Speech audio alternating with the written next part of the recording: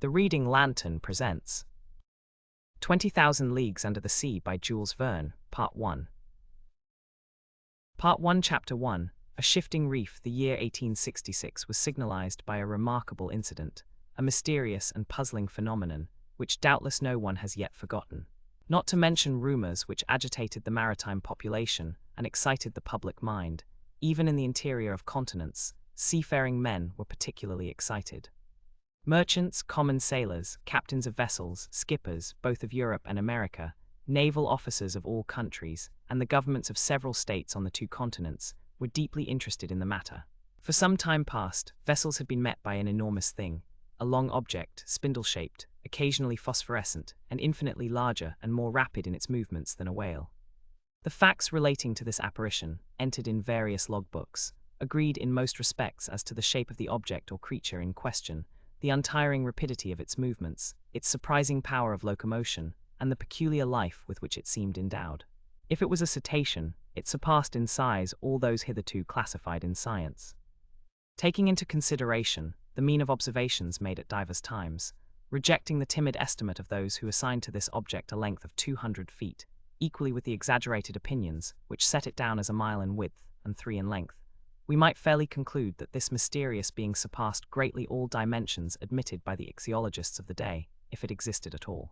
And that it did exist was an undeniable fact, and with that tendency which disposes the human mind in favor of the marvelous, we can understand the excitement produced in the entire world by this supernatural apparition. As to classing it in the list of fables, the idea was out of the question. On the 20th of July, 1866, the steamer Governor Higginson, of the Calcutta and Bernak Steam Navigation Company, had met this moving mass 5 miles off the east coast of Australia. Captain Baker thought at first that he was in the presence of an unknown sandbank. He even prepared to determine its exact position, when 2 columns of water, projected by the inexplicable object, shot with a hissing noise 150 feet up into the air. Now, unless the sandbank had been submitted to the intermittent eruption of a geyser, the Governor Higginson had to do neither more nor less than with an aquatic mammal, unknown till then, which threw up from its blowholes columns of water mixed with air and vapor. Similar facts were observed on the 23rd of July in the same year, in the Pacific Ocean, by the Columbus, of the West India and Pacific Steam Navigation Company. But this extraordinary cetaceous creature could transport itself from one place to another with surprising velocity, as in an interval of 3 days, the Governor Higginson and the Columbus had observed it at 2 different points of the chart, separated by a distance of more than 700 nautical leagues. 15 days later, 2,000 miles farther off, the Helvetia of the Compagnie Nationale and the Shannon of the Royal Mail Steamship Company, sailing to windward in that portion of the Atlantic lying between the United States and Europe, respectively signaled the monster to each other in 42 degrees 15 N. lat. And 60 degrees 35 W long. In these simultaneous observations, they thought themselves justified in estimating the minimum length of the mammal at more than 350 feet, as the Shannon and Helvetia were of smaller dimensions than it, though they measured 300 feet overall. Now the largest whales, those which frequent those parts of the sea round the Aleutian, Kulimak and Umgalik Islands, have never exceeded the length of 60 yards if they attain that. These reports arriving one after the other, with fresh observations made on board the transatlantic ship Pereire, a collision which occurred between the Etna of the Inman line and the monster, a procès-verbal directed by the officers of the French frigate Normandy, a very accurate survey made by the staff of Commodore Fitzjames on board the Lord Clyde, greatly influenced public opinion. Light-thinking people jested upon the phenomenon, but grave practical countries, such as England, America, and Germany, treated the matter more seriously. In every place of great resort the monster was the fashion. They sang of it in the cafes, ridiculed it in the papers, and represented it on the stage. All kinds of stories were circulated regarding it. There appeared in the papers caricatures of every gigantic and imaginary creature, from the white whale, the terrible Moby Dick of Hyperborean regions, to the immense kraken whose tentacles could entangle a ship of 500 tons and hurry it into the abyss of the ocean. The legends of ancient times were even resuscitated, and the opinions of Aristotle and Pliny revived, who admitted the existence of these monsters, as well as the Norwegian tales of Bishop Pontoppidan, the accounts of Paul Heged, and, last of all, the reports of Mr. Harrington, whose good faith no one could suspect, who affirmed that, being on board the Castellan in 1857, he had seen this enormous serpent, which had never until that time frequented any other seas but those of the ancient, constitutional, Then burst forth the interminable controversy between the credulous and the incredulous in the societies of savants and the scientific journals. The question of the monster inflamed all minds. Editors of scientific journals, quarreling with believers in the supernatural, spilled seas of ink during this memorable campaign, some even drawing blood. For from the sea serpent they came to direct personalities. For 6 months war was waged with various fortune in the leading articles of the Geographical Institution of Brazil, the Royal Academy of Science of Berlin, the British Association, the Smithsonian Institution of Washington, in the discussions of the Indian archipelago, of the Cosmos of the Abbé Moigno, in the Mythologion of Petermann, in the scientific chronicles of the great journals of France and other countries. The cheaper journals replied keenly and with inexhaustible zest. These satirical writers parodied a remark of Linnaeus, quoted by the adversaries of the monster, maintaining that nature did not make fools, and adjured their contemporaries not to give the lie to nature, by admitting the existence of krakens, sea serpents, Moby Dicks, and other lucubrations of delirious sailors. At length an article in a well-known satirical journal by a favourite contributor, the chief of the staff, settled the monster, like Hippolytus, giving it the death blow amidst an universal burst of laughter. Wit had conquered science. During the first months of the year 1867, the question seemed buried, never to revive, when new facts were brought before the public. It was then no longer a scientific problem to be solved, but a real danger seriously to be avoided. The question took quite another shape. The monster became a small island, a rock, a reef, but a reef of indefinite and shifting proportions. On the 5th of March, 1867, the Moravian, of the Montreal Ocean Company, finding herself during the night in 27 degrees 30 lat. and 72 degrees 15 long, struck on her starboard quarter a rock, marked in no chart for that part of the sea. Under the combined efforts of the wind and its 400 horsepower, it was going at the rate of 13 knots. Had it not been for the superior strength of the hull of the Moravian, she would have been broken by the shock and gone down with the 237 passengers she was bringing home from Canada.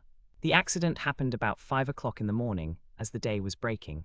The officers of the quarterdeck hurried to the after part of the vessel. They examined the sea with the most scrupulous attention. They saw nothing but a strong eddy about 3 cables' length distant, as if the surface had been violently agitated.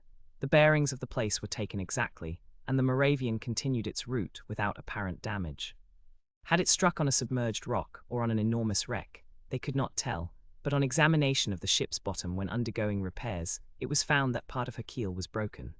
This fact, so grave in itself, might perhaps have been forgotten like many others if, 3 weeks after, it had not been reenacted under similar circumstances. But thanks to the nationality of the victim of the shock, thanks to the reputation of the company to which the vessel belonged, the circumstance became extensively circulated. The 13th of April, 1867, the sea being beautiful, the breeze favourable, the Scotia, of the Cunard Company's line, found herself in 15 degrees 12 long, and 45 degrees 37 lat. She was going at the speed of 13 knots and a half. At 17 minutes past 4 in the afternoon, whilst the passengers were assembled at lunch in the great saloon, a slight shock was felt on the hull of the Scotia, on her quarter, a little aft of the port paddle. The Scotia had not struck, but she had been struck, and seemingly by something rather sharp and penetrating than blunt. The shock had been so slight that no one had been alarmed, had it not been for the shouts of the carpenter's watch, who rushed on to the bridge, exclaiming, "We are sinking! We are sinking!" At first the passengers were much frightened, but Captain Anderson hastened to reassure them. The danger could not be imminent. The Scotia, divided into 7 compartments by strong partitions, could brave with impunity any leak. Captain Anderson went down immediately into the hold. He found that the sea was pouring into the 5th compartment, and the rapidity of the influx proved that the force of the water was considerable. Fortunately, this compartment did not hold the boilers, or the fires would have been immediately extinguished. Captain Anderson ordered the engines to be stopped at once, and one of the men went down to ascertain the extent of the injury. Some minutes afterwards, they discovered the existence of a large hole, of 2 yards in diameter, in the ship's bottom.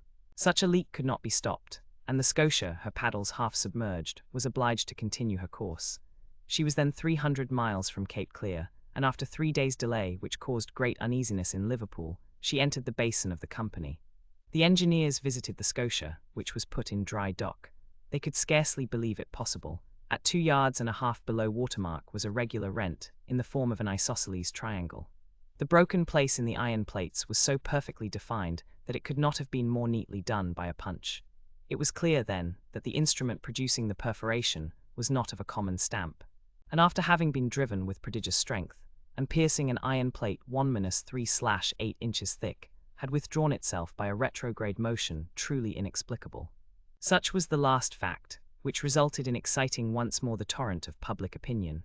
From this moment, all unlucky casualties which could not be otherwise accounted for were put down to the monster. Upon this imaginary creature rested the responsibility of all these shipwrecks, which unfortunately were considerable, for of 3,000 ships whose loss was annually recorded at Lloyd's, the number of sailing and steamships supposed to be totally lost, from the absence of all news, amounted to not less than 200. Now it was the monster, who, justly or unjustly, was accused of their disappearance, and thanks to it, communication between the different continents became more and more dangerous. The public demanded peremptorily that the seas should at any price be relieved from this formidable cetacean. Chapter 2: Pro and Con. At the period when these events took place, I had just returned from a scientific research in the disagreeable territory of Nebraska, in the United States. In virtue of my office as assistant professor in the Museum of Natural History in Paris, the French government had attached me to that expedition. After 6 months in Nebraska, I arrived in New York towards the end of March, laden with a precious collection. My departure for France was fixed for the first days in May. Meanwhile, I was occupying myself in classifying my mineralogical, botanical, and zoological riches, when the accident happened to the Scotia. I was perfectly up in the subject, which was the question of the day. How could I be otherwise? I had read and reread all the American and European papers without being any nearer a conclusion. This mystery puzzled me. Under the impossibility of forming an opinion, I jumped from one extreme to the other. That there really was something could not be doubted, and the incredulous were invited to put their finger on the wound of the Scotia. On my arrival at New York, the question was at its height. The hypothesis of the floating island and the unapproachable sandbank, supported by minds little competent to form a judgment, was abandoned. And indeed, unless this shoal had a machine in its stomach, how could it change its position with such astonishing rapidity? From the same cause, the idea of a floating hull of an enormous wreck was given up. There remained then only 2 possible solutions of the question, which created 2 distinct parties. On one side, those who were for a monster of colossal strength; on the other, those who were for a submarine vessel of enormous motive power. But this last hypothesis, plausible as it was, could not stand against inquiries made in both worlds. That a private gentleman should have such a machine at his command was not likely. Where, when, and how was it built? And how could its construction have been kept secret? Certainly a government might possess such a destructive machine. And in these disastrous times, when the ingenuity of man has multiplied the power of weapons of war, it was possible that, without the knowledge of others, a state might try to work such a formidable engine. After the chassepôts came the torpedoes, after the torpedoes the submarine rams, then the reaction. At least, I hope so. But the hypothesis of a war machine fell before the declaration of governments. As public interest was in question, and transatlantic communications suffered, their veracity could not be doubted. But how admit that the construction of this submarine boat had escaped the public eye? For a private gentleman to keep the secret under such circumstances would be very difficult, and for a state whose every act is persistently watched by powerful rivals, certainly impossible. After inquiries made in England, France, Russia, Prussia, Spain, Italy, and America, even in Turkey, the hypothesis of a submarine monitor was definitely rejected. Upon my arrival in New York, several persons did me the honor of consulting me on the phenomenon in question. I had published in France a work in quarto, in 2 volumes, entitled Mysteries of the Great Submarine Grounds. This book, highly approved of in the learned world, gained for me a special reputation in this rather obscure branch of natural history. My advice was asked. As long as I could deny the reality of the fact, I confined myself to a decided negative, but soon, finding myself driven into a corner, I was obliged to explain myself categorically. And even the Honorable Professor Aronnax, professor in the Museum of Paris, was called upon by the New York Herald to express a definite opinion of some sort. I did something. I spoke, for want of power to hold my tongue. I discussed the question in all its forms, politically and scientifically, and I give here an extract from a carefully studied article, which I published in the number of the 30th of April.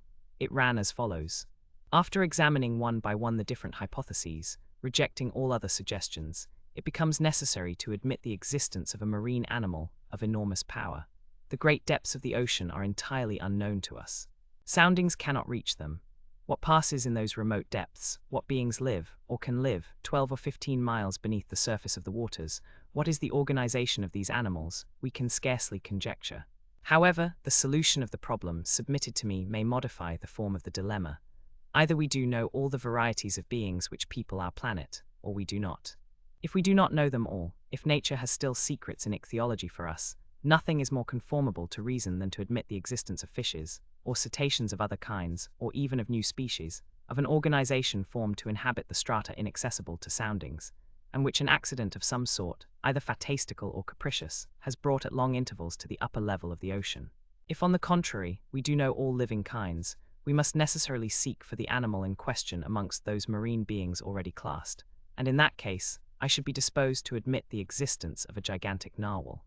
The common narwhal, or unicorn of the sea, often attains a length of 60 feet. Increase its size fivefold or tenfold, give it strength proportionate to its size, lengthen its destructive weapons, and you obtain the animal required. It will have the proportions determined by the officers of the Shannon, the instrument required by the perforation of the Scotia, and the power necessary to pierce the hull of the steamer. Indeed, the narwhal is armed with a sort of ivory sword, a halberd, according to the expression of certain naturalists. The principal tusk has the hardness of steel. Some of these tusks have been found buried in the bodies of whales, which the unicorn always attacks with success. Others have been drawn out, not without trouble, from the bottoms of ships, which they had pierced through and through, as a gimlet pierces a barrel. The Museum of the Faculty of Medicine of Paris possesses one of these defensive weapons, 2 yards and a quarter in length, and 15 inches in diameter at the base. Very well. Suppose this weapon to be 6 times stronger, and the animal 10 times more powerful. Launch it at the rate of 20 miles an hour, and you obtain a shot capable of producing the catastrophe required. Until further information, therefore, I shall maintain it to be a sea unicorn of colossal dimensions, armed not with a halberd, but with a real spur as the armored frigates, or the rams of war, whose massiveness and motive power it would possess at the same time. Thus may this puzzling phenomenon be explained, unless there be something over and above all that one has ever conjectured, seen, perceived, or experienced, which is just within the bounds of possibility. These last words were cowardly on my part. But up to a certain point, I wished to shelter my dignity as professor, and not give too much cause for laughter to the Americans, who laugh well when they do laugh. I reserved for myself a way of escape. In effect, however, I admitted the existence of the monster. My article was warmly discussed, which procured it a high reputation. It rallied round it a certain number of partisans. The solution it proposed gave, at least, full liberty to the imagination. The human mind delights in grand conceptions of supernatural beings. And the sea is precisely their best vehicle, the only medium through which these giants, against which terrestrial animals, such as elephants or rhinoceroses, are as nothing, can be produced or developed. The industrial and commercial papers treated the question chiefly from this point of view. The Shipping and Mercantile Gazette, the Lloyd's List, the Packet Boat, and the Maritime and Colonial Review, all papers devoted to insurance companies which threatened to raise their rates of premium, were unanimous on this point. Public opinion had been pronounced. The United States were the first in the field, and in New York they made preparations for an expedition destined to pursue this narwhal. A frigate of great speed, the Abraham Lincoln, was put in commission as soon as possible. The arsenals were opened to Commander Farragut, who hastened the arming of his frigate. But as it always happens, the moment it was decided to pursue the monster did not appear. For 2 months no one heard it spoken of, no ship met with it. It seemed as if this unicorn knew of the plots weaving around it. It had been so much talked of, even through the Atlantic cable, that jesters pretended that this slender fly had stopped a telegram on its passage and was making the most of it. So when the frigate had been armed for a long campaign, and provided with formidable fishing apparatus, no one could tell what course to pursue. Impatience grew apace, when on the 2nd of July they learned that a steamer of the line of San Francisco, from California to Shanghai, had seen the animal 3 weeks before in the North Pacific Ocean. The excitement caused by this news was extreme. The ship was revictualled and well stocked with coal. 3 hours before the Abraham Lincoln left Brooklyn Pier, I received a letter worded as follows: To M. Aronnax, Professor in the Museum of Paris, 5th Avenue Hotel, New York. SIR, if you will consent to join the Abraham Lincoln in this expedition, the government of the United States will with pleasure see France represented in the enterprise. Commander Farragut has a cabin at your disposal. Very cordially yours, JBHOBSON, Secretary of Marine. Chapter 3, I form MY resolution 3 seconds before the arrival of J.B. Hobson's letter. I no more thought of pursuing the unicorn than of attempting the passage of the North Sea.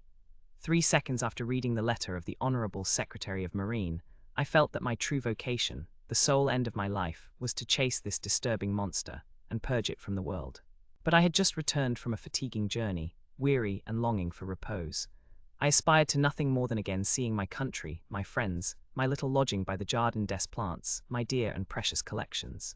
But nothing could keep me back. I forgot all fatigue, friends and collections, and accepted without hesitation the offer of the American government.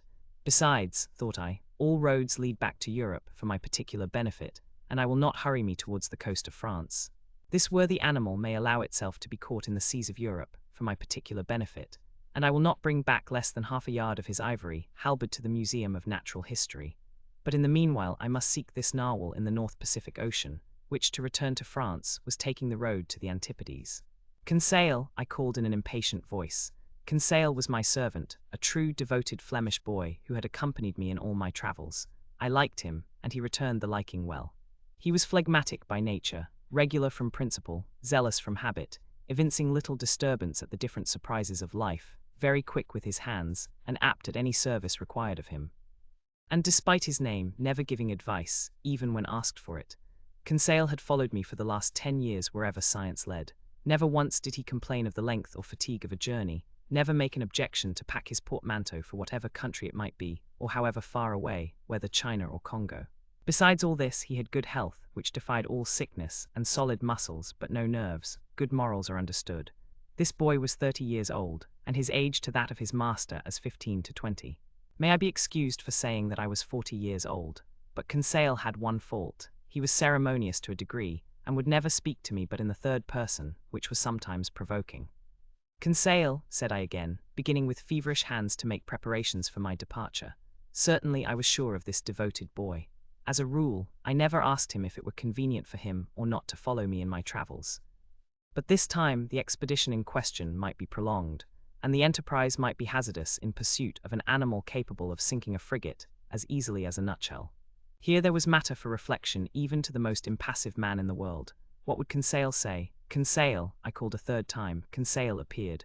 Did you call, sir? Said he, entering. Yes, my boy.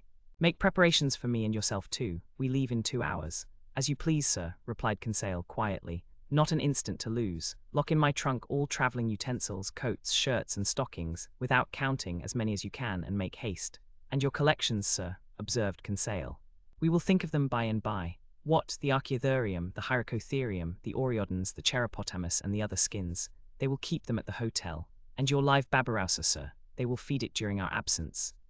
Besides, I will give orders to forward our menagerie to France. We are not returning to Paris then, said Conseil. Oh, certainly, I answered evasively by making a curve. Will the curve please you, sir? Oh, it will be nothing. Not quite so direct a road, that is all. We take our passage in the Abraham Lincoln. As you think proper, sir, coolly replied Conseil.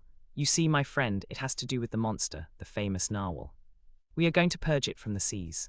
The author of a work in quarto in 2 volumes, on the mysteries of the great submarine grounds, cannot forbear embarking with Commander Farragut. A glorious mission, but a dangerous one. We cannot tell where we may go. These animals can be very capricious. But we will go whether or no. We have got a captain who is pretty wide awake. I opened a credit account for Babirousa, and Conseil following, I jumped into a cab. Our luggage was transporting to the deck of the frigate immediately. I hastened on board and asked for Commander Farragut. One of the sailors conducted me to the poop, where I found myself in the presence of a good-looking officer, who held out his hand to me. Monsieur Pierre Aronnax, said he. Himself, replied I, Commander Farragut. You are welcome, Professor. Your cabin is ready for you. I bowed, and desired to be conducted to the cabin destined for me. The Abraham Lincoln had been well chosen and equipped for her new destination. She was a frigate of great speed, fitted with high-pressure engines which admitted a pressure of 7 atmospheres. Under this, the Abraham Lincoln attained the mean speed of nearly 18 knots, and a third an hour, a considerable speed, but nevertheless insufficient to grapple with this gigantic cetacean. The interior arrangements of the frigate corresponded to its nautical qualities. I was well satisfied with my cabin, which was in the after part, opening upon the gunroom. We shall be well off here, said I to Conseil. As well, by your honour's leave, as a hermit crab in the shell of a whelk, said Conseil.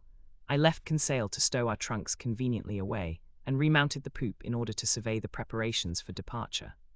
At that moment Commander Farragut was ordering the last moorings to be cast loose, which held the Abraham Lincoln to the pier of Brooklyn. So in a quarter of an hour, perhaps less, the frigate would have sailed without me. I should have missed this extraordinary, supernatural, and incredible expedition, the recital of which may well meet with some skepticism.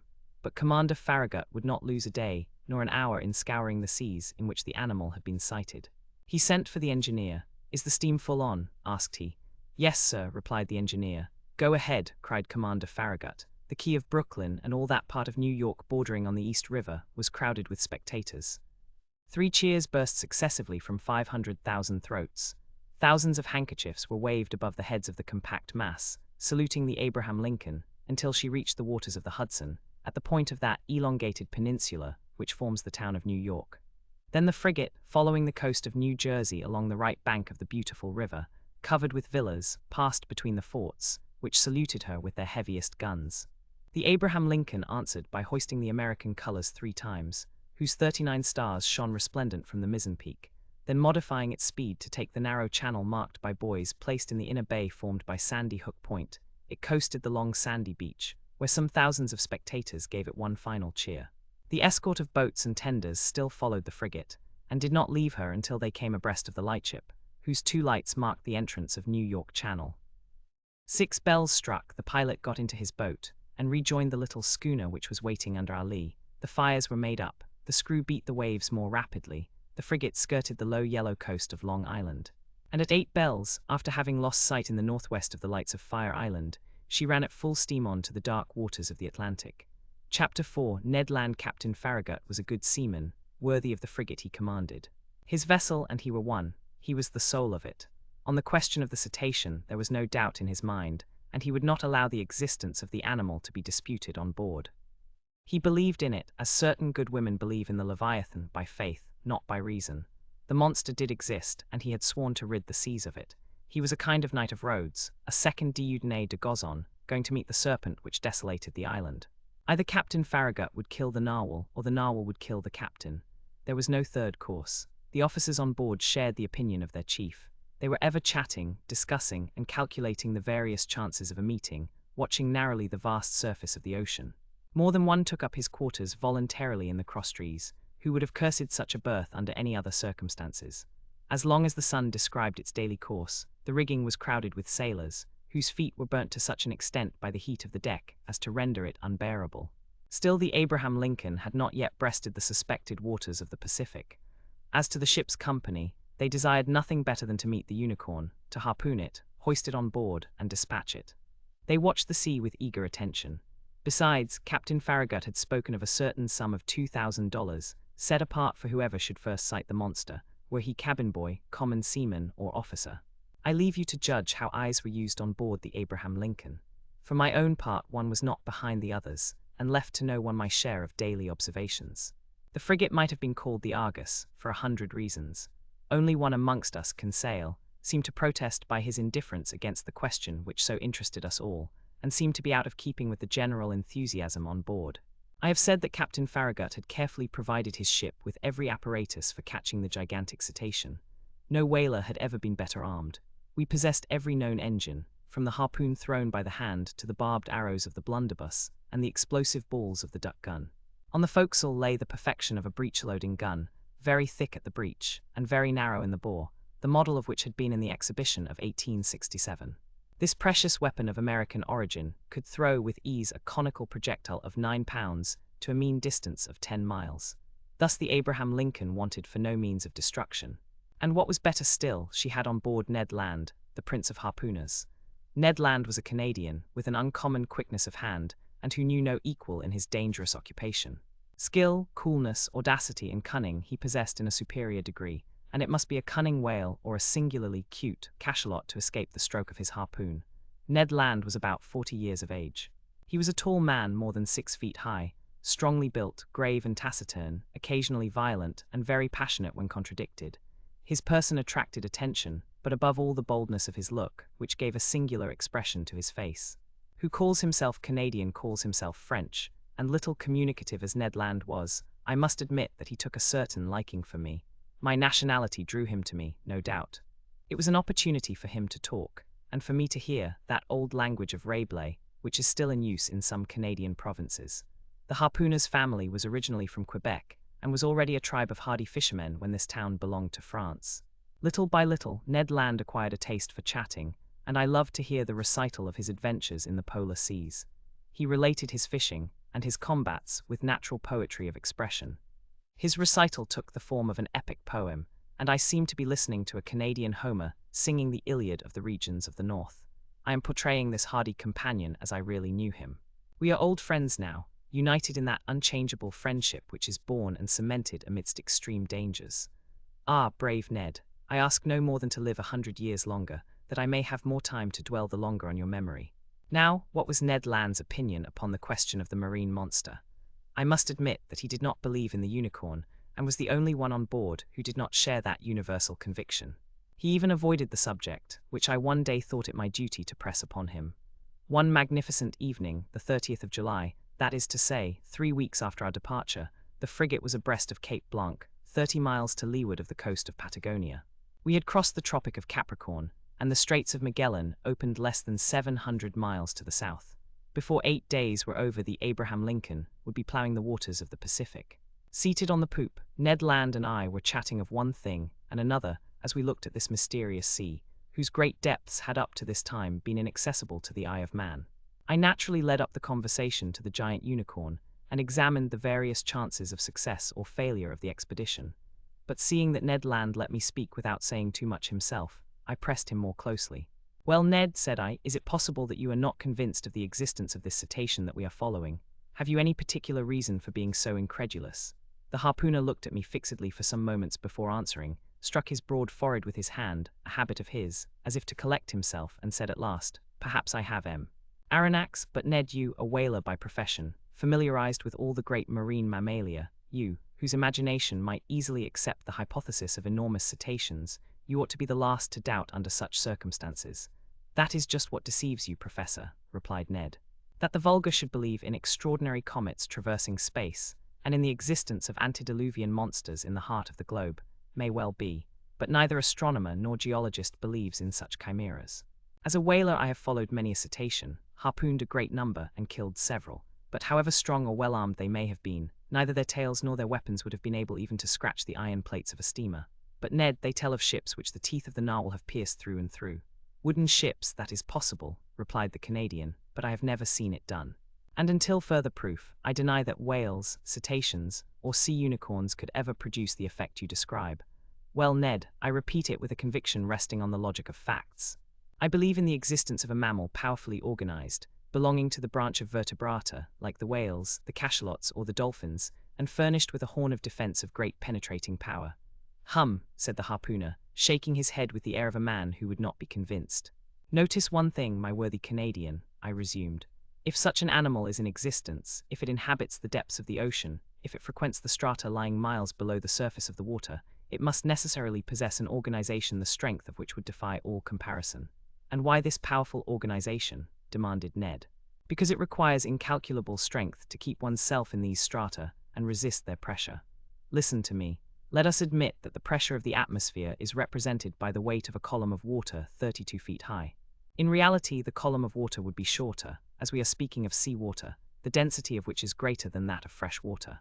Very well, when you dive, Ned, as many times 32 feet of water as there are above you, so many times does your body bear a pressure equal to that of the atmosphere, that is to say, 15 pounds, for each square inch of its surface. It follows then that at 320 feet this pressure equals that of 10 atmospheres, of 100 atmospheres at 32.0 feet, and of 1,000 atmospheres at 32,000 feet, that is, about 6 miles. Which is equivalent to saying that if you could attain this depth in the ocean, each square 3/8 of an inch of the surface of your body would bear a pressure of 56.0 pounds. Ah, my brave Ned, do you know how many square inches you carry on the surface of your body? I have no idea, Aronnax. About 65.0, and as in reality the atmospheric pressure is about 15 pounds. To the square inch, your 65.0 square inches bear at this moment a pressure of 97,500 pounds, without my perceiving it, without your perceiving it. And if you are not crushed by such a pressure, it is because the air penetrates the interior of your body with equal pressure. Hence perfect equilibrium between the interior and exterior pressure, which thus neutralize each other, and which allows you to bear it without inconvenience. But in the water it is another thing. "Yes, I understand," replied Ned, becoming more attentive, "because the water surrounds me but does not penetrate." Precisely, Ned, so that at 32 feet beneath the surface of the sea you would undergo a pressure of 97,500 pounds. At 320 feet, 10 times that pressure. At 32.0 feet, 100 times that pressure. Lastly, at 32,000 feet, 1,000 times that pressure would be 97,500,000 pounds. That is to say that you would be flattened, as if you had been drawn from the plates of a hydraulic machine. The devil! Exclaimed Ned. Very well, my worthy harpooner, if some vertebrate, several hundred yards long and large in proportion, can maintain itself in such depths of those whose surface is represented by millions of square inches, that is, by tens of millions of pounds, we must estimate the pressure they undergo. Consider, then, what must be the resistance of their bony structure, and the strength of their organization to withstand such pressure. Why, exclaimed Ned Land, they must be made of iron plates 8 inches thick, like the armored frigates. As you say, Ned. And think what destruction such a mass would cause, if hurled with the speed of an express train against the hull of a vessel. Yes, certainly, perhaps, replied the Canadian, shaken by these figures, but not yet willing to give in.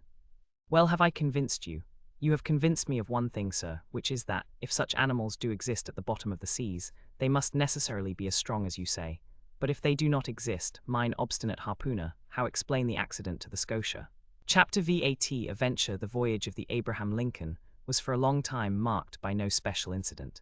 But one circumstance happened which showed the wonderful dexterity of Ned Land, and proved what confidence we might place in him. The 30th of June, the frigate spoke some American whalers, from whom we learned that they knew nothing about the narwhal. But one of them, the captain of the Monroe, knowing that Ned Land had shipped on board the Abraham Lincoln, begged for his help in chasing a whale they had in sight. Commander Farragut, desirous of seeing Ned Land at work, gave him permission to go on board the Monroe. And fate served our Canadian so well that, instead of one whale, he harpooned 2 with a double blow, striking one straight to the heart, and catching the other after some minutes' pursuit. Decidedly, if the monster ever had to do with Ned Land's harpoon, I would not bet in its favor.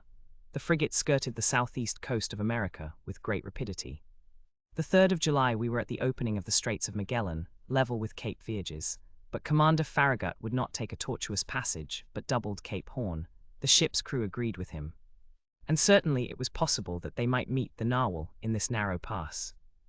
Many of the sailors affirmed that the monster could not pass there, that he was too big for that. The 6th of July, about 3 o'clock in the afternoon, the Abraham Lincoln, at 15 miles to the south, doubled the solitary island, this lost rock at the extremity of the American continent, to which some Dutch sailors gave the name of their native town, Cape Horn. The course was taken towards the northwest, and the next day the screw of the frigate was at last beating the waters of the Pacific. Keep your eyes open, called out the sailors, and they were opened widely. Both eyes and glasses, a little dazzled, it is true, by the prospect of $2,000, had not an instant's repose. Day and night they watched the surface of the ocean, and even nyctalopes, whose faculty of seeing in the darkness multiplies their chances 100-fold, would have had enough to do to gain the prize. I myself, for whom money had no charms, was not the least attentive on board, giving but few minutes to my meals, but a few hours to sleep, indifferent to either rain or sunshine. I did not leave the poop of the vessel. Now leaning on the netting of the forecastle, now on the taffrail, I devoured with eagerness the soft foam, which whitened the sea as far as the eye could reach. And how often have I shared the emotion of the majority of the crew, when some capricious whale raised its black back above the waves. The poop of the vessel was crowded in a moment. The cabins poured forth a torrent of sailors and officers, each with heaving breast and troubled eye watching the course of the cetacean. I looked and looked till I was nearly blind, whilst Conseil, always phlegmatic, kept repeating in a calm voice, "If, sir, you would not squint so much you would see better," but vain excitement. The Abraham Lincoln checked its speed and made for the animal signaled, a simple whale or common cachalot, which soon disappeared amidst a storm of execration. But the weather was good. The voyage was being accomplished under the most favourable auspices. It was then the bad season in Australia, the July of that zone corresponding to our January in Europe, but the sea was beautiful and easily scanned round a vast circumference. The 20th of July, the Tropic of Capricorn was cut by 105 degrees of longitude, and the 27th of the same month we crossed the equator on the 110th meridian. This passed, the frigate took a more decided westerly direction, and scoured the central waters of the Pacific. Commander Farragut thought, and with reason, that it was better to remain in deep water, and keep clear of continents or islands, which the beast itself seemed to shun, perhaps because there was not enough water for him. Suggested the greater part of the crew. The frigate passed at some distance from the Marquesas and the Sandwich Islands, crossed the Tropic of Cancer, and made for the China seas. We were on the theatre of the last diversions of the monster. And to say truth, we no longer lived on board. Hearts palpitated, fearfully preparing themselves for future incurable aneurysm. The entire ship's crew were undergoing a nervous excitement, of which I can give no idea. They could not eat, they could not sleep. 20 times a day, a misconception or an optical illusion of some sailor seated on the taffrail would cause dreadful perspirations, and these emotions, 20 times repeated, kept us in a state of excitement so violent that a reaction was unavoidable. And truly, reaction soon showed itself.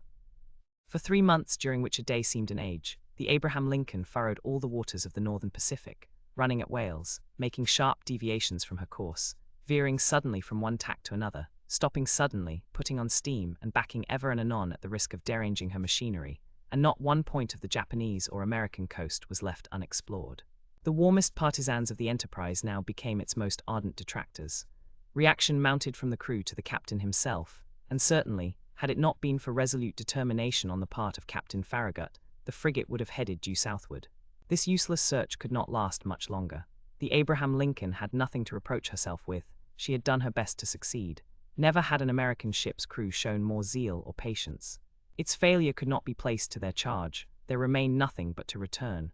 This was represented to the commander. The sailors could not hide their discontent, and the service suffered. I will not say there was a mutiny on board, but after a reasonable period of obstinacy, Captain Farragut, as Columbus did, asked for 3 days' patience. If in 3 days the monster did not appear, the man at the helm should give 3 turns of the wheel, and the Abraham Lincoln would make for the European seas. This promise was made on the 2nd of November. It had the effect of rallying the ship's crew. The ocean was watched with renewed attention. Each one wished for a last glance in which to sum up his remembrance. Glasses were used with feverish activity. It was a grand defiance given to the giant narwhal, and he could scarcely fail to answer the summons and appear. 2 days passed, the steam was at half pressure. 1,000 schemes were tried to attract the attention and stimulate the apathy of the animal in case it should be met in those parts. Large quantities of bacon were trailed in the wake of the ship, to the great satisfaction, I must say, of the sharks.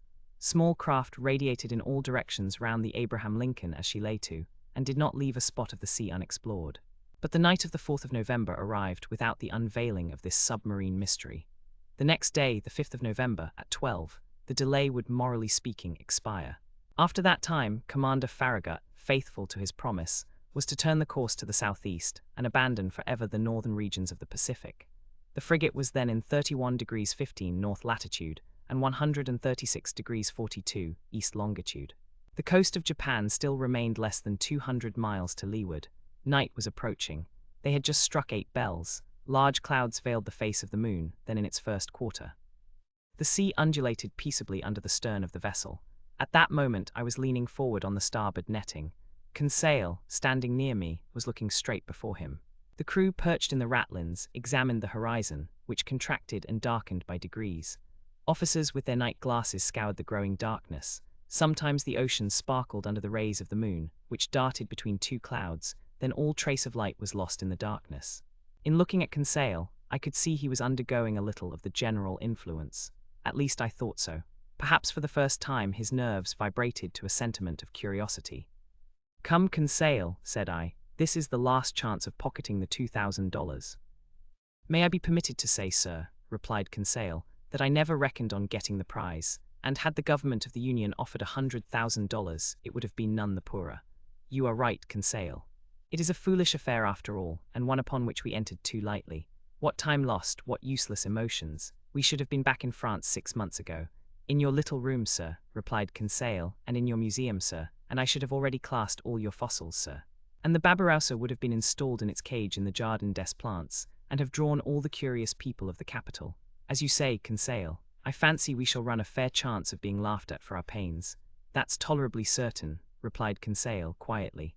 "I think they will make fun of you, sir, and must I say it? Go on, my good friend. Well, sir, you will only get your deserts. Indeed, when one has the honor of being a savant as you are, sir, one should not expose one's self to—" Conseil had not time to finish his compliment. In the midst of general silence, a voice had just been heard. It was the voice of Ned Land shouting, "Look out there! The very thing we are looking for on our weather beam." Chapter 6. At full steam at this cry, the whole ship's crew hurried towards the harpooner. Commander, officers, masters, sailors, cabin boys. Even the engineers left their engines, and the stokers their furnaces. The order to stop her had been given, and the frigate now simply went on by her own momentum. The darkness was then profound, and however good the Canadian's eyes were, I asked myself how he had managed to see, and what he had been able to see. My heart beat as if it would break, but Ned Land was not mistaken, and we all perceived the object he pointed to. At 2 cables' length from the Abraham Lincoln, on the starboard quarter, the sea seemed to be illuminated all over. It was not a mere phosphoric phenomenon. The monster emerged some fathoms from the water, and then threw out that very intense but inexplicable light mentioned in the report of several captains. This magnificent irradiation must have been produced by an agent of great shining power. The luminous part traced on the sea an immense oval, much elongated, the center of which condensed a burning heat, whose overpowering brilliancy died out by successive gradations. "It is only an agglomeration of phosphoric particles," cried one of the officers. "No, sir, certainly not," I replied. "Never did Pholades or Salpi produce such a powerful light. That brightness is of an essentially electrical nature. Besides, see, it moves, it is moving forwards, backwards, it is darting towards us." A general cry rose from the frigate. "Silence," said the captain. "Up with the helm, reverse the engines." The steam was shut off, and the Abraham Lincoln, beating to port, described a semicircle. "Right the helm, go ahead," cried the captain. These orders were executed, and the frigate moved rapidly from the burning light. I was mistaken. She tried to sheer off, but the supernatural animal approached with a velocity double her own. We gasped for breath. Stupefaction more than fear made us dumb and motionless. The animal gained on us, sporting with the waves. It made the round of the frigate, which was then making 14 knots, and enveloped it with its electric rings like luminous dust. Then it moved away 2 or 3 miles, leaving a phosphorescent track, like those volumes of steam that the express trains leave behind. All at once, from the dark line of the horizon whither it retired to gain its momentum, the monster rushed suddenly towards the Abraham Lincoln with alarming rapidity, stopped suddenly about 20 feet from the hull, and died out, not diving under the water, for its brilliancy did not abate, but suddenly, and as if the source of this brilliant emanation was exhausted. Then it reappeared on the other side of the vessel, as if it had turned and slid under the hull. Any moment a collision might have occurred which would have been fatal to us. However, I was astonished at the maneuvers of the frigate. She fled and did not attack. On the captain's face, generally so impassive, was an expression of unaccountable astonishment. "Aronnax," he said, "I do not know with what formidable being I have to deal, and I will not imprudently risk my frigate in the midst of this darkness. Besides, how attack this unknown thing, how defend one's self from it? Wait for daylight, and the scene will change. You have no further doubt, Captain, of the nature of the animal?" "No, sir." "It is evidently a gigantic narwhal, and an electric one. Perhaps," added I, "one can only approach it with a gymnotus or a torpedo." "Undoubtedly," replied the captain. "If it possesses such dreadful power, it is the most terrible animal that ever was created. That is why, sir, I must be on my guard." The crew were on their feet all night. No one thought of sleep. The Abraham Lincoln, not being able to struggle with such velocity, had moderated its pace and sailed at half speed. For its part, the narwhal, imitating the frigate, let the waves rock it at will, and seemed decided not to leave the scene of the struggle. Towards midnight, however, it disappeared, or, to use a more appropriate term, it died out like a large glowworm. Had it fled, one could only fear, not hope. But at 7 minutes to 1 o'clock in the morning, a deafening whistling was heard, like that produced by a body of water rushing with great violence. The captain, Ned Land, and I were then on the poop, eagerly peering through the profound darkness. "Ned Land," asked the commander, "you have often heard the roaring of whales?" "Often, sir. But never such whales the sight of which brought me in $2,000. If I can only approach within 4 harpoon lengths of it." "But to approach it," said the commander, "I ought to put a whaler at your disposal." "Certainly, sir. That will be trifling with the lives of my men." "And mine too," simply said the harpooner. Towards 2 o'clock in the morning, the burning light reappeared, not less intense, about 5 miles to windward of the Abraham Lincoln. Notwithstanding the distance and the noise of the wind and sea, one heard distinctly the loud strokes of the animal's tail, and even its panting breath. It seemed that, at the moment that the enormous narwhal had come to take breath at the surface of the water, the air was engulfed in its lungs, like the steam in the vast cylinders of a machine of 2,000 horsepower. Thought I, a whale with the strength of a cavalry regiment would be a pretty whale. We were on the qui-vive till daylight, and prepared for the combat. The fishing implements were laid along the hammock nettings. The second lieutenant loaded the blunderbusses, which could throw harpoons to the distance of a mile, and long duck guns, with explosive bullets, which inflicted mortal wounds even to the most terrible animals. Ned Land contented himself with sharpening his harpoon, a terrible weapon in his hands. At 6 o'clock day began to break, and with the first glimmer of light, the electric light of the narwhal disappeared. At 7 o'clock the day was sufficiently advanced, but a very thick sea fog obscured our view, and the best spyglasses could not pierce it. That caused disappointment and anger. I climbed the mizzen mast. Some officers were already perched on the mast heads. At 8 o'clock the fog lay heavily on the waves, and its thick scrolls rose little by little. The horizon grew wider and clearer at the same time. Suddenly, just as on the day before, Ned Land's voice was heard. "The thing itself on the port quarter," cried the harpooner. Every eye was turned towards the point indicated. There, a mile and a half from the frigate, a long blackish body emerged a yard above the waves. Its tail, violently agitated, produced a considerable eddy. Never did a caudal appendage beat the sea with such violence. An immense track of dazzling whiteness marked the passage of the animal and described a long curve. The frigate approached the cetacean. I examined it thoroughly. The reports of the Shannon and of the Helvetia had rather exaggerated its size, and I estimated its length at only 250 feet. As to its dimensions, I could only conjecture them to be admirably proportioned. While I watched this phenomenon, 2 jets of steam and water were ejected from its vents, and rose to the height of 120 feet. Thus I ascertained its way of breathing. I concluded definitely that it belonged to the vertebrate branch, class Mammalia. The crew waited impatiently for their chief's orders. The latter, after having observed the animal attentively, called the engineer. The engineer ran to him. "Sir," said the commander, "you have steam up." "Yes, sir," answered the engineer. "Well, make up your fires and put on all steam." 3 hurrahs greeted this order. The time for the struggle had arrived. Some moments after, the 2 funnels of the frigate vomited torrents of black smoke, and the bridge quaked under the trembling of the boilers. The Abraham Lincoln, propelled by her wonderful screw, went straight at the animal. The latter allowed it to come within half a cable's length. Then, as if disdaining to dive, it took a little turn and stopped a short distance off. This pursuit lasted nearly 3/4 of an hour, without the frigate gaining 2 yards on the cetacean. It was quite evident that at that rate we should never come up with it. "Well, Mr. Land," asked the captain, "do you advise me to put the boats out to sea?" "No, sir," replied Ned Land, "because we shall not take that beast easily." "What shall we do then?" "Put on more steam if you can, sir." "With your leave, I mean to post myself under the bowsprit, and if we get within harpooning distance, I shall throw my harpoon." "Go, Ned," said the captain. "Engineer, put on more pressure." Ned Land went to his post. The fires were increased, the screw revolved 43 times a minute, and the steam poured out of the valves. We heaved the log, and calculated that the Abraham Lincoln was going at the rate of 18½ miles an hour. But the accursed animal swam too at the rate of 18½ miles an hour. For a whole hour, the frigate kept up this pace, without gaining 6 feet. It was humiliating for one of the swiftest sailors in the American Navy. A stubborn anger seized the crew. The sailors abused the monster, who, as before, disdained to answer them. The captain no longer contented himself with twisting his beard, he gnawed it. The engineer was again called. "You have turned full steam in?" "Yes, sir," replied the engineer. The speed of the Abraham Lincoln increased. Its masts trembled down to their stepping holes, and the clouds of smoke could hardly find way out of the narrow funnels. They heaved the log a second time. "Well," asked the captain of the man at the wheel. 19 miles and 3/10, sir. Clap on more steam." The engineer obeyed. The manometer showed 10 degrees. But the cetacean grew warm itself, no doubt, for without straining itself, it made 19 minutes 3/10 miles. What a pursuit! No, I cannot describe the emotion that vibrated through me. Ned Land kept his post, harpoon in hand. Several times the animal let us gain upon it. "We shall catch it, we shall catch it," cried the Canadian. But just as he was going to strike, the cetacean stole away with a rapidity that could not be estimated at less than 30 miles an hour, and even during our maximum of speed, it bullied the frigate, going round and round it. A cry of fury broke from everyone. At noon we were no further advanced than at 8 o'clock in the morning. The captain then decided to take more direct means. "Ah," said he, "that animal goes quicker than the Abraham Lincoln. Very well. We will see whether it will escape these conical bullets. Send your men to the forecastle, sir."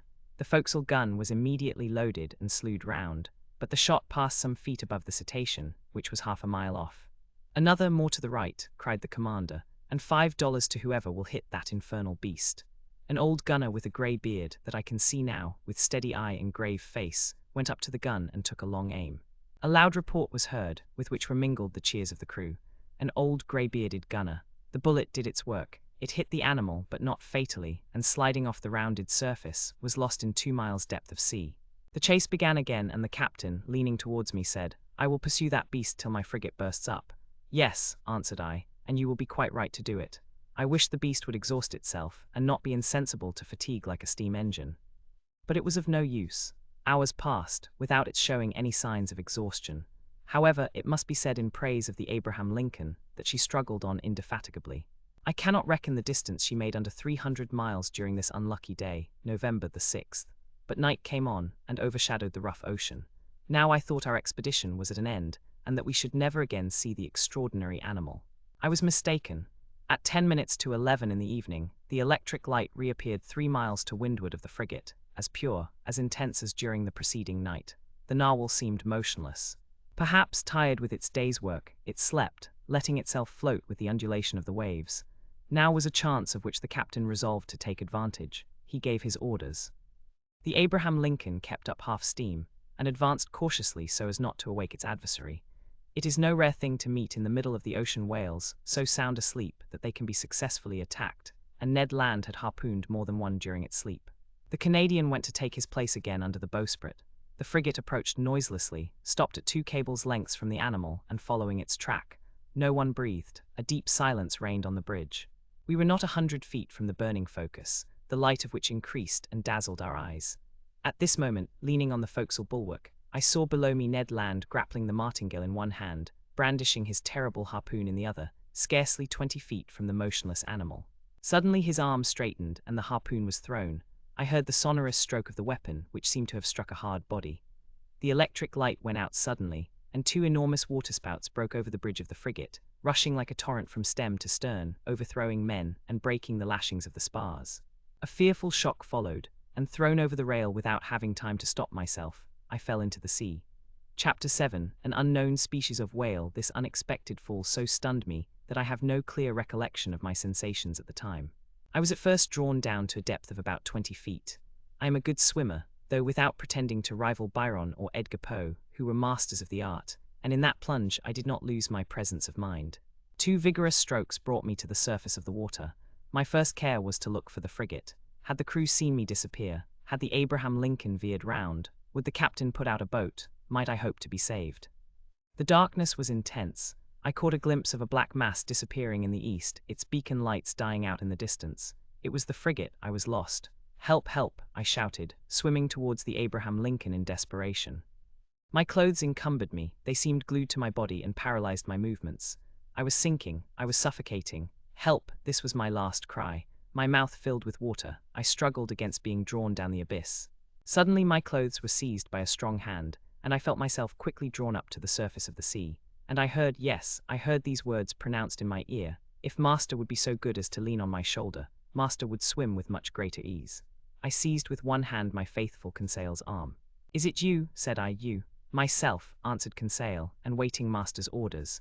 That shock threw you as well as me into the sea." "No, but being in my master's service, I followed him." The worthy fellow thought that was but natural. "And the frigate?" I asked. "The frigate," replied Conseil, turning on his back. "I think that master had better not count too much on her." "You think so?" "I say that at the time I threw myself into the sea, I heard the men at the wheel say, 'The screw and the rudder are broken.'" "Broken?" "Yes, broken by the monster's teeth. It is the only injury the Abraham Lincoln has sustained, but it is a bad lookout for us. She no longer answers her helm." "Then we are lost." "Perhaps so," calmly answered Conseil. "However, we have still several hours before us, and one can do a good deal in some hours." Conseil's imperturbable coolness set me up again. I swam more vigorously. But cramped by my clothes, which stuck to me like a leaden weight, I felt great difficulty in bearing up. Conseil saw this. "Will master let me make a slit?" said he. And slipping an open knife under my clothes, he ripped them up from top to bottom very rapidly.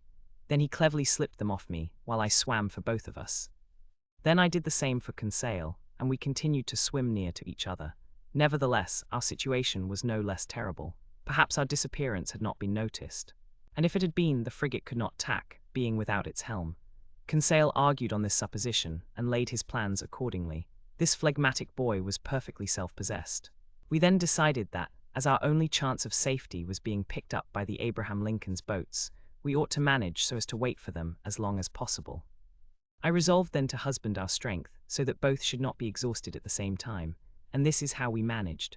While one of us lay on our back, quite still, with arms crossed and legs stretched out, the other would swim and push the other on in front. This towing business did not last more than 10 minutes each, and relieving each other thus, we could swim on for some hours, perhaps till daybreak. Poor chance, but hope is so firmly rooted in the heart of man. Moreover, there were 2 of us. Indeed, I declare, though it may seem improbable, if I sought to destroy all hope, if I wished to despair, I could not.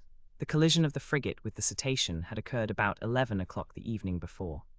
I reckoned then we should have 8 hours to swim before sunrise, an operation quite practicable if we relieved each other. The sea, very calm, was in our favor.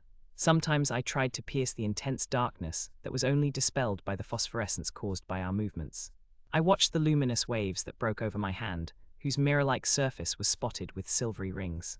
One might have said that we were in a bath of quicksilver. Near 1 o'clock in the morning, I was seized with dreadful fatigue. My limbs stiffened under the strain of violent cramp. Conseil was obliged to keep me up, and our preservation devolved on him alone. I heard the poor boy pant. His breathing became short and hurried. I found that he could not keep up much longer. Leave me, I said to him. Leave my master. Never, replied he, I would drown first. Just then the moon appeared through the fringes of a thick cloud that the wind was driving to the east. The surface of the sea glittered with its rays. This kindly light reanimated us. My head got better again. I looked at all points of the horizon. I saw the frigate. She was 5 miles from us and looked like a dark mass, hardly discernible. But no boats, I would have cried out. But what good would it have been at such a distance? My swollen lips could utter no sounds. Conseil could articulate some words, and I heard him repeat at intervals, "Help, help." Our movements were suspended for an instant. We listened. It might be only a singing in the ear, but it seemed to me as if a cry answered the cry from Conseil. "Did you hear?" I murmured. "Yes, yes," and Conseil gave one more despairing call. This time there was no mistake. A human voice responded to ours. Was it the voice of another unfortunate creature, abandoned in the middle of the ocean, some other victim of the shock sustained by the vessel? Or rather, was it a boat from the frigate that was hailing us in the darkness?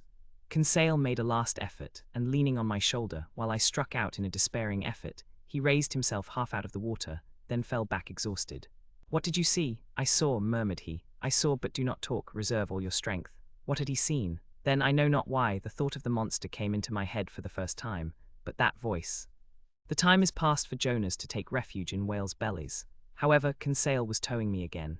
He raised his head sometimes, looked before us, and uttered a cry of recognition, which was responded to by a voice that came nearer and nearer. I scarcely heard it. My strength was exhausted, my fingers stiffened, my hand afforded me support no longer, my mouth, convulsively opening, filled with salt water. Cold crept over me. I raised my head for the last time, then I sank. At this moment a hard body struck me. I clung to it. Then I felt that I was being drawn up, that I was brought to the surface of the water, that my chest collapsed. I fainted. It is certain that I soon came to, thanks to the vigorous rubbings that I received. I half opened my eyes. "Conseil," I murmured. "Does master call me?" asked Conseil. Just then, by the waning light of the moon which was sinking down to the horizon, I saw a face which was not Conseil's and which I immediately recognized. "Ned," I cried. "The same, sir, who is seeking his prize," replied the Canadian. "Were you thrown into the sea by the shock to the frigate?" "Yes, Professor. But more fortunate than you, I was able to find a footing almost directly upon a floating island. An island, or, more correctly speaking, on our gigantic narwhal. Explain yourself." "Ned, only I soon found out why my harpoon had not entered its skin and was blunted." "Why, Ned, why?" "Because, Professor, that beast is made of sheet iron." The Canadian's last words produced a sudden revolution in my brain. I wriggled myself quickly to the top of the being, or object, half out of the water, which served us for a refuge. I kicked it. It was evidently a hard, impenetrable body, and not the soft substance that forms the bodies of the great marine mammalia. But this hard body might be a bony carapace, like that of the antediluvian animals, and I should be free to class this monster among amphibious reptiles, such as tortoises or alligators. Well, no. The blackish back that supported me was smooth, polished, without scales. The blow produced a metallic sound, and incredible though it may be, it seemed, I might say, as if it was made of riveted plates. There was no doubt about it. This monster, this natural phenomenon that had puzzled the learned world, and overthrown and misled the imagination of seamen of both hemispheres, it must be owned, a still more astonishing phenomenon, inasmuch as it was a simply human construction. We had no time to lose, however. We were lying upon the back of a sort of submarine boat, which appeared, as far as I could judge, like a huge fish of steel. Ned Land's mind was made up on this point. Conseil and I could only agree with him. Just then a bubbling began at the back of this strange thing, which was evidently propelled by a screw, and it began to move. We had only just time to seize hold of the upper part, which rose about 7 feet out of the water, and happily its speed was not great. "As long as it sails horizontally," muttered Ned Land, "I do not mind, but if it takes a fancy to dive, I would not give 2 straws for my life." the Canadian might have said still less. It became really necessary to communicate with the beings, whatever they were, shut up inside the machine. I searched all over the outside for an aperture, a panel, or a manhole, to use a technical expression.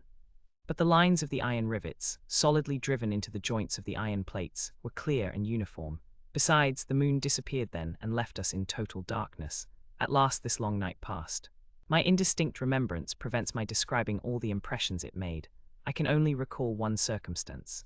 During some lulls of the wind and sea, I fancied I heard several times vague sounds, a sort of fugitive harmony produced by words of command.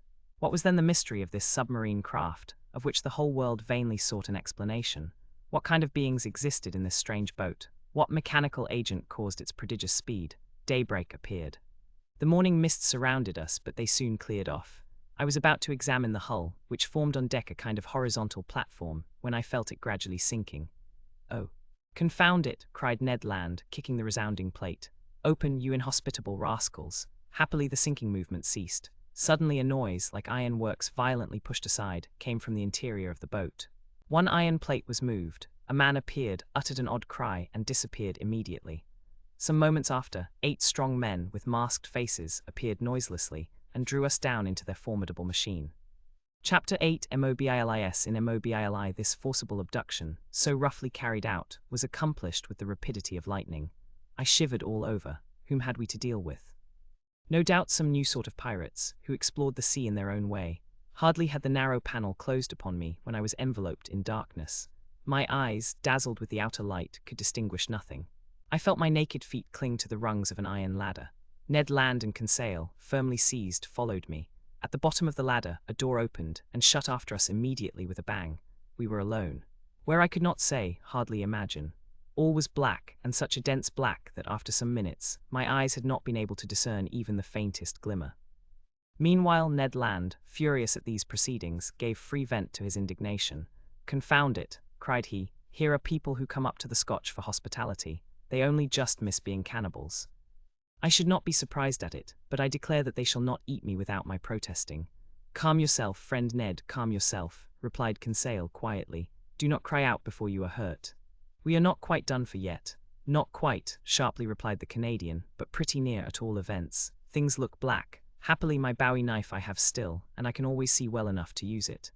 The first of these pirates who lays a hand on me—" "Do not excite yourself, Ned," I said to the harpooner, "and do not compromise us by useless violence. Who knows that they will not listen to us?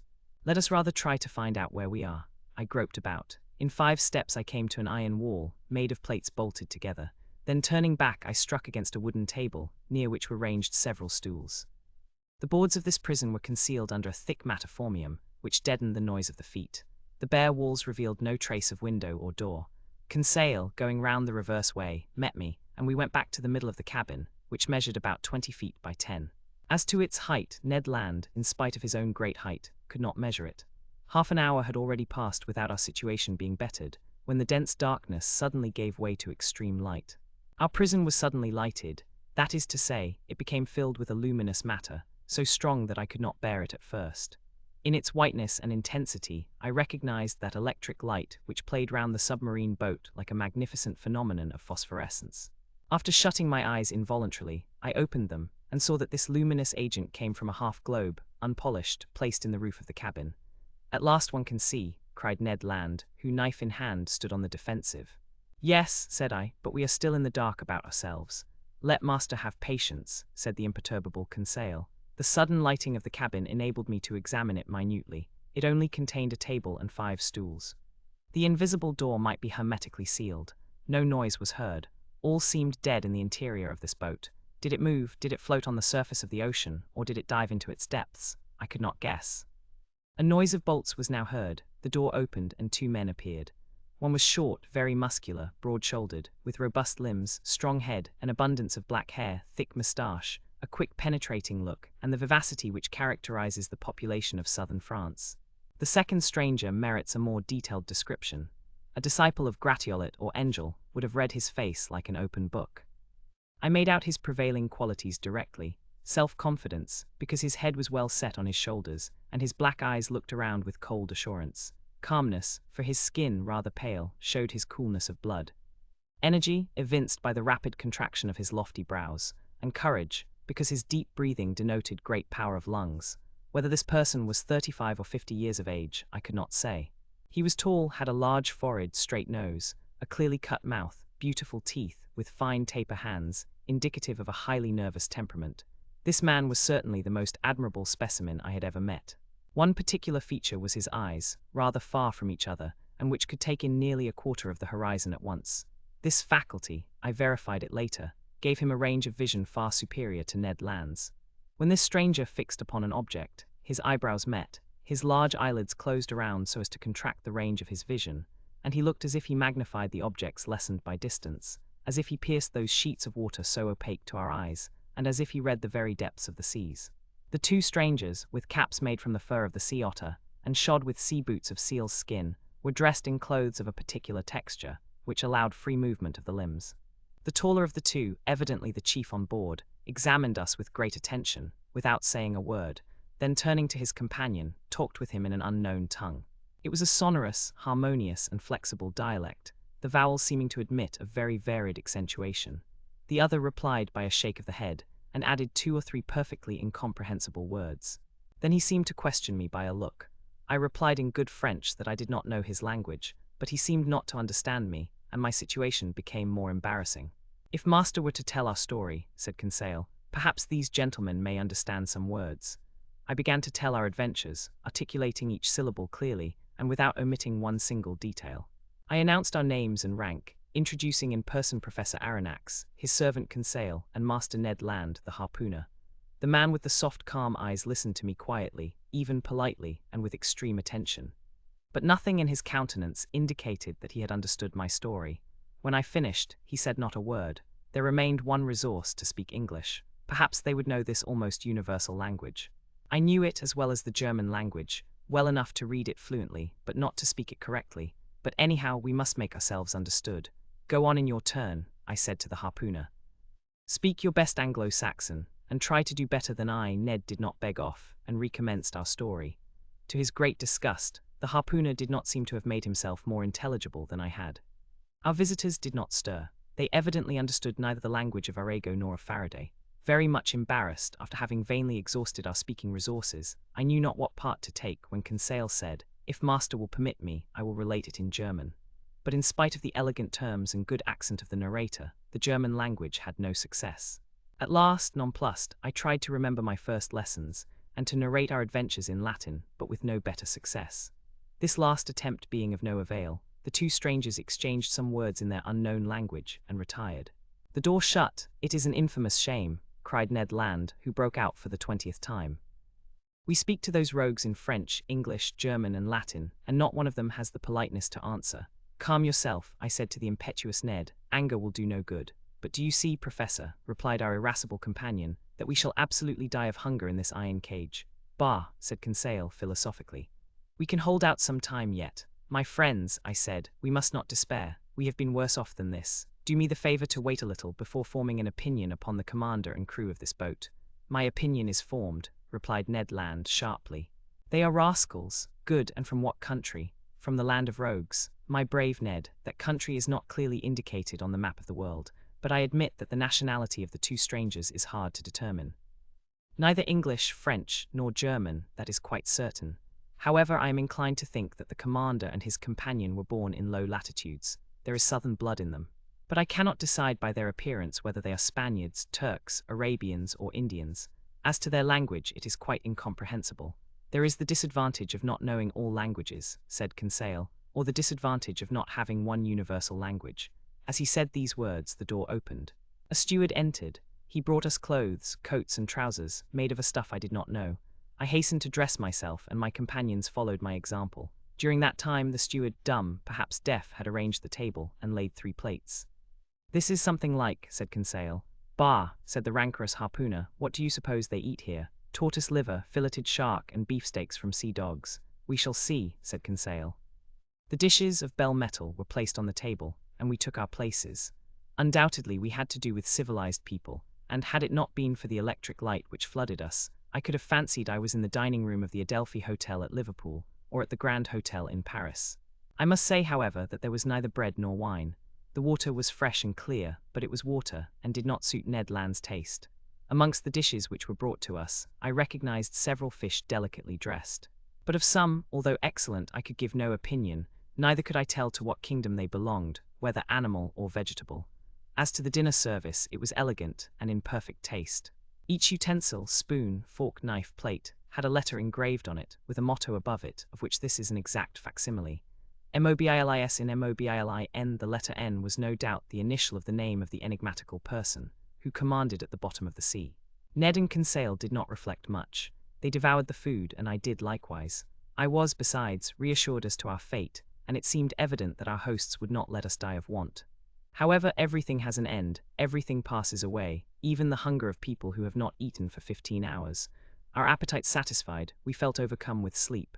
"Faith, I shall sleep well," said Conseil. "So shall I," replied Ned Land. My two companions stretched themselves on the cabin carpet, and were soon sound asleep. For my own part, too many thoughts crowded my brain, too many insoluble questions pressed upon me, too many fancies kept my eyes half open. Where were we? What strange power carried us on? I felt, or rather fancied I felt, the machine sinking down to the lowest beds of the sea. Dreadful nightmares beset me.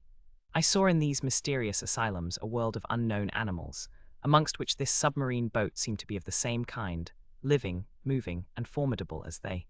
Then my brain grew calmer, my imagination wandered into vague unconsciousness, and I soon fell into a deep sleep. Chapter 9. Ned Land's Tempers. How long we slept I do not know. But our sleep must have lasted long, for it rested us completely from our fatigues. I woke first. My companions had not moved, and were still stretched in their corner. Hardly roused from my somewhat hard couch, I felt my brain freed, my mind clear. I then began an attentive examination of our cell. Nothing was changed inside. The prison was still a prison, the prisoners prisoners. However, the steward, during our sleep, had cleared the table. I breathed with difficulty. The heavy air seemed to oppress my lungs. Although the cell was large, we had evidently consumed a great part of the oxygen that it contained. Indeed, each man consumes, in 1 hour, the oxygen contained in more than 176 pints of air, and this air, charged, as then, with a nearly equal quantity of carbonic acid, becomes unbreathable. It became necessary to renew the atmosphere of our prison, and no doubt the hole in the submarine boat. That gave rise to a question in my mind. How would the commander of this floating dwelling-place proceed? Would he obtain air by chemical means, in getting by heat the oxygen contained in chlorate of potash, and in absorbing carbonic acid by caustic potash? Or a more convenient, economical, and consequently more probable alternative, would he be satisfied to rise and take breath at the surface of the water, like a cetacean, and so renew for 24 hours the atmospheric provision? In fact, I was already obliged to increase my respirations to eke out of this cell the little oxygen it contained, when suddenly I was refreshed by a current of pure air, and perfumed with saline emanations. It was an invigorating sea breeze, charged with iodine. I opened my mouth wide, and my lungs saturated themselves with fresh particles. At the same time, I felt the boat rolling. The iron-plated monster had evidently just risen to the surface of the ocean to breathe, after the fashion of whales. I found out from that the mode of ventilating the boat. When I had inhaled this air freely, I sought the conduit pipe, which conveyed to us the beneficial whiff, and I was not long in finding it. Above the door was a ventilator, through which volumes of fresh air renewed the impoverished atmosphere of the cell. I was making my observations, when Ned and Conseil awoke almost at the same time, under the influence of this reviving air. They rubbed their eyes, stretched themselves, and were on their feet in an instant. "Did master sleep well?" asked Conseil with his usual politeness. "Very well, my brave boy. And you, Mr. Land?" "Soundly, Professor. But I don't know if I am right or not. There seems to be a sea breeze." A seaman could not be mistaken, and I told the Canadian all that had passed during his sleep. "Good," said he. "That accounts for those roarings we heard, when the supposed narwhal sighted the Abraham Lincoln. Quite so, Master Land, it was taking breath. Only, Aronnax, I have no idea what o'clock it is unless it is dinner time. Dinner time. My good fellow, say rather breakfast time, for we certainly have begun another day." "So," said Conseil, "we have slept 24 hours. That is my opinion." "I will not contradict you," replied Ned Land. "But dinner or breakfast, the steward will be welcome, whichever he brings. Master Land, we must conform to the rules on board, and I suppose our appetites are in advance of the dinner hour." "That is just like you, friend Conseil," said Ned impatiently. "You are never out of temper, always calm. You would return thanks before grace, and die of hunger rather than complain." Time was getting on, and we were fearfully hungry, and this time the steward did not appear. It was rather too long to leave us, if they really had good intentions towards us. Ned Land, tormented by the cravings of hunger, got still more angry, and notwithstanding his promise, I dreaded an explosion when he found himself with one of the crew. For 2 hours more Ned Land's temper increased. He cried, he shouted, but in vain. The walls were deaf. There was no sound to be heard in the boat. All was still as death. It did not move, for I should have felt the trembling motion of the hull under the influence of the screw. Plunged in the depths of the waters, it belonged no longer to earth. This silence was dreadful. I felt terrified. Conseil was calm. Ned Land roared. Just then a noise was heard outside. Steps sounded on the metal flags. The locks were turned, the door opened, and the steward appeared. Before I could rush forward to stop him, the Canadian had thrown him down and held him by the throat. The steward was choking under the grip of his powerful hand. Conseil was already trying to unclasp the harpooner's hand from his half-suffocated victim, and I was going to fly to the rescue, when suddenly I was nailed to the spot by hearing these words in French: "Be quiet, Master Land. And you, Professor, will you be so good as to listen to me?" Chapter X. The Man of the Seas. It was the commander of the vessel who thus spoke. At these words, Ned Land rose suddenly. The steward, nearly strangled, tottered out on a sign from his master, but such was the power of the commander on board, that not a gesture betrayed the resentment which this man must have felt towards the Canadian. Conseil, interested in spite of himself, I stupefied, awaited in silence the result of this scene. The commander, leaning against the corner of a table with his arms folded, scanned us with profound attention. Did he hesitate to speak? Did he regret the words which he had just spoken in French? One might almost think so.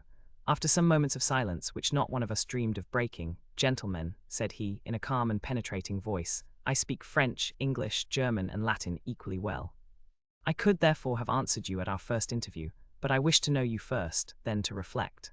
The story told by each one, entirely agreeing in the main points, convinced me of your identity. I know now that chance has brought before me Professor Aronnax, Professor of Natural History at the Museum of Paris, entrusted with a scientific mission abroad, Conseil, his servant, and Ned Land, of Canadian origin, harpooner on board the frigate Abraham Lincoln of the Navy of the United States of America. I bowed assent. It was not a question that the commander put to me, therefore there was no answer to be made. This man expressed himself with perfect ease, without any accent. His sentences were well turned, his words clear, and his fluency of speech remarkable. Yet I did not recognize in him a fellow countryman. He continued the conversation in these terms: "You have doubtless thought, sir, that I have delayed long in paying you this second visit. The reason is that, your identity recognized, I wish to weigh maturely what part to act towards you. I have hesitated much.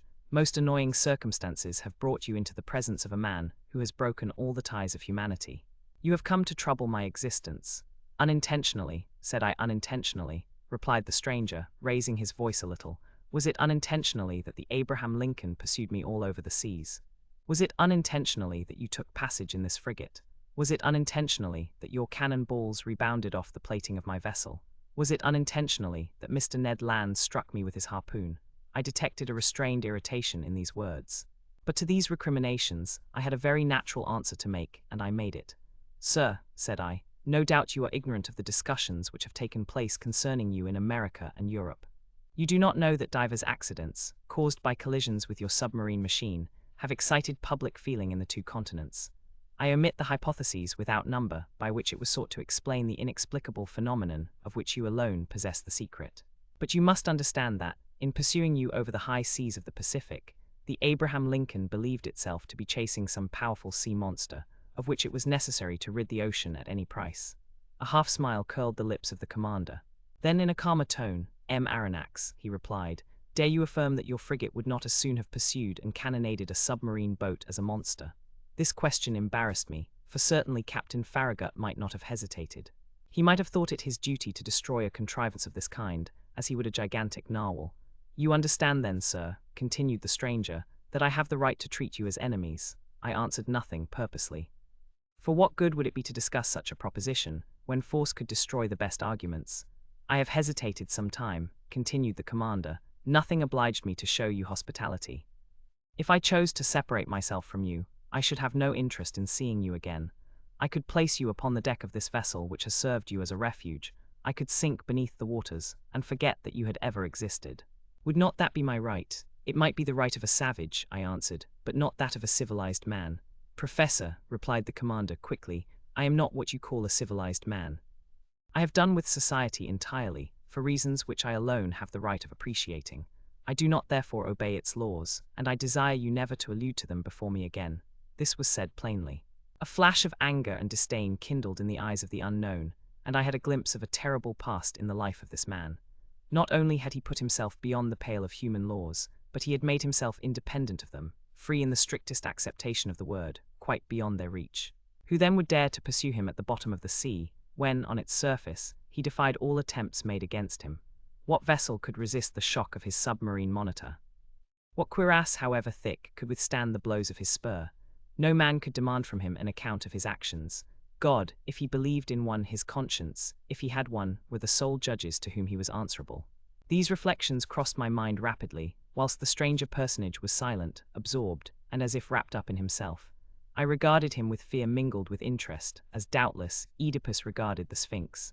After rather a long silence, the commander resumed the conversation.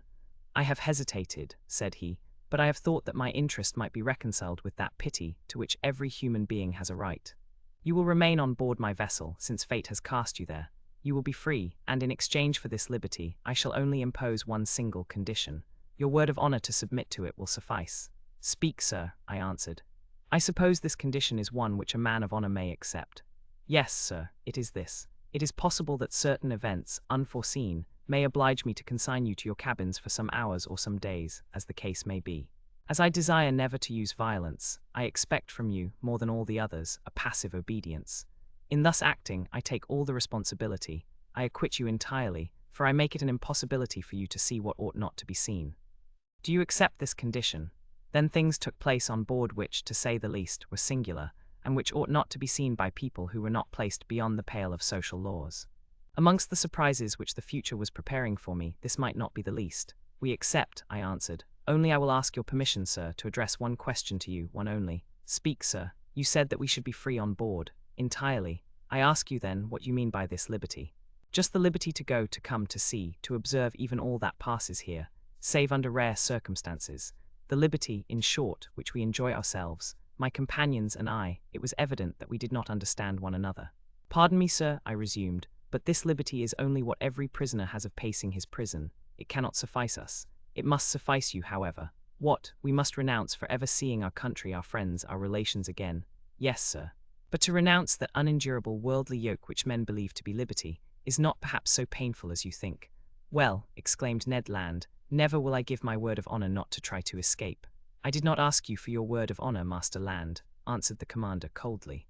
"Sir," I replied, beginning to get angry in spite of myself, "you abuse your situation towards us. It is cruelty." "No, sir, it is clemency. You are my prisoners of war. I keep you when I could, by a word, plunge you into the depths of the ocean. You attacked me. You came to surprise a secret which no man in the world must penetrate, the secret of my whole existence. And you think that I am going to send you back to that world which must know me no more. Never. In retaining you, it is not you whom I guard, it is myself." These words indicated a resolution taken on the part of the commander, against which no arguments would prevail. "So, sir," I rejoined, "you give us simply the choice between life and death." "Simply." "My friends," said I, "to a question thus put, there is nothing to answer, but no word of honor binds us to the master of this vessel." "None, sir," answered the unknown. Then in a gentler tone, he continued, "Now, permit me to finish what I have to say to you. I know you, Aronnax. You and your companions will not, perhaps, have so much to complain of in the chance which has bound you to my fate. You will find amongst the books which are my favorite study the work which you have published on the depths of the sea. I have often read it. You have carried out your work as far as terrestrial science permitted you. But you do not know all, you have not seen all. Let me tell you then, Professor, that you will not regret the time passed on board my vessel. You are going to visit the land of marvels." These words of the commander had a great effect upon me. I cannot deny it. My weak point was touched, and I forgot for a moment that the contemplation of these sublime subjects was not worth the loss of liberty. Besides, I trusted to the future to decide this grave question. So I contented myself with saying, "By what name ought I to address you?" "Sir," replied the commander, "I am nothing to you but Captain Nemo, and you and your companions are nothing to me but the passengers of the Nautilus." Captain Nemo called. A steward appeared. The captain gave him his orders in that strange language which I did not understand. Then, turning towards the Canadian and Conseil, "A repast awaits you in your cabin," said he. "Be so good as to follow this man. And now, Aronnax, our breakfast is ready. Permit me to lead the way." "I am at your service, Captain." I followed Captain Nemo, and as soon as I had passed through the door, I found myself in a kind of passage lighted by electricity, similar to the waist of a ship. After we had proceeded a dozen yards, a second door opened before me. I then entered a dining room, decorated and furnished in severe taste. High oaken sideboards inlaid with ebony stood at the two extremities of the room, and upon their shelves glittered china, porcelain, and glass of inestimable value. The plate on the table sparkled in the rays which the luminous ceiling shed around, while the light was tempered and softened by exquisite paintings. In the center of the room was a table richly laid out. Captain Nemo indicated the place I was to occupy. The breakfast consisted of a certain number of dishes, the contents of which were furnished by the sea alone, and I was ignorant of the nature and mode of preparation of some of them. I acknowledged that they were good, but they had a peculiar flavor, which I easily became accustomed to. These different aliments appeared to me to be rich in phosphorus, and I thought they must have a marine origin. Captain Nemo looked at me. I asked him no questions, but he guessed my thoughts, and answered of his own accord the questions which I was burning to address to him. The greater part of these dishes are unknown to you, he said to me. However, you may partake of them without fear. They are wholesome and nourishing. For a long time I have renounced the food of the earth and am never ill now. My crew who are healthy are fed on the same food. So, said I, all these eatables are the produce of the sea. Yes, Professor, the sea supplies all my wants. Sometimes I cast my nets in tow, and I draw them in ready to break. Sometimes I hunt in the midst of this element, which appears to be inaccessible to man, and quarry the game which dwells in my submarine forests. My flocks, like those of Neptune's old shepherds, graze fearlessly in the immense prairies of the ocean. I have a vast property there, which I cultivate myself, and which is always sown by the hand of the Creator of all things. I can understand perfectly, sir, that your nets furnish excellent fish for your table. I can understand also that you hunt aquatic game in your submarine forests, but I cannot understand at all how a particle of meat, no matter how small, can figure in your bill of fare. This, which you believe to be meat, Professor, is nothing else than fillet of turtle. Here are also some dolphins' livers, which you take to be ragout of pork. My cook is a clever fellow, who excels in dressing these various products of the ocean. Taste all these dishes. Here is a preserve of holothuria, which a Malay would declare to be unrivaled in the world. Here is a cream, of which the milk has been furnished by the cetacea, and the sugar by the great fucus of the North Sea. And lastly, permit me to offer you some preserve of anemones, which is equal to that of the most delicious fruits. I tasted, more from curiosity than as a connoisseur, whilst Captain Nemo enchanted me with his extraordinary stories. You like the sea, Captain? Yes, I love it. The sea is everything. It covers 7/10 of the terrestrial globe. Its breath is pure and healthy. It is an immense desert where man is never lonely, for he feels life stirring on all sides. The sea is only the embodiment of a supernatural and wonderful existence. It is nothing but love and emotion. It is the living infinite, as one of your poets has said. In fact, Professor, nature manifests herself in it by her three kingdoms: mineral, vegetable, and animal. The sea is the vast reservoir of nature. The globe began with sea, so to speak, and who knows if it will not end with it. In it is supreme tranquility. The sea does not belong to despots. Upon its surface men can still exercise unjust laws, fight, tear one another to pieces, and be carried away with terrestrial horrors. But at 30 feet below its level, their reign ceases, their influence is quenched, and their power disappears. Our so live live in the bosom of the waters. There only is independence. There I recognize no masters. There I am free. Captain Nemo suddenly became silent in the midst of this enthusiasm, by which he was quite carried away. For a few moments he paced up and down, much agitated. Then he became more calm, regained his accustomed coldness of expression, and turning towards me, "Now, Professor," said he, "if you wish to go over the Nautilus, I am at your service." Captain Nemo rose. I followed him. A double door, contrived at the back of the dining room, opened, and I entered a room equal in dimensions to that which I had just quitted. It was a library. High pieces of furniture, of black violet ebony inlaid with brass, supported upon their wide shelves a great number of books uniformly bound. They followed the shape of the room, terminating at the lower part in huge divans, covered with brown leather, which were curved to afford the greatest comfort. Light movable desks, made to slide in and out at will, allowed one to rest one's book while reading. In the center stood an immense table, covered with pamphlets, amongst which were some newspapers, already of old date. The electric light flooded everything. It was shed from 4 unpolished globes half sunk in the volutes of the ceiling. I looked with real admiration at this room, so ingeniously fitted up, and I could scarcely believe my eyes. "Captain Nemo," said I to my host, who had just thrown himself on one of the divans, "this is a library which would do honor to more than one of the continental palaces, and I am absolutely astounded when I consider that it can follow you to the bottom of the seas." Where could one find greater solitude or silence, Professor? Replied Captain Nemo. Did your study in the museum afford you such perfect quiet? No, sir, and I must confess that it is a very poor one after yours. You must have 6 or 7,000 volumes here, 12,000 Aronnax. These are the only ties which bind me to the earth. But I had done with the world on the day when my Nautilus plunged for the first time beneath the waters. That day I bought my last volumes, my last pamphlets, my last papers, and from that time I wish to think that men no longer think or write. These books, Professor, are at your service besides, and you can make use of them freely. I thanked Captain Nemo and went up to the shelves of the library. Works on science, morals, and literature abounded in every language. But I did not see one single work on political economy. That subject appeared to be strictly proscribed. Strange to say, all these books were irregularly arranged, in whatever language they were written, and this medley proved that the captain of the Nautilus must have read indiscriminately the books which he took up by chance. Sir, said I to the captain, I thank you for having placed this library at my disposal. It contains treasures of science, and I shall profit by them. This room is not only a library, said Captain Nemo, it is also a smoking room. A smoking room, I cried. Then one may smoke on board, certainly. Then, sir, I am forced to believe that you have kept up a communication with Havana. Not any, answered the captain, except this cigar, Aronnax.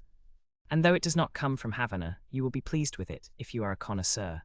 I took the cigar which was offered me. Its shape recalled the London ones, but it seemed to be made of leaves of gold. I lighted it at a little brazier, which was supported upon an elegant bronze stem, and drew the first whiffs with the delight of a lover of smoking who has not smoked for 2 days. It is excellent, but it is not tobacco. No, answered the captain, this tobacco comes neither from Havana nor from the East. It is a kind of seaweed, rich in nicotine, with which the sea provides me, but somewhat sparingly. At that moment Captain Nemo opened a door which stood opposite to that by which I had entered the library, and I passed into an immense drawing-room splendidly lighted. It was a vast four-sided room, 30 feet long, 18 wide, and 15 high. A luminous ceiling, decorated with light arabesques, shed a soft clear light over all the marvels accumulated in this museum. For it was in fact a museum, in which an intelligent and prodigal hand had gathered all the treasures of nature and art, with the artistic confusion which distinguishes a painter's studio. 30 first-rate pictures, uniformly framed, separated by bright drapery, ornamented the walls, which were hung with tapestry of severe design. I saw works of great value, the greater part of which I had admired in the special collections of Europe, and in the exhibitions of paintings. The several schools of the old masters were represented by a Madonna of Raphael, a Virgin of Leonardo da Vinci, a Nymph of Correggio, a Woman of Titan, an Adoration of Veronese, an Assumption of Murillo, a Portrait of Holbein, a Monk of Velasquez, a Martyr of Ribera, a Fair of Rubens, 2 Flemish landscapes of Teniers, 3 little genre pictures of Gerard Dow, Metsu, and Paul Potter, 2 specimens of Géricault and Prudhon, and some sea pieces of Bachyson and Vernet. Amongst the works of modern painters were pictures with the signatures of Delacroix, Ingres, Decamps, Troyon, Meissonier, d'Aubigny, etc., and some admirable statues in marble and bronze, after the finest antique models, stood upon pedestals in the corners of this magnificent museum. Amazement, as the captain of the Nautilus had predicted, had already begun to take possession of me. Professor, said this strange man, you must excuse the unceremonious way in which I receive you, and the disorder of this room. Sir, I answered, without seeking to know who you are, I recognize in you an artist. An amateur, nothing more, sir. Formerly, I loved to collect these beautiful works created by the hand of man. I sought them greedily, and ferreted them out indefatigably, and I have been able to bring together some objects of great value. These are my last souvenirs of that world which is dead to me. In my eyes, your modern artists are already old. They have 2,000 or 3,000 years of existence. I confound them in my own mind. Masters have no age.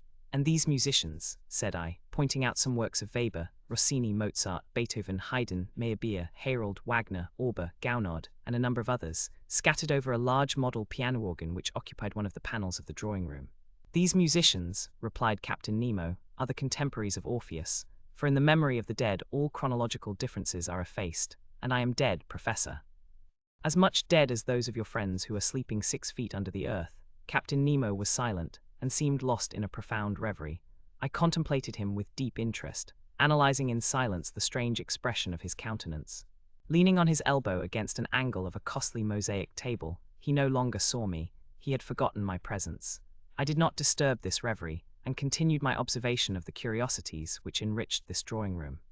Under elegant glass cases, fixed by copper rivets, were classed and labeled the most precious productions of the sea which had ever been presented to the eye of a naturalist. My delight as a professor may be conceived. The division containing the zoophytes presented the most curious specimens of the two groups of polypi and echinoderms. In the first group, the tubipores were gorgons arranged like a fan, soft sponges of Syria, Eses of the Moluccas, penatules, and admirable virgularia of the Norwegian seas, variegated unbellulari alcyonarii, a whole series of madrepores, which my master Milne Edwards has so cleverly classified, amongst which I remarked some wonderful flabellini oculini of the island of Bourbon, the Neptune's car of the Antilles, superb varieties of corals, in short, every species of those curious polypi of which entire islands are formed, which will one day become continents. Of the echinoderms, remarkable for their coating of spines, astery, sea stars, pantocrini, comatules, asterophans, echini, holothuri, etc., represented individually a complete collection of this group.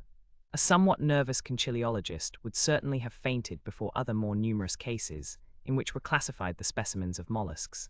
It was a collection of inestimable value, which time fails me to describe minutely. Amongst these specimens I will quote from memory only the elegant royal hammerfish of the Indian Ocean, whose regular white spots stood out brightly on a red and brown ground, an imperial spondyle, bright-colored, bristling with spines, a rare specimen in the European museums. I estimated its value at not less than £1,000.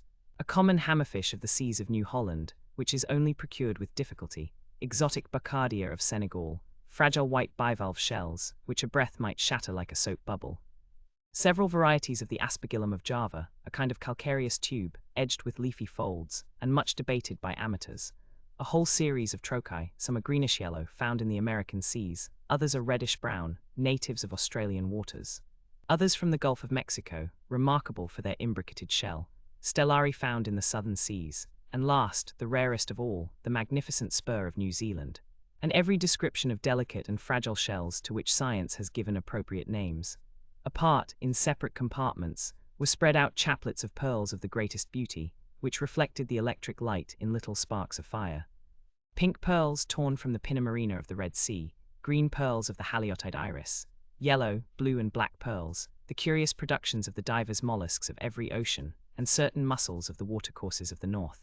Lastly, several specimens of inestimable value which had been gathered from the rarest pintadines.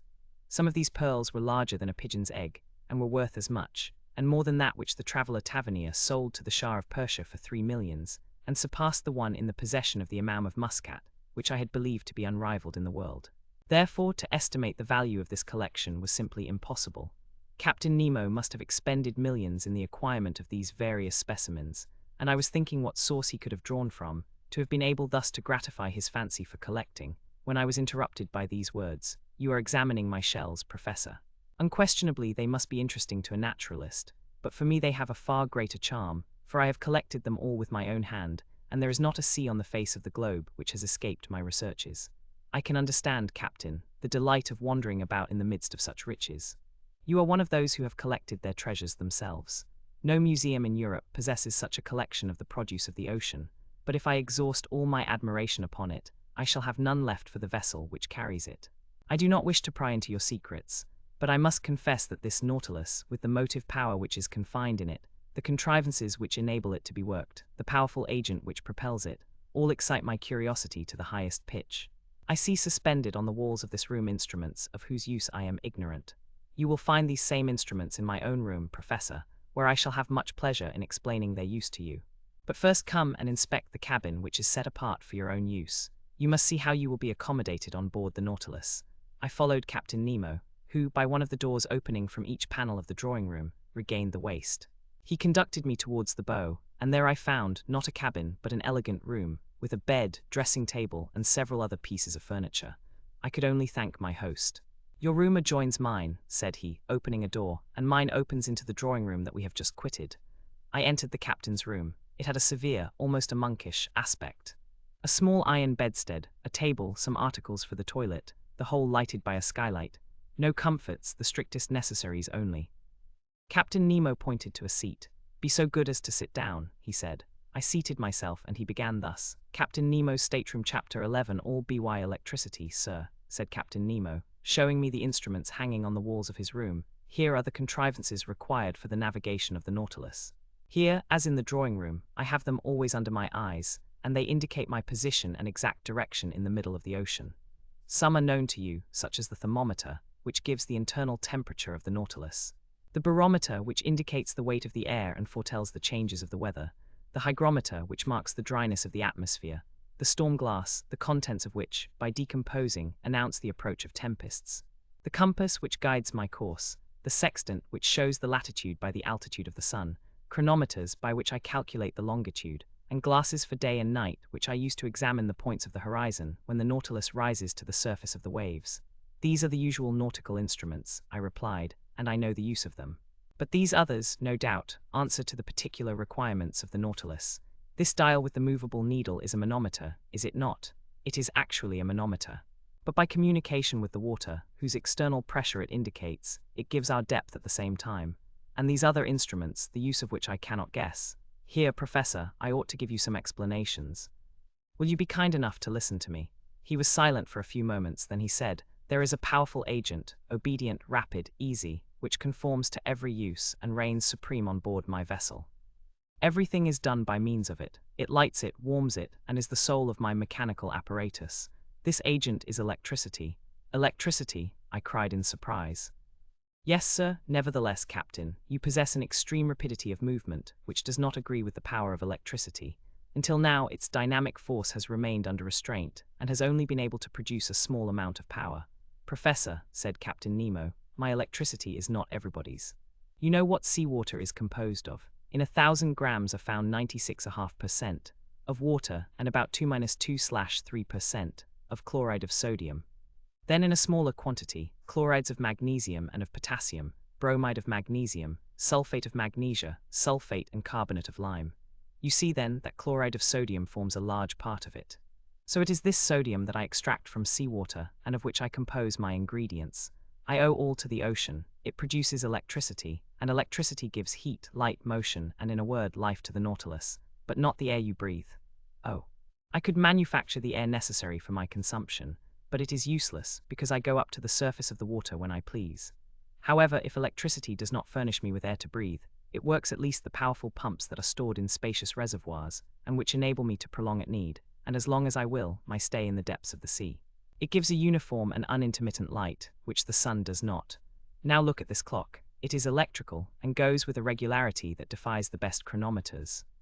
I have divided it into 24 hours, like the Italian clocks, because for me there is neither night nor day, sun nor moon, but only that factitious light that I take with me to the bottom of the sea. Look. Just now it is 10 o'clock in the morning.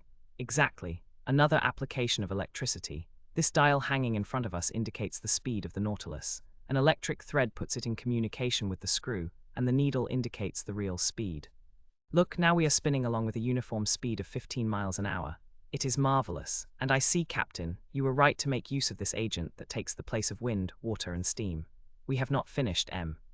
Aronnax, said Captain Nemo, rising. If you will follow me, we will examine the stern of the Nautilus. Really, I knew already the anterior part of this submarine boat, of which this is the exact division, starting from the ship's head.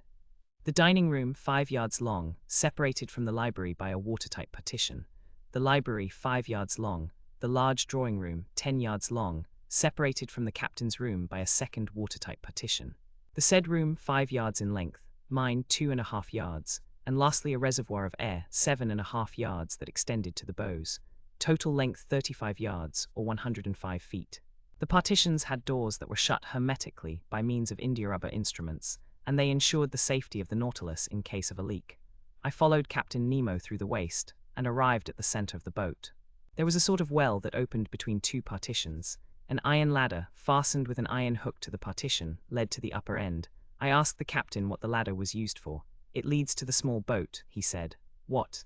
Have you a boat? I exclaimed in surprise. Of course, an excellent vessel, light and insubmersible, that serves either as a fishing or as a pleasure boat. But then, when you wish to embark, you are obliged to come to the surface of the water. Not at all. This boat is attached to the upper part of the hull of the Nautilus, and occupies a cavity made for it. It is decked, quite watertight, and held together by solid bolts. This ladder leads to a manhole made in the hull of the Nautilus, that corresponds with a similar hole made in the side of the boat. By this double opening, I get into the small vessel. They shut the one belonging to the Nautilus. I shut the other by means of screw pressure. I undo the bolts, and the little boat goes up to the surface of the sea with prodigious rapidity. I then open the panel of the bridge, carefully shut till then. I mast it, hoist my sail, take my oars, and I'm off. But how do you get back on board? I do not come back, Aronnax. The Nautilus comes to me. By your orders, by my orders, an electric thread connects us. I telegraph to it, and that is enough. Really, I said, astonished at these marvels, nothing can be more simple. After having passed by the cage of the staircase that led to the platform, I saw a cabin 6 feet long, in which Conseil and Ned Land, enchanted with their repast, were devouring it with avidity. Then a door opened into a kitchen 9 feet long, situated between the large storerooms. Their electricity, better than gas itself, did all the cooking. The streams under the furnaces gave out to the sponges of platina a heat which was regularly kept up and distributed. They also heated a distilling apparatus, which, by evaporation, furnished excellent drinkable water. Near this kitchen was a bathroom comfortably furnished, with hot and cold water taps. Next to the kitchen was the berthroom of the vessel, 16 feet long, but the door was shut, and I could not see the management of it, which might have given me an idea of the number of men employed on board the Nautilus. At the bottom was a fourth partition that separated this office from the engine room. A door opened, and I found myself in the compartment where Captain Nemo, certainly an engineer of a very high order, had arranged his locomotive machinery. This engine room, clearly lighted, did not measure less than 65 feet in length. It was divided into 2 parts. The first contained the materials for producing electricity, and the second, the machinery that connected it with the screw. I examined it with great interest, in order to understand the machinery of the Nautilus. You see, said the captain, I use Bunsen's contrivances, not Ruhmkorff's. Those would not have been powerful enough. Bunsen's are fewer in number, but strong and large, which experience proves to be the best. The electricity produced passes forward, where it works, by electromagnets of great size, on a system of levers and cogwheels that transmit the movement to the axle of the screw. This one, the diameter of which is 19 feet, and the thread 23 feet, performs about 120 revolutions in a second. And you get then a speed of 50 miles an hour. I have seen the Nautilus maneuver before the Abraham Lincoln, and I have my own ideas as to its speed. But this is not enough. We must see where we go. We must be able to direct it to the right, to the left, above, below. How do you get to the great depths, where you find an increasing resistance, which is rated by hundreds of atmospheres? How do you return to the surface of the ocean? And how do you maintain yourselves in the requisite medium? Am I asking too much? Not at all, Professor, replied the captain, with some hesitation. Since you may never leave this submarine boat, come into the saloon, it is our usual study, and there you will learn all you want to know about the Nautilus. Chapter 12. Some figures a moment after we were seated on a divan in the saloon smoking. The captain showed me a sketch that gave the plan, section, and elevation of the Nautilus. Then he began his description in these words. Here, Aronnax, are the several dimensions of the boat you are in. It is an elongated cylinder with conical ends. It is very like a cigar in shape, a shape already adopted in London in several constructions of the same sort. The length of this cylinder, from stem to stern, is exactly 232 feet, and its maximum breadth is 26 feet. It is not built quite like your long voyage steamers, but its lines are sufficiently long, and its curves prolonged enough, to allow the water to slide off easily, and oppose no obstacle to its passage. These 2 dimensions enable you to obtain by a simple calculation the surface and cubic contents of the Nautilus. Its area measures 32 feet, and its contents about 1,500 cubic yards. That is to say, when completely immersed it displaces 50,000 feet of water, or weighs 1,500 tons. When I made the plans for this submarine vessel, I meant that 9/10 should be submerged. Consequently, it ought only to displace 9/10 of its bulk, that is to say, only to weigh that number of tons. I ought not therefore to have exceeded that weight, constructing it on the aforesaid dimensions.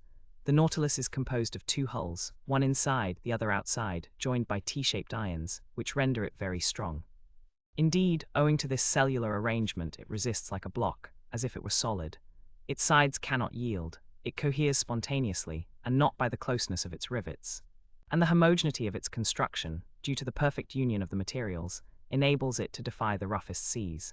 These 2 hulls are composed of steel plates, whose density is from 7 to 8 that of water. The first is not less than 2 inches and a half thick, and weighs 394 tons. The second envelope, the keel, 20 inches high and 10 thick, weighs alone 62 tons. The engine, the ballast, the several accessories and apparatus appendages, the partitions and bulkheads, weigh 961.62 tons. Do you follow all this? I do. Then, when the Nautilus is afloat under these circumstances, 1/10 is out of the water. Now, if I have made reservoirs of a size equal to this tenth, or capable of holding 150 tons, and if I fill them with water, the boat, weighing then 15.7 tons, will be completely immersed. That would happen, Professor. These reservoirs are in the lower parts of the Nautilus. I turn on taps and they fill, and the vessel sinks that had just been level with the surface. Well, Captain, but now we come to the real difficulty. I can understand your rising to the surface. But diving below the surface, does not your submarine contrivance encounter a pressure, and consequently undergo an upward thrust of 1 atmosphere for every 30 feet of water? Just about 15 pounds per square inch, just so, sir. Then, unless you quite fill the Nautilus, I do not see how you can draw it down to those depths, Professor. You must not confound statics with dynamics, or you will be exposed to grave errors. There is very little labor spent in attaining the lower regions of the ocean, for all bodies have a tendency to sink. When I wanted to find out the necessary increase of weight required to sink the Nautilus, I had only to calculate the reduction of volume that seawater acquires according to the depth. That is evident. Now, if water is not absolutely incompressible, it is at least capable of very slight compression. Indeed, after the most recent calculations, this reduction is only 436 of an atmosphere for each 30 feet of depth. If we want to sink 3,000 feet, I should keep account of the reduction of bulk under pressure equal to that of a column of water of 1,000 feet. The calculation is easily verified. Now I have supplementary reservoirs capable of holding 100 tons, therefore I can sink to a considerable depth. When I wish to rise to the level of the sea, I only let off the water and empty all the reservoirs if I want the Nautilus to emerge from the 10th part of her total capacity. I had nothing to object to these reasonings. I admit your calculations, Captain, I replied. I should be wrong to dispute them since daily experience confirms them, but I foresee a real difficulty in the way. What, sir? When you are about 1,000 feet deep, the walls of the Nautilus bear a pressure of 100 atmospheres. If then, just now you were to empty the supplementary reservoirs, to lighten the vessel, and to go up to the surface, the pumps must overcome the pressure of 100 atmospheres, which is 1,500 pounds per square inch. From that a power, that electricity alone can give, said the captain hastily. I repeat, sir, that the dynamic power of my engines is almost infinite. The pumps of the Nautilus have an enormous power, as you must have observed when their jets of water burst like a torrent upon the Abraham Lincoln. Besides, I use subsidiary reservoirs only to attain a mean depth of 750 to 1,000 fathoms, and that with a view of managing my machines. Also, when I have a mind to visit the depths of the ocean 5 or 6 miles below the surface, I make use of slower but not less infallible means. What are they? Captain, that involves my telling you how the Nautilus is worked. I am impatient to learn. To steer this boat to starboard or port, to turn, in a word, following a horizontal plan. I use an ordinary rudder fixed on the back of the stern post, and with one wheel and some tackle to steer by. But I can also make the Nautilus rise and sink and rise, by a vertical movement by means of 2 inclined planes fastened to its sides, opposite the center of flotation, planes that move in every direction, and that are worked by powerful levers from the interior. If the planes are kept parallel with the boat, it moves horizontally. If slanted, the Nautilus, according to this inclination, and under the influence of the screw, either sinks diagonally or rises diagonally as it suits me. And even if I wish to rise more quickly to the surface, I shift the screw, and the pressure of the water causes the Nautilus to rise vertically like a balloon filled with hydrogen. Bravo, Captain. But how can the steersman follow the route in the middle of the waters? The steersman is placed in a glazed box that is raised about the hull of the Nautilus and furnished with lenses. Are these lenses capable of resisting such pressure? Perfectly. Glass, which breaks at a blow, is nevertheless capable of offering considerable resistance. During some experiments of fishing by electric light in 1864 in the northern seas, we saw plates less than 1/3 of an inch thick resist a pressure of 16 atmospheres.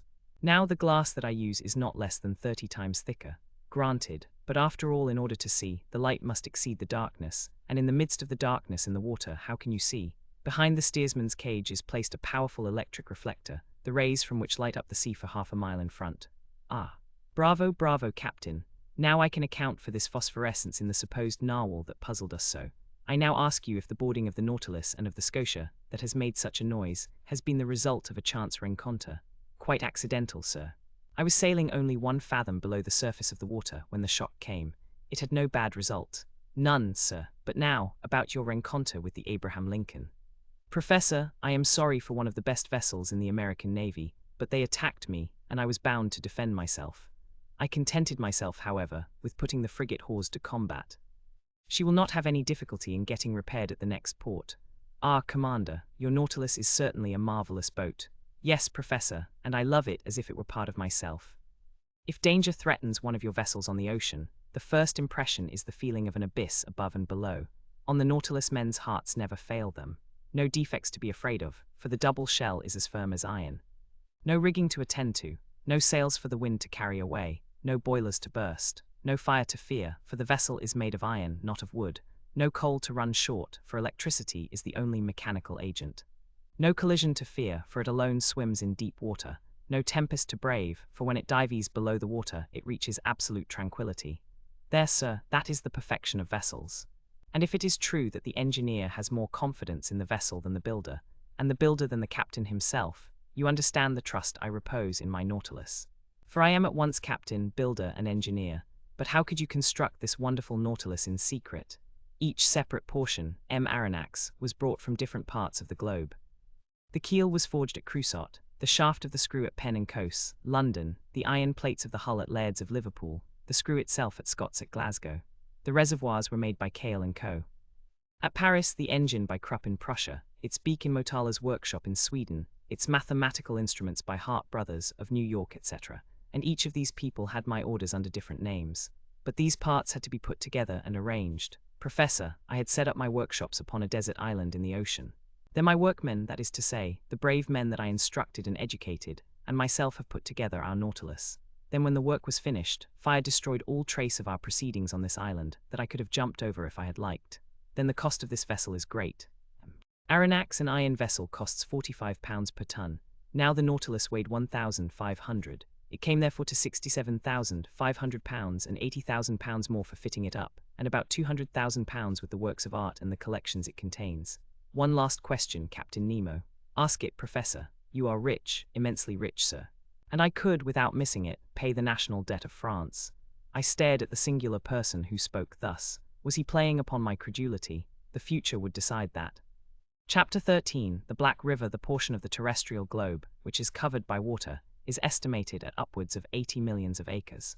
This fluid mass comprises 2,250,000,000 of cubic miles, forming a spherical body of a diameter of 60 leagues, the weight of which would be 3 quintillions of tons. To comprehend the meaning of these figures, it is necessary to observe that a quintillion is to a billion as a billion is to unity. In other words, there are as many billions in a quintillion as there are units in a billion. This mass of fluid is equal to about the quantity of water which would be discharged by all the rivers of the earth in 40,000 years. During the geological epochs, the igneous period succeeded to the aqueous. The ocean originally prevailed everywhere. Then by degrees in the Silurian period, the tops of the mountains began to appear, the islands emerged, then disappeared in partial deluges, reappeared, became settled, formed continents, till at length the earth became geographically arranged, as we see in the present day. The solid had wrested from the liquid 37,657 square miles, equal to 12,960,000,000 of acres. The shape of continents allows us to divide the waters into 5 great portions: the Arctic or frozen ocean, the Antarctic or frozen ocean, the Indian, the Atlantic, and the Pacific Oceans. The Pacific Ocean extends from north to south between the 2 polar circles, and from east to west between Asia and America, over an extent of 145 degrees of longitude. It is the quietest of seas. Its currents are broad and slow, it has medium tides and abundant rain. Such was the ocean that my fate destined me first to travel over under these strange conditions. Sir, said Captain Nemo, we will, if you please, take our bearings and fix the starting point of this voyage. It is 11:45. I will go up again to the surface. The captain pressed an electric clock 3 times. The pumps began to drive the water from the tanks. The needle of the manometer marked by a different pressure the ascent of the Nautilus. Then it stopped. We have arrived, said the captain. I went to the central staircase which opened onto the platform, clambered up the iron steps, and found myself on the upper part of the Nautilus. The platform was only 3 feet out of water. The front and back of the Nautilus was of that spindle shape which caused it justly to be compared to a cigar. I noticed that its iron plates, slightly overlaying each other, resembled the shell which clothes the bodies of our large terrestrial reptiles. It explained to me how natural it was, in spite of all glasses, that this boat should have been taken for a marine animal. Toward the middle of the platform, the longboat, half buried in the hull of the vessel, formed a slight excrescence. Fore and aft rose two cages of medium height with inclined sides, and partly closed by thick lenticular glasses, one destined for the steersman who directed the Nautilus, the other containing a brilliant lantern to give light on the road. The sea was beautiful, the sky pure. Scarcely could the long vehicle feel the broad undulations of the ocean. A light breeze from the east rippled the surface of the waters. The horizon, free from fog, made observation easy. Nothing was in sight. Not a quicksand, not an island, a vast desert. Captain Nemo, by the help of his sextant, took the altitude of the sun, which ought also to give the latitude. He waited for some moments till its disk touched the horizon. Whilst taking observations, not a muscle moved. The instrument could not have been more motionless in a hand of marble. Captain Nemo took the sun's altitude. 12 o'clock, sir, said he. When you like. I cast a last look upon the sea, slightly yellowed by the Japanese coast, and descended to the saloon. And now, sir, I leave you to your studies, added the captain. Our course is our depth is 26 fathoms. Here are maps on a large scale by which you may follow it. The saloon is at your disposal, and with your permission I will retire. Captain Nemo bowed, and I remained alone, lost in thoughts all bearing on the commander of the Nautilus. For a whole hour was I deep in these reflections, seeking to pierce this mystery, so interesting to me. Then my eyes fell upon the vast planisphere spread upon the table, and I placed my finger on the very spot where the given latitude and longitude crossed. The sea has its large rivers like the continents. They are special currents known by their temperature and their color. The most remarkable of these is known by the name of the Gulf Stream. Science has decided on the globe the direction of 5 principal currents: one in the North Atlantic, a second in the south, a third in the North Pacific, a fourth in the south, and a fifth in the southern Indian Ocean. It is even probable that a 6th current existed at one time or another in the northern Indian Ocean, when the Caspian and Aral seas formed but one vast sheet of water. At this point indicated on the planisphere, one of these currents was rolling, the Kurosivo of the Japanese, the Black River, which, leaving the Gulf of Bengal, where it is warmed by the perpendicular rays of a tropical sun, crosses the Straits of Malacca along the coast of Asia, turns into the North Pacific to the Aleutian Islands, carrying with it trunks of camphor trees and other indigenous productions, and edging the waves of the ocean with the pure indigo of its warm water. It was this current that the Nautilus was to follow. I followed it with my eye, saw it lose itself in the vastness of the Pacific, and felt myself drawn with it, when Ned Land and Conseil appeared at the door of the saloon. My 2 brave companions remained petrified at the sight of the wonders spread before them. Where are we, where are we? Exclaimed the Canadian. In the museum at Quebec. My friends, I answered, making a sign for them to enter. You are not in Canada, but on board the Nautilus, 50 yards below the level of the sea. But Aronnax, said Ned Land, can you tell me how many men there are on board? 10, 20, 50, 100. I cannot answer you, Mr. Land. It is better to abandon for a time all idea of seizing the Nautilus or escaping from it. This ship is a masterpiece of modern industry, and I should be sorry not to have seen it. Many people would accept the situation forced upon us, if only to move amongst such wonders. So be quiet and let us try and see what passes around us. See, exclaimed the harpooner, but we can see nothing in this iron prison. We are walking, we are sailing, blindly. Ned Land had scarcely pronounced these words when all was suddenly darkness. The luminous ceiling was gone, and so rapidly that my eyes received a painful impression. We remained mute, not stirring, and not knowing what surprise awaited us, whether agreeable or disagreeable. A sliding noise was heard. One would have said that panels were working at the sides of the Nautilus. It is the end of the end, said Ned Land. Suddenly light broke at each side of the saloon, through 2 oblong openings. The liquid mass appeared vividly lit up by the electric gleam. 2 crystal plates separated us from the sea. At first I trembled at the thought that this frail partition might break, but strong bands of copper bound them, giving an almost infinite power of resistance. The sea was distinctly visible for a mile all round the Nautilus. What a spectacle! What pen can describe it? Who could paint the effects of the light through those transparent sheets of water, and the softness of the successive graduations from the lower to the superior strata of the ocean? We know the transparency of the sea, and that its clearness is far beyond that of rock water. The mineral and organic substances which it holds in suspension heightens its transparency. In certain parts of the ocean at the Antilles, under 75 fathoms of water, can be seen with surprising clearness a bed of sand. The penetrating power of the solar rays does not seem to cease for a depth of 150 fathoms. But in this middle fluid traveled over by the Nautilus, the electric brightness was produced even in the bosom of the waves. It was no longer luminous water, but liquid light. On each side a window opened into this unexplored abyss. The obscurity of the saloon showed to advantage the brightness outside, and we looked out as if this pure crystal had been the glass of an immense aquarium. "You wish to see, friend Ned? Well, you see now. Curious." "Curious," muttered the Canadian, who, forgetting his ill temper, seemed to submit to some irresistible attraction, and one would come further than this to admire such a sight. "Ah," thought I to myself, "I understand the life of this man. He has made a world apart for himself, in which he treasures all his greatest wonders." For 2 whole hours an aquatic army escorted the Nautilus. During their games, their bounds, while rivaling each other in beauty, brightness, and velocity, I distinguished the green labber, the banded mullet marked by a double line of black, the round-tailed goby of a white color with violet spots on the back, the Japanese scombros, a beautiful mackerel of those seas, with a blue body and silvery head, the brilliant azuras, whose name alone defies description, some banded spares with variegated fins of blue and yellow, the woodcocks of the seas, some specimens of which attain a yard in length, Japanese salamanders, spider lampreys, serpents 6 feet long with eyes small and lively, and a huge mouth bristling with teeth, with many other species. Our imagination was kept at its height. Interjections followed quickly on each other. Ned named the fish, and Conseil classed them. I was in ecstasies with the vivacity of their movements and the beauty of their forms. Never had it been given to me to surprise these animals, alive and at liberty, in their natural element. I will not mention all the varieties which passed before my dazzled eyes, all the collection of the seas of China and Japan. These fish, more numerous than the birds of the air, came, attracted, no doubt, by the brilliant focus of the electric light.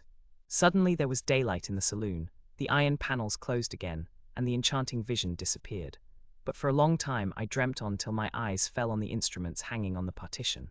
The compass still showed the course to be an NE, the manometer indicated a pressure of 5 atmospheres, equivalent to a depth of 25 fathoms, and the electric log gave a speed of 15 miles an hour. I expected Captain Nemo, but he did not appear. The clock marked the hour of 5. Ned Land and Conseil returned to their cabin, and I retired to my chamber. My dinner was ready. It was composed of turtle soup made of the most delicate hawksbills, of some mullet served with puff paste, the liver of which, prepared by itself, was most delicious, and fillets of the emperor holocanthus, the savor of which seemed to me superior even to salmon. I passed the evening reading, writing, and thinking. Then sleep overpowered me, and I stretched myself on my couch of zostera and slept profoundly, whilst the Nautilus was gliding rapidly through the current of the Black River. Chapter 14. A Note of Invitation. The next day was the 9th of November. I awoke after a long sleep of 12 hours. Conseil came, according to custom, to know how I had passed the night, and to offer his services. He had left his friend the Canadian sleeping like a man who had never done anything else all his life. I let the worthy fellow chatter as he pleased, without caring to answer him. I was preoccupied by the absence of the captain during our sitting of the day before, and hoping to see him today. As soon as I was dressed, I went into the saloon. It was deserted. I plunged into the study of the shell treasures hidden behind the glasses. I reveled also in great herbals filled with the rarest marine plants, which, although dried up, retained their lovely colors.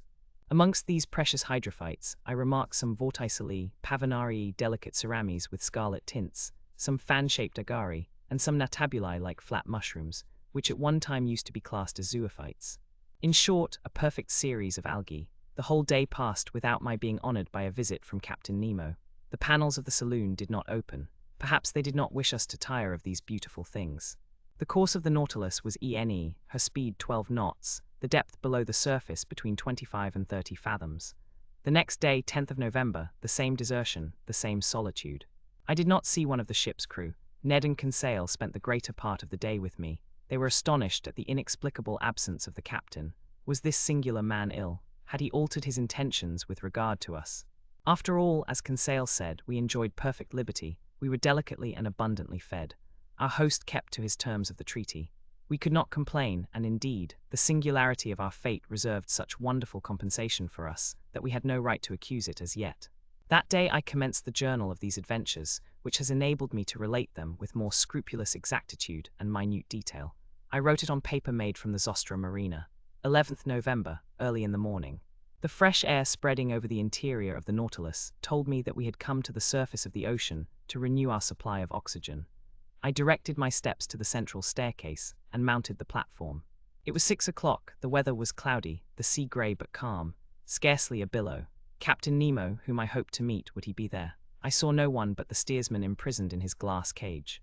Seated upon the projection formed by the hull of the pinnace, I inhaled the salt breeze with delight. By degrees the fog disappeared under the action of the sun's rays. The radiant orb rose from behind the eastern horizon. The sea flamed under its glance like a train of gunpowder. The clouds scattered in the heights were colored with lively tints of beautiful shades, and numerous mares' tails, which betokened wind for that day. But what was wind to this Nautilus which tempests could not frighten? I was admiring this joyous rising of the sun, so gay and so life-giving, when I heard steps approaching the platform. I was prepared to salute Captain Nemo, but it was his second, whom I had already seen on the captain's first visit, who appeared. He advanced on the platform, not seeming to see me. With his powerful glass to his eye, he scanned every point of the horizon with great attention. This examination over, he approached the panel and pronounced a sentence in exactly these terms. I have remembered it, for every morning it was repeated under exactly the same conditions. It was thus worded, Nautron respok lorni virch. What it meant I could not say. These words pronounced, the second descended. I thought that the Nautilus was about to return to its submarine navigation. I regained the panel and returned to my chamber. 5 days sped thus, without any change in our situation. Every morning I mounted the platform. The same phrase was pronounced by the same individual, but Captain Nemo did not appear. I had made up my mind that I should never see him again, when, on the 16th November, on returning to my room with Ned and Conseil, I found upon my table a note addressed to me. I opened it impatiently. It was written in a bold, clear hand, the characters rather pointed, recalling the German type. The note was worded as follows: 16th of November, 1867. To Professor Aronnax, on board the Nautilus. Captain Nemo invites Professor Aronnax to a hunting party, which will take place tomorrow morning in the forests of the island of Crespo. He hopes that nothing will prevent the professor from being present, and he will with pleasure see him joined by his companions. Captain Nemo, commander of the Nautilus. A hunt, exclaimed Ned. And in the forests of the island of Crespo, added Conseil. Oh, then the gentleman is going on terra firma, replied Ned Land. That seems to me to be clearly indicated, said I, reading the letter once more. Well, we must accept, said the Canadian, but once more on dry ground, we shall know what to do. Indeed, I shall not be sorry to eat a piece of fresh venison.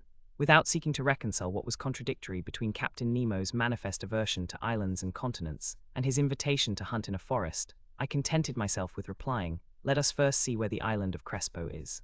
I consulted the planisphere, and in 32 degrees 40 north lat, and 157 degrees 50 west long, I found a small island, recognized in 1801 by Captain Crespo, and marked in the ancient Spanish maps as Roca de la Plata, the meaning of which is the Silver Rock. We were then about 1,800 miles from our starting point, and the course of the Nautilus, a little changed, was bringing it back towards the southeast. I showed this little rock lost in the midst of the North Pacific to my companions. If Captain Nemo does sometimes go on dry ground, said I, he at least chooses desert islands. Ned Land shrugged his shoulders without speaking, and Conseil and he left me. After supper, which was served by the steward mute and impassive, I went to bed, not without some anxiety. The next morning, the 17th of November, on awakening, I felt that the Nautilus was perfectly still. I dressed quickly and entered the saloon. Captain Nemo was there, waiting for me. He rose, bowed, and asked me if it was convenient for me to accompany him. As he made no allusion to his absence during the last 8 days, I did not mention it, and simply answered that my companions and myself were ready to follow him. We entered the dining room, where breakfast was served. Aronnax, said the captain, pray share my breakfast without ceremony. We will chat as we eat. For though I promised you a walk in the forest, I did not undertake to find hotels there. So breakfast as a man who will most likely not have his dinner till very late. I did honor to the repast. It was composed of several kinds of fish, and slices of holothuridae, excellent zoophytes, and different sorts of seaweed. Our drink consisted of pure water, to which the captain added some drops of a fermented liquor, extracted by the Kamchatka method from a seaweed known under the name of Rhodymenia palmata. Captain Nemo ate at first without saying a word. Then he began, Sir, when I proposed to you to hunt in my submarine forest of Crespo, you evidently thought me mad. Sir, you should never judge lightly of any man, but Captain, believe me, be kind enough to listen, and you will then see whether you have any cause to accuse me of folly and contradiction. I listen. You know as well as I do, Professor, that man can live under water, providing he carries with him a sufficient supply of breathable air. In submarine works, the workman, clad in an impervious dress, with his head in a metal helmet, receives air from above by means of forcing pumps and regulators. That is a diving apparatus, said I. Just so, but under these conditions the man is not at liberty. He is attached to the pump which sends him air through an india-rubber tube, and if we were obliged to be thus held to the Nautilus, we could not go far. And the means of getting free? I asked. It is to use the Rouquayrol apparatus, invented by two of your own countrymen, which I have brought to perfection for my own use, and which will allow you to risk yourself under these new physiological conditions without any organ whatever suffering. It consists of a reservoir of thick iron plates, in which I store the air under pressure of 50 atmospheres. This reservoir is fixed on the back by means of braces, like a soldier's knapsack. Its upper part forms a box in which the air is kept by means of a bellows, and therefore cannot escape unless at its normal tension. In the Rouquayrol apparatus such as we use, two india-rubber pipes leave this box and join a sort of tent which holds the nose and mouth. One is to introduce fresh air, the other to let out the foul, and the tongue closes one or the other according to the wants of the respirator. But I, in encountering great pressures at the bottom of the sea, was obliged to shut my head, like that of a diver in a ball of copper. And it is to this ball of copper that the two pipes, the inspirator and the expirator, open. Perfectly, Captain Nemo, but the air that you carry with you must soon be used, when it only contains 15% of oxygen. It is no longer fit to breathe. Right, but I told you, Aronnax, that the pumps of the Nautilus allow me to store the air under considerable pressure, and on these conditions the reservoir of the apparatus can furnish breathable air for 9 or 10 hours. I have no further objections to make, I answered. I will only ask you one thing, Captain. How can you light your road at the bottom of the sea? With the Ruhmkorff apparatus, Aronnax, one is carried on the back, the other is fastened to the waist. It is composed of a Bunsen pile, which I do not work with bichromate of potash, but with sodium. A wire is introduced which collects the electricity produced and directs it towards a particularly made lantern. In this lantern is a spiral glass which contains a small quantity of carbonic gas. When the apparatus is at work, this gas becomes luminous, giving out a white and continuous light. Thus provided I can breathe and I can see, Captain Nemo, to all my objections you make such crushing answers that I dare no longer doubt. But if I am forced to admit the Rouquayrol and Ruhmkorff apparatus, I must be allowed some reservations with regard to the gun I am to carry. But it is not a gun for powder, answered the captain. Then it is an air gun. Doubtless, how would you have me manufacture gunpowder on board without either saltpeter, sulfur, or charcoal? Besides, I added, to fire underwater in a medium 855 times denser than the air, we must conquer very considerable resistance. That would be no difficulty. There exist guns, according to Fulton, perfected in England by Philip Coles and Burley, in France by Fursey, and in Italy by Landi, which are furnished with a peculiar system of closing, which can fire under these conditions. But I repeat, having no powder, I use air under great pressure, which the pumps of the Nautilus furnish abundantly. But this air must be rapidly used. Well, have I not my Rouquayrol reservoir, which can furnish it at need? A tap is all that is required. Besides, Aronnax, you must see yourself that during our submarine hunt we can spend but little air and but few balls. But it seems to me that in this twilight, and in the midst of this fluid which is very dense compared with the atmosphere, shots could not go far, nor easily prove mortal. Sir, on the contrary, with this gun every blow is mortal. And however lightly the animal is touched, it falls as if struck by a thunderbolt.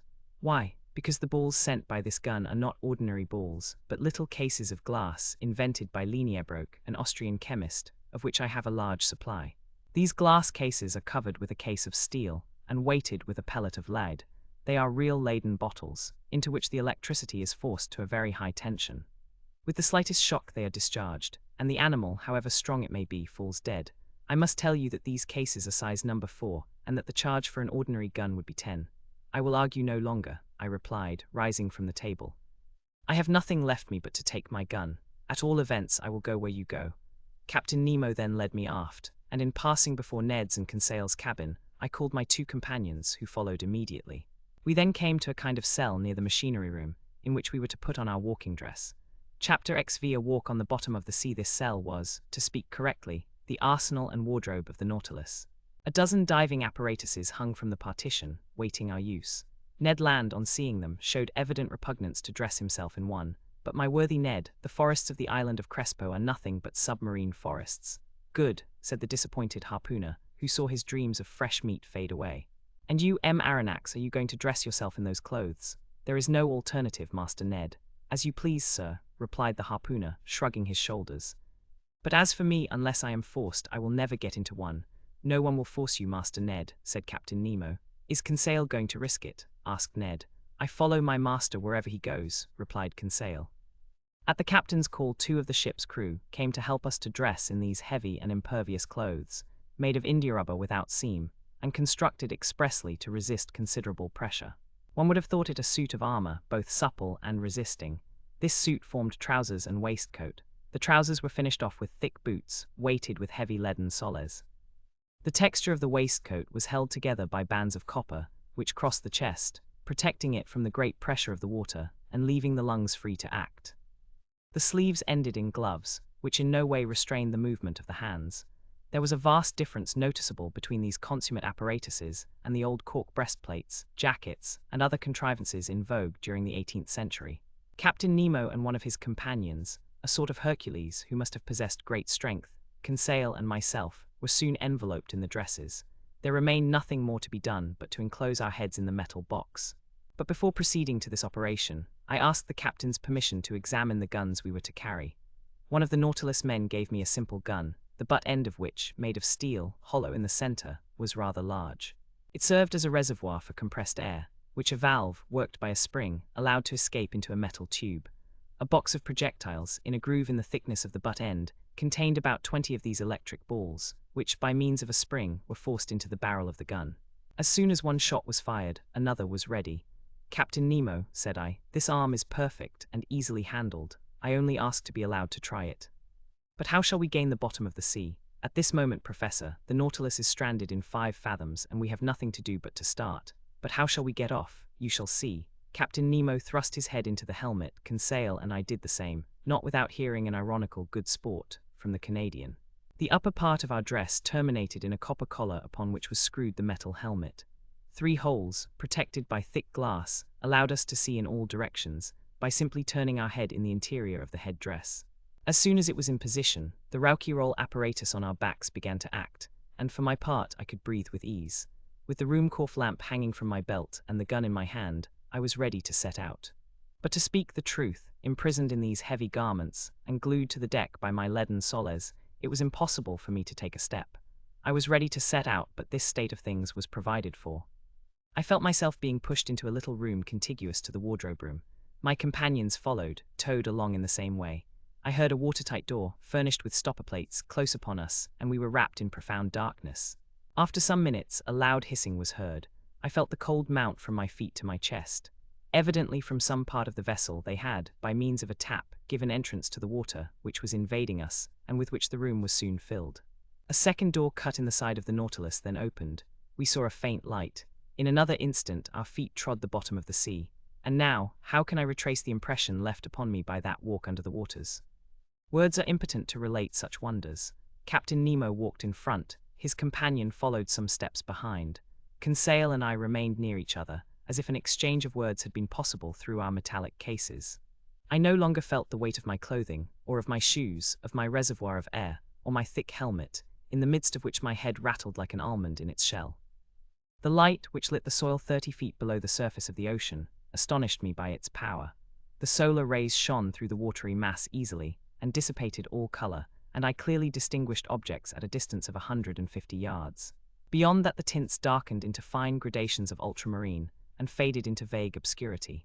Truly this water which surrounded me was but another air denser than the terrestrial atmosphere, but almost as transparent.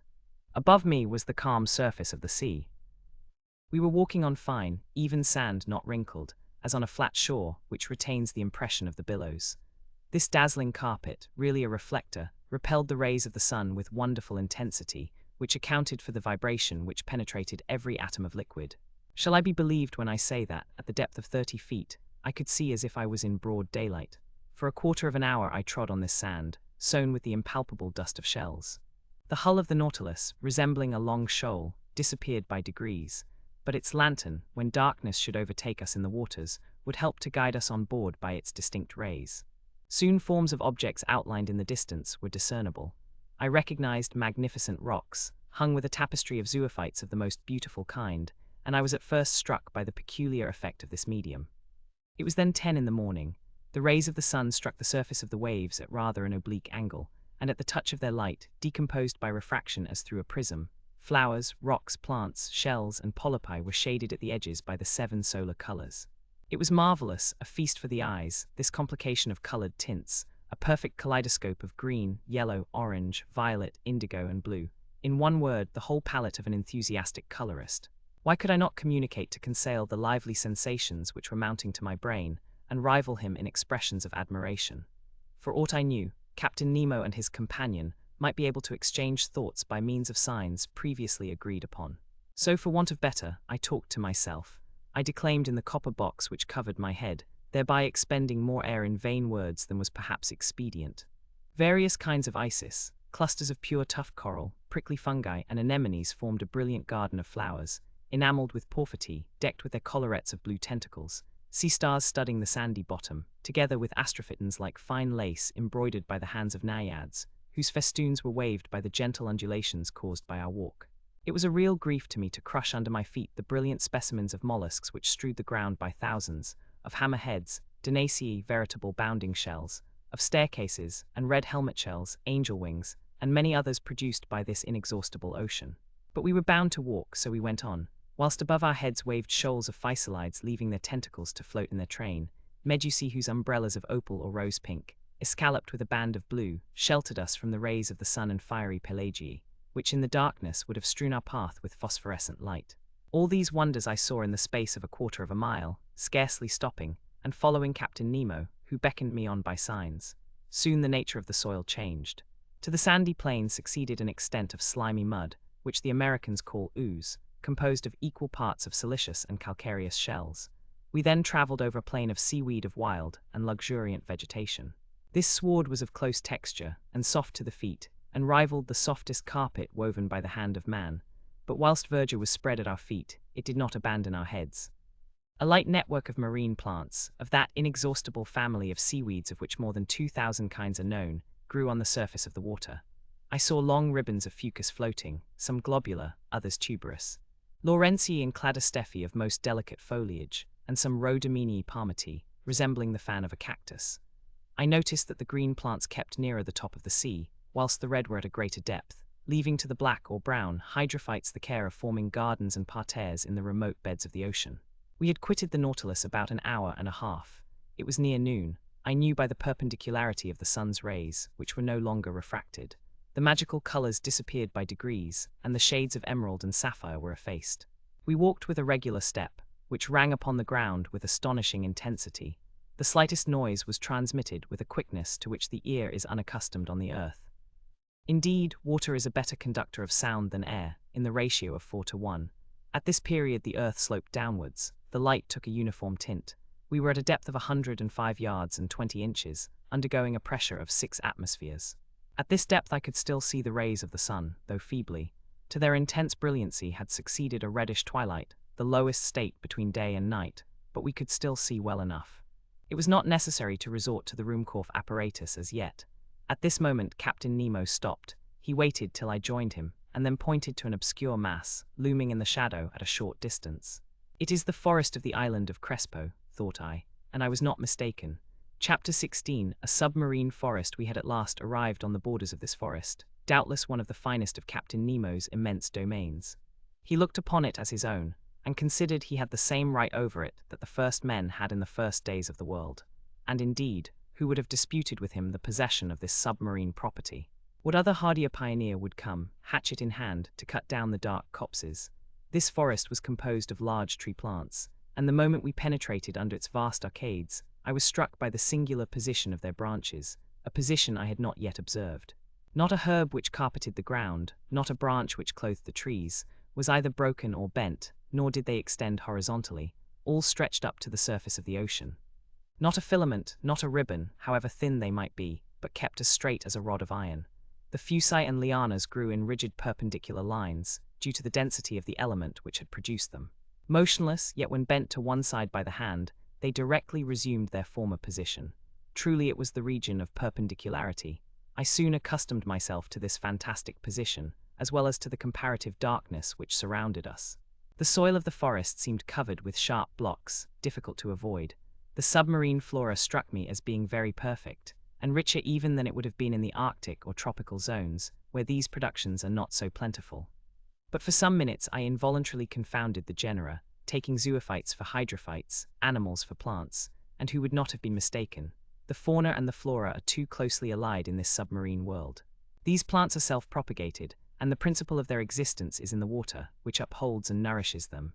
The greater number, instead of leaves, shot forth blades of capricious shapes, comprised within a scale of colors, pink, carmine, green, olive, fawn, and brown.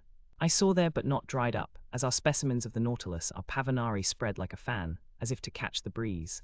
Scarlet cerames, whose laminaries extended their edible shoots of fern-shaped nereosesty, which grow to a height of 15 feet. Clusters of acetabuli, whose stems increase in size upwards, and numbers of other marine plants, all devoid of flowers. Curious anomaly, fantastic element, said an ingenious naturalist, in which the animal kingdom blossoms and the vegetable does not. Under these numerous shrubs, as large as trees of the temperate zone, and under their damp shadow, were massed together real bushes of living flowers, hedges of zoophytes, on which blossomed some zebrae mandrines with crooked grooves, some yellow caryophyllae.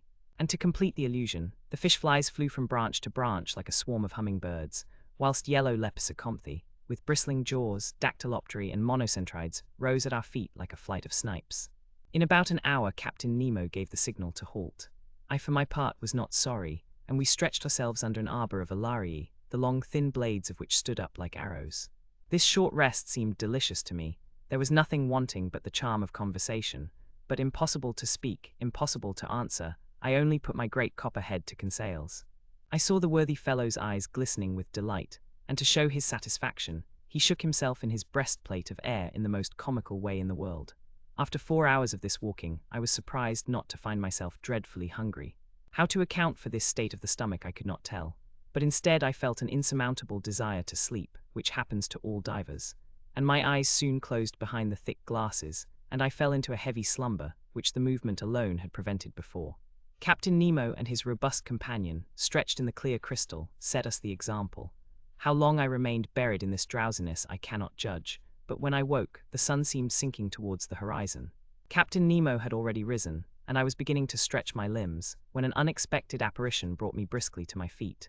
A few steps off, a monstrous sea spider, about 38 inches high, was watching me with squinting eyes, ready to spring upon me. Though my diver's dress was thick enough to defend me from the bite of this animal, I could not help shuddering with horror. Conseil and the sailor of the Nautilus awoke at this moment. Captain Nemo pointed out the hideous crustacean, which a blow from the butt end of the gun knocked over, and I saw the horrible claws of the monster writhe in terrible convulsions.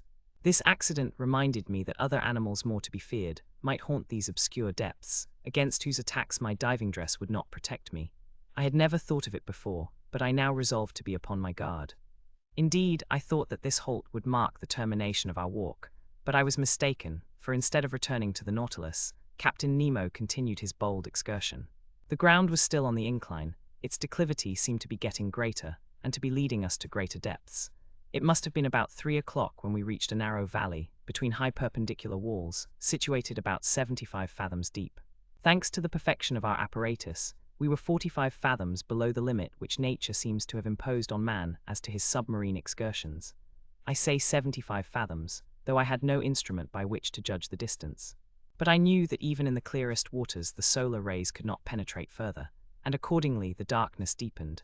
At 10 paces not an object was visible. I was groping my way, when I suddenly saw a brilliant white light.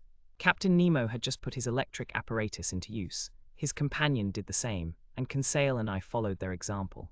By turning a screw I established a communication between the wire and the spiral glass, and the sea, lit by our 4 lanterns, was illuminated for a circle of 36 yards. Captain Nemo was still plunging into the dark depths of the forest, whose trees were getting scarcer at every step. I noticed that vegetable life disappeared sooner than animal life. The medusae had already abandoned the arid soil, from which a great number of animals, zoophytes, articulata, mollusks, and fishes, still obtained sustenance. As we walked, I thought the light of our Ruhmkorff apparatus could not fail to draw some inhabitant from its dark couch. But if they did approach us, they at least kept at a respectful distance from the hunters. Several times I saw Captain Nemo stop, put his gun to his shoulder, and after some moments drop it and walk on. At last, after about 4 hours, this marvelous excursion came to an end. A wall of superb rocks in an imposing mass rose before us, a heap of gigantic blocks, an enormous steep granite shore forming dark grottos, but which presented no practicable slope. It was the prop of the island of Crespo. It was the earth. Captain Nemo stopped suddenly. A gesture of his brought us all to a halt, and however desirous I might be to scale the wall, I was obliged to stop. Here ended Captain Nemo's domains, and he would not go beyond them. Further on was a portion of the globe he might not trample upon. The return began. Captain Nemo had returned to the head of his little band, directing their course without hesitation. I thought we were not following the same road to return to the Nautilus. The new road was very steep and consequently very painful. We approached the surface of the sea rapidly. But this return to the upper strata was not so sudden as to cause relief from the pressure too rapidly, which might have produced serious disorder in our organization and brought on internal lesions so fatal to divers. Very soon light reappeared and grew, and the sun being low on the horizon, the refraction edged the different objects with a spectral ring. At 10 yards and a half deep, we walked amidst a shoal of little fishes of all kinds, more numerous than the birds of the air, and also more agile. But no aquatic game worthy of a shot had as yet met our gaze, when at that moment I saw the captain shoulder his gun quickly and follow a moving object into the shrubs. He fired. I heard a slight hissing, and a creature fell stunned at some distance from us. It was a magnificent sea otter, an enhydrus, the only exclusively marine quadruped. This otter was 5 feet long and must have been very valuable. Its skin, chestnut brown above and silvery underneath, would have made one of those beautiful furs so sought after in the Russian and Chinese markets. The fineness and the luster of its coat would certainly fetch 80 pounds. I admired this curious mammal, with its rounded head ornamented with short ears, its round eyes, and white whiskers like those of a cat, with webbed feet and nails and tufted tail. This precious animal, hunted and tracked by fishermen, has now become very rare, and taken refuge chiefly in the northern parts of the Pacific, or probably its race would soon become extinct. Captain Nemo's companion took the beast, threw it over his shoulder, and we continued our journey. For 1 hour a plain of sand lay stretched before us. Sometimes it rose to within 2 yards and some inches of the surface of the water. I then saw our image clearly reflected, drawn inversely, and above us appeared an identical group reflecting our movements and our actions, in a word, like us in every point, except that they walked with their heads downward and their feet in the air. Another effect I noticed, which was the passage of thick clouds which formed and vanished rapidly. But on reflection I understood that these seeming clouds were due to the varying thickness of the reeds at the bottom, and I could even see the fleecy foam which their broken tops multiplied on the water, and the shadows of large birds passing above our heads, whose rapid flight I could discern on the surface of the sea. On this occasion I was witness to one of the finest gunshots which ever made the nerves of a hunter thrill. A large bird of great breadth of wing, clearly visible, approached, hovering over us. Captain Nemo's companion shouldered his gun and fired, when it was only a few yards above the waves. The creature fell stunned, and the force of its fall brought it within the reach of the dexterous hunter's grasp.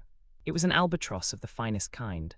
Our march had not been interrupted by this incident. For 2 hours we followed these sandy plains, then fields of algae very disagreeable to cross. Candidly, I could do no more when I saw a glimmer of light, which for a half-mile broke the darkness of the waters. It was the lantern of the Nautilus. Before 20 minutes were over we should be on board, and I should be able to breathe with ease, for it seemed that my reservoir supplied air very deficient in oxygen. But I did not reckon on an accidental meeting, which delayed our arrival for some time. I had remained some steps behind, when I presently saw Captain Nemo coming hurriedly towards me. With his strong hand he bent me to the ground, his companion doing the same to Conseil. At first I knew not what to think of this sudden attack, but I was soon reassured by seeing the captain lie down beside me and remain immovable.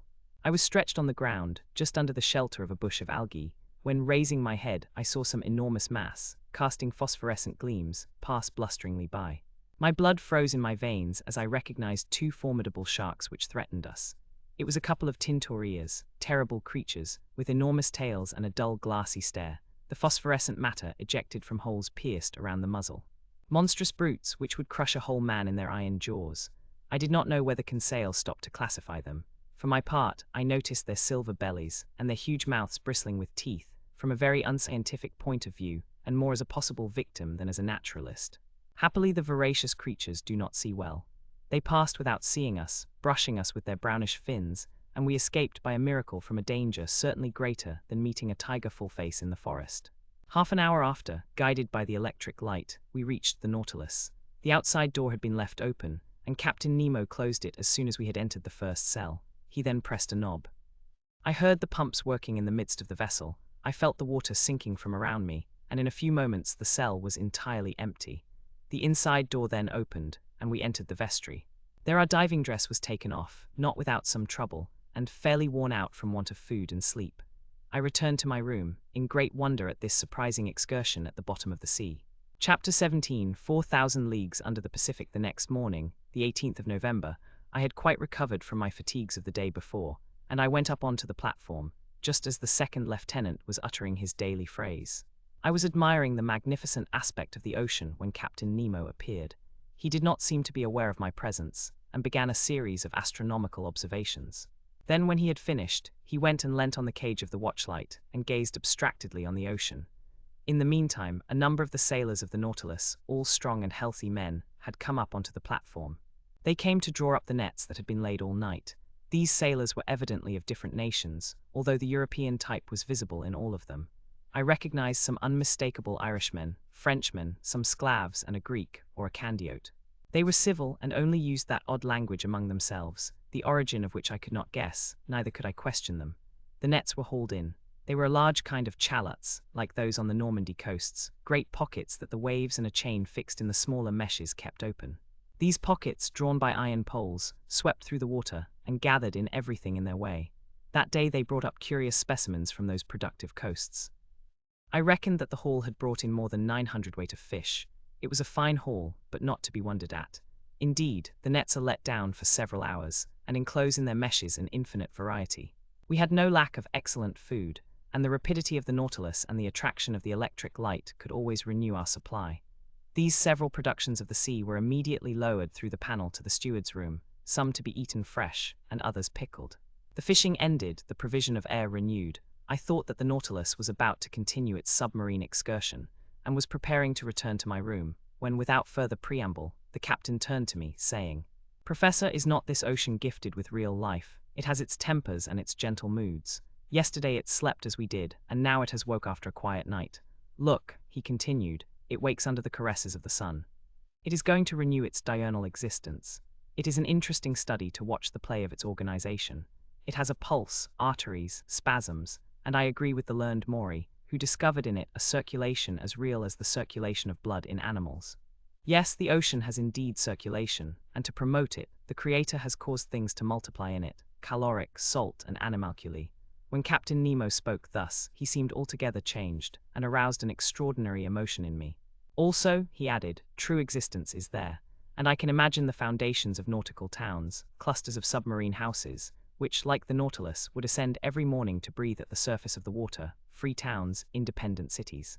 Yet who knows whether some despot—" Captain Nemo finished his sentence with a violent gesture. Then, addressing me as if to chase away some sorrowful thought, Aronnax, he asked, "Do you know the depth of the ocean?"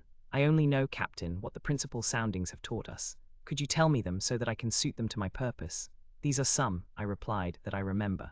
If I am not mistaken, a depth of 8,000 yards has been found in the North Atlantic, and 25,000 yards in the Mediterranean. The most remarkable soundings have been made in the South Atlantic, near the 35th parallel, and they gave 12,000 yards, 14,000 yards, and 15,000 yards. To sum up all, it is reckoned that if the bottom of the sea were leveled, its mean depth would be about 1¾ leagues. "Well, Professor," replied the captain, "we shall show you better than that, I hope. As to the mean depth of this part of the Pacific, I tell you it is only 4,000 yards. Having said this, Captain Nemo went towards the panel and disappeared down the ladder. I followed him and went into the large drawing room. The screw was immediately put in motion, and the log gave 20 miles an hour. During the days and weeks that passed, Captain Nemo was very sparing of his visits. I seldom saw him. The lieutenant pricked the ship's course regularly on the chart, so I could always tell exactly the route of the Nautilus. Nearly every day, for some time, the panels of the drawing room were opened, and we were never tired of penetrating the mysteries of the submarine world. The general direction of the Nautilus was southeast, and it kept between 100 and 150 yards of depth. One day, however, I do not know why, being drawn diagonally by means of the inclined planes, it touched the bed of the sea. The thermometer indicated a temperature of 4.25 cent, a temperature that at this depth seemed common to all latitudes. At 3 o'clock in the morning of the 26th of November, the Nautilus crossed the Tropic of Cancer at 172 degrees long. On 27th instant, it sighted the Sandwich Islands, where Cook died, February 14, 1779. We had then gone 60 leagues from our starting point. In the morning, when I went on the platform, I saw 2 miles to windward Hawaii, the largest of the 7 islands that form the group. I saw clearly the cultivated ranges, and the several mountain chains that run parallel with the side, and the volcanoes that overtop Mauna Rea, which rise 5,000 yards above the level of the sea. Besides other things the nets brought up, were several flabellariae and graceful polypi that are peculiar to that part of the ocean. The direction of the Nautilus was still to the southeast. It crossed the equator December 1 in 142 degrees long, and on the 4th of the same month, after crossing rapidly and without anything in particular occurring, we sighted the Marquesas group. I saw, 3 miles off, Martin's Peak in Nautilus, the largest of the group that belongs to France. I only saw the woody mountains against the horizon, because Captain Nemo did not wish to bring the ship to the wind.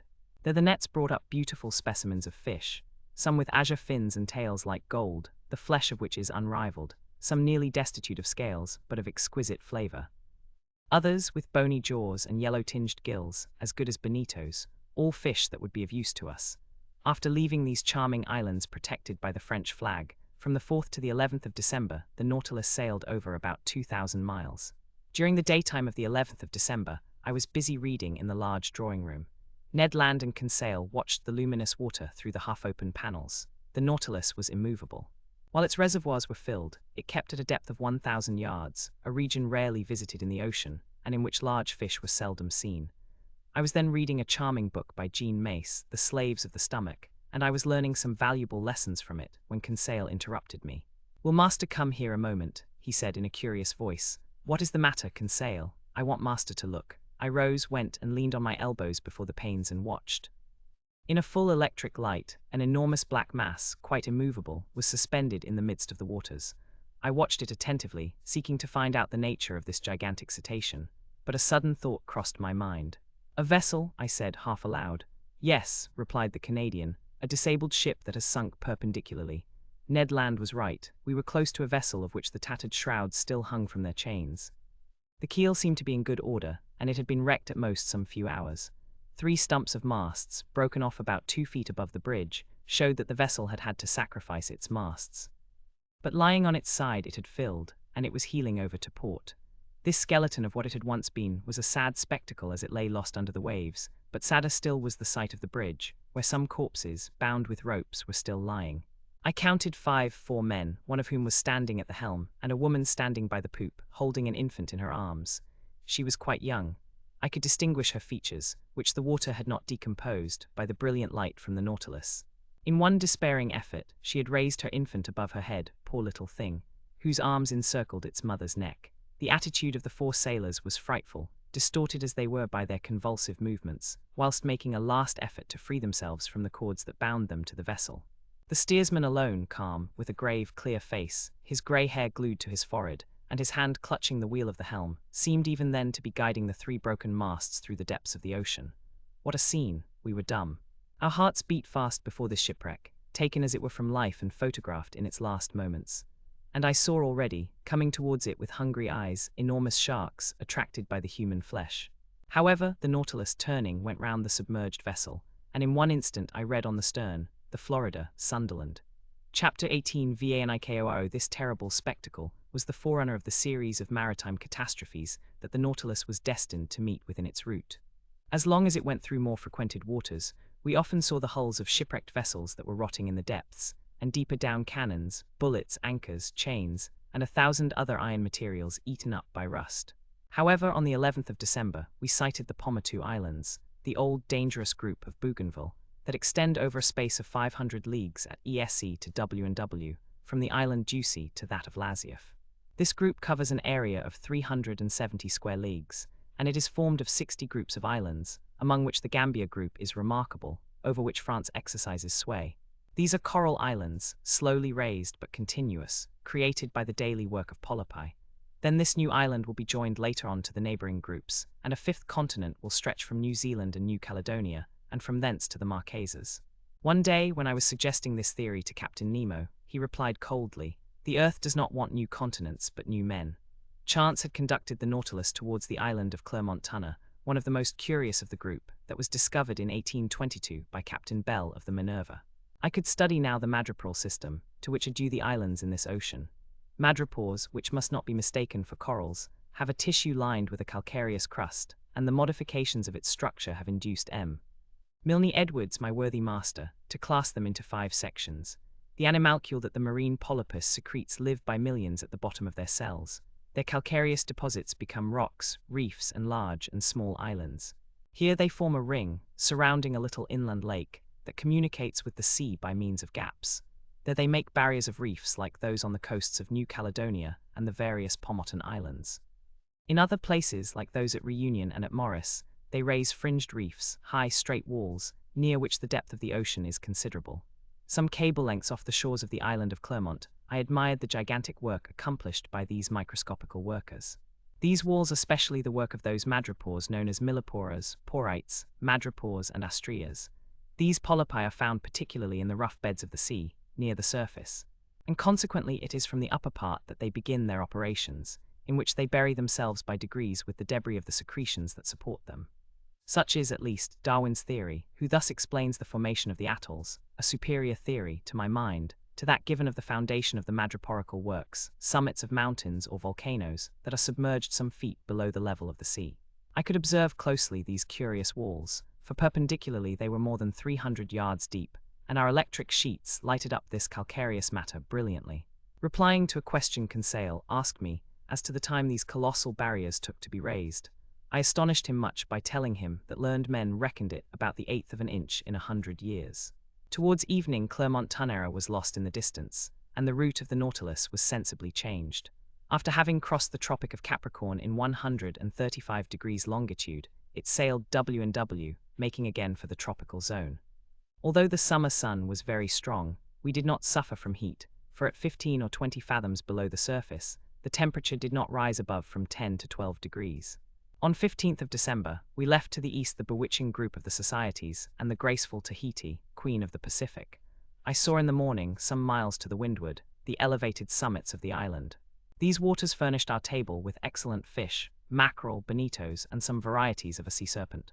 On the 25th of December, the Nautilus sailed into the midst of the New Hebrides, discovered by Quiros in 1606, and that Bougainville explored in 1768, and to which Cook gave its present name in 1773. This group is composed principally of 9 large islands, that form a band of 120 leagues NNW to SSC, between 15 degrees and 2 degrees S lat, and 164 deg, and 168 degrees long. We passed tolerably near to the island of Oru, that at noon looked like a mass of green woods, surmounted by a peak of great height. That day being Christmas Day, Ned Land seemed to regret sorely the non-celebration of Christmas, the family fete of which Protestants are so fond. I had not seen Captain Nemo for a week, when on the morning of the 27th, he came into the large drawing-room, always seeming as if he had seen you 5 minutes before. I was busily tracing the route of the Nautilus on the planisphere. The captain came up to me, put his finger on one spot on the chart, and said this single word, Vanikoro. The effect was magical. It was the name of the islands on which La Pérouse had been lost. I rose suddenly. The Nautilus has brought us to Vanikoro, I asked. Yes, Professor, said the captain, and I can visit the celebrated islands where the Boussole and the astrolabe struck. If you like, Professor. When shall we be there? We are there now. Followed by Captain Nemo, I went up onto the platform and greedily scanned the horizon. To the end, 2 volcanic islands emerged of unequal size, surrounded by a coral reef that measured 40 miles in circumference. We were close to Vanikoro, really the one to which Dumont d'Urville gave the name of Isle de la Recherche, and exactly facing the little harbour of Vanu, situated in 16 degrees 4s. lat. And 164 degrees 32 e long. The earth seemed covered with verdure from the shore to the summits in the interior that were crowned by Mount Capogo, 476 feet high. The Nautilus, having passed the outer belt of rocks by a narrow strait, found itself among breakers where the sea was from 30 to 40 fathoms deep. Under the verdant shade of some mangroves, I perceived some savages, who appeared greatly surprised at our approach. In the long black body, moving between wind and water, did they not see some formidable cetacean that they regarded with suspicion? Just then Captain Nemo asked me what I knew about the wreck of La Pérouse. Only what everyone knows, Captain, I replied. And could you tell me what everyone knows about it? He inquired, ironically. Easily. I related to him all that the last works of Dumont d'Urville had made known, works from which the following is a brief account. La Pérouse and his second, Captain de Langle, were sent by Louis XVI in 1785 on a voyage of circumnavigation. They embarked in the corvettes Boussole and the astrolabe, neither of which were again heard of. In 1791, the French government, justly uneasy as to the fate of these 2 sloops, manned 2 large merchantmen, the Recherche and the Espérance, which left Brest the 28th of September under the command of Bruni d'Entrecasteaux. 2 months after, they learned from Bowen, commander of the Albemarle, that the debris of shipwrecked vessels had been seen on the coasts of New Georgia. But d'Entrecasteaux, ignoring this communication, rather uncertain besides, directed his course towards the Admiralty Islands, mentioned in a report of Captain Hunter's as being the place where La Perouse was wrecked. They sought in vain. The Esperance and the Research passed before Vanikoro without stopping there, and in fact, this voyage was most disastrous, as it cost D'Entrecasteaux his life, and those of 2 of his lieutenants, besides several of his crew. Captain Dillon, a shrewd old Pacific sailor, was the first to find unmistakable traces of the wrecks. On the 15th of May, 1824, his vessel, the St. Patrick, passed close to Tocopia, one of the New Hebrides. Their Alaska came alongside in a canoe, sold him the handle of a sword in silver that bore the print of characters engraved on the hilt.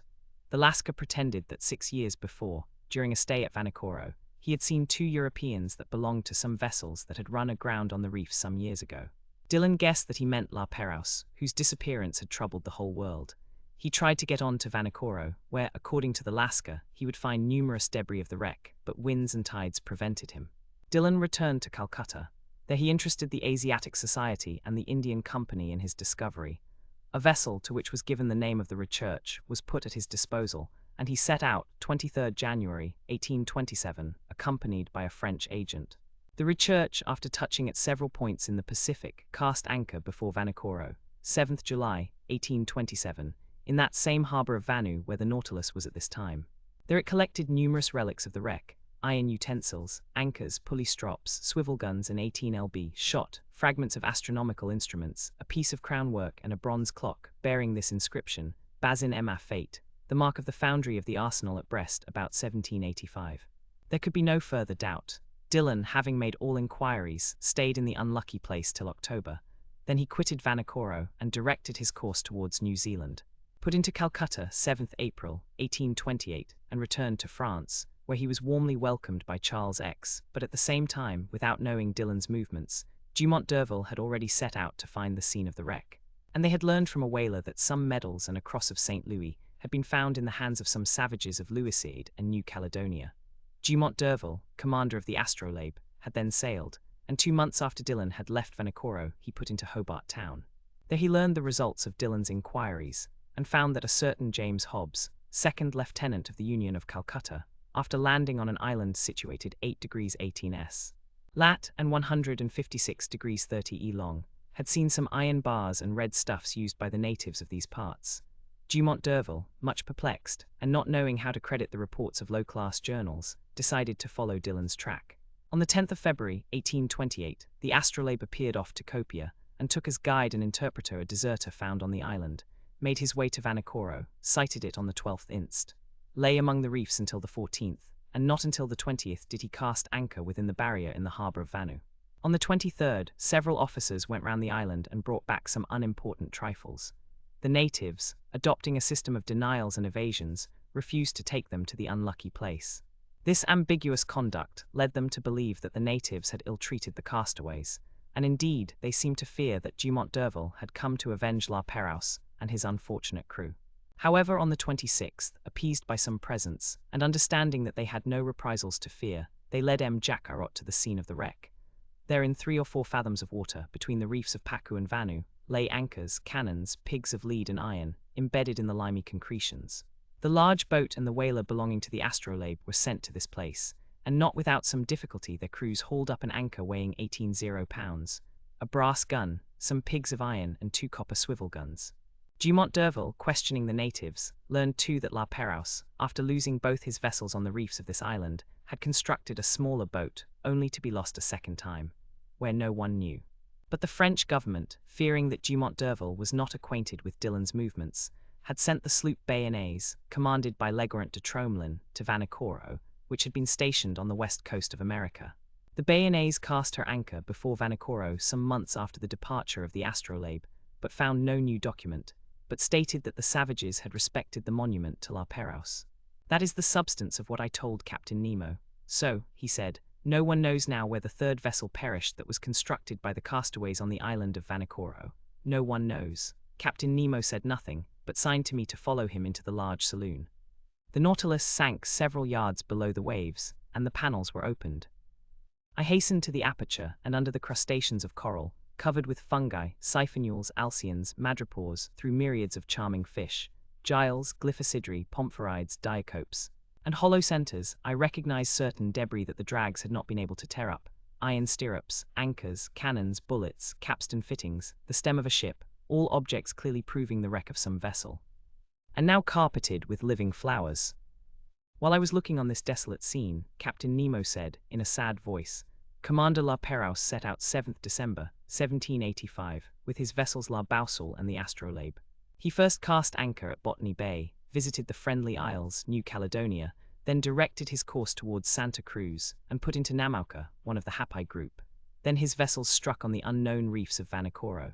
The Boussole, which went first, ran aground on the southerly coast. The Astrolabe went to its help and ran aground too. The first vessel was destroyed almost immediately. The second, stranded under the wind, resisted some days. The natives made the castaways welcome. They installed themselves in the island and constructed a smaller boat with the debris of the two large ones. Some sailors stayed willingly at Vanikoro. The others, weak and ill, set out with La Perouse. They directed their course towards the Solomon Islands, and they perished with everything on the westerly coast of the chief island of the group, between Capes Deception and Satisfaction. How do you know that? By this that I found on the spot where was the last wreck. Captain Nemo showed me a tinplate box, stamped with the French arms and corroded by the salt water. He opened it and I saw a bundle of papers, yellow but still readable. They were the instructions of the naval minister to Commander La Perouse, annotated in the margin in Louis XVI's handwriting. Ah, it is a fine death for a sailor, said Captain Nemo at last. A coral tomb makes a quiet grave, and I trust that I and my comrades will find no other. Chapter 19 TORIS Straits. During the night of the 27th or 28th of December, the Nautilus left the shores of Vanikoro with great speed. Her course was southwesterly, and in 3 days she had gone over the 750 leagues that separated it from La Perouse's group and the southeast point of Papua.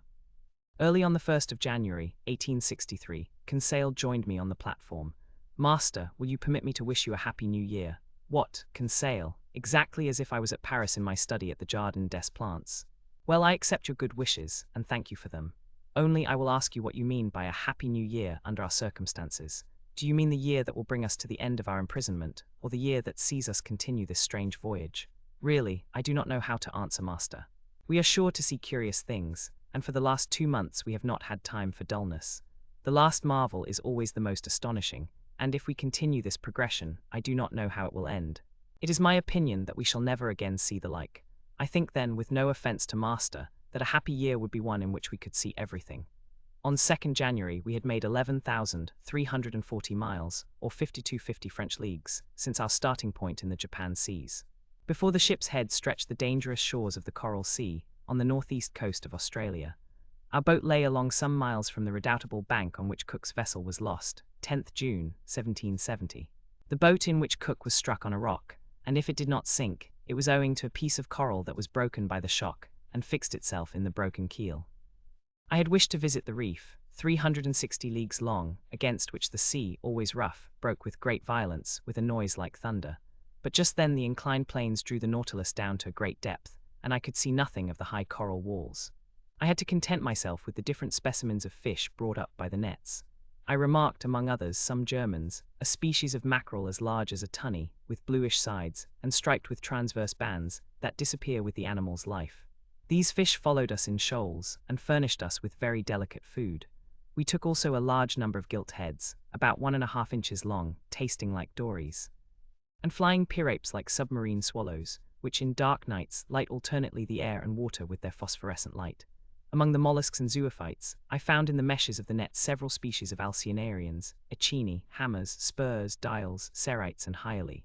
The flora was represented by beautiful floating seaweeds, laminarii and macrocysts, impregnated with the mucilage that transudes through their pores, and among which I gathered an admirable Nemastoma jeleniawa that was classed among the natural curiosities of the museum. 2 days after crossing the Coral Sea, 4th January, we sighted the Papuan coasts. On this occasion, Captain Nemo informed me that his intention was to get into the Indian Ocean by the Strait of Torres. His communication ended there. The Torres Straits are nearly 34 leagues wide, but they are obstructed by an innumerable quantity of islands, islets, breakers, and rocks that make its navigation almost impracticable. So that Captain Nemo took all needful precautions to cross them. The Nautilus, floating betwixt wind and water, went at a moderate pace. Her screw, like a cetacean's tail, beat the waves slowly. Profiting by this, I and my 2 companions went up onto the deserted platform. Before us was the steersman's cage, and I expected that Captain Nemo was there directing the course of the Nautilus. I had before me the excellent charts of the Straits of Torres, and I consulted them attentively. Round the Nautilus the sea dashed furiously.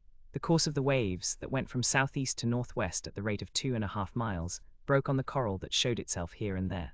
"This is a bad sea," remarked Ned Land. "Detestable indeed, and one that does not suit a boat like the Nautilus. The captain must be very sure of his route, for I see there pieces of coral that would do for its keel if it only touched them slightly." Indeed, the situation was dangerous, but the Nautilus seemed to slide like magic off these rocks. It did not follow the routes of the Astrolabe and the Zélie exactly, for they proved fatal to Dumont d'Urville. It bore more northwards, coasted the islands of Murray, and came back to the southwest towards Cumberland Passage. I thought it was going to pass it by, when, going back to northwest, it went through a large quantity of islands and islets little known, towards the Island Sound and Canal Mauvaise.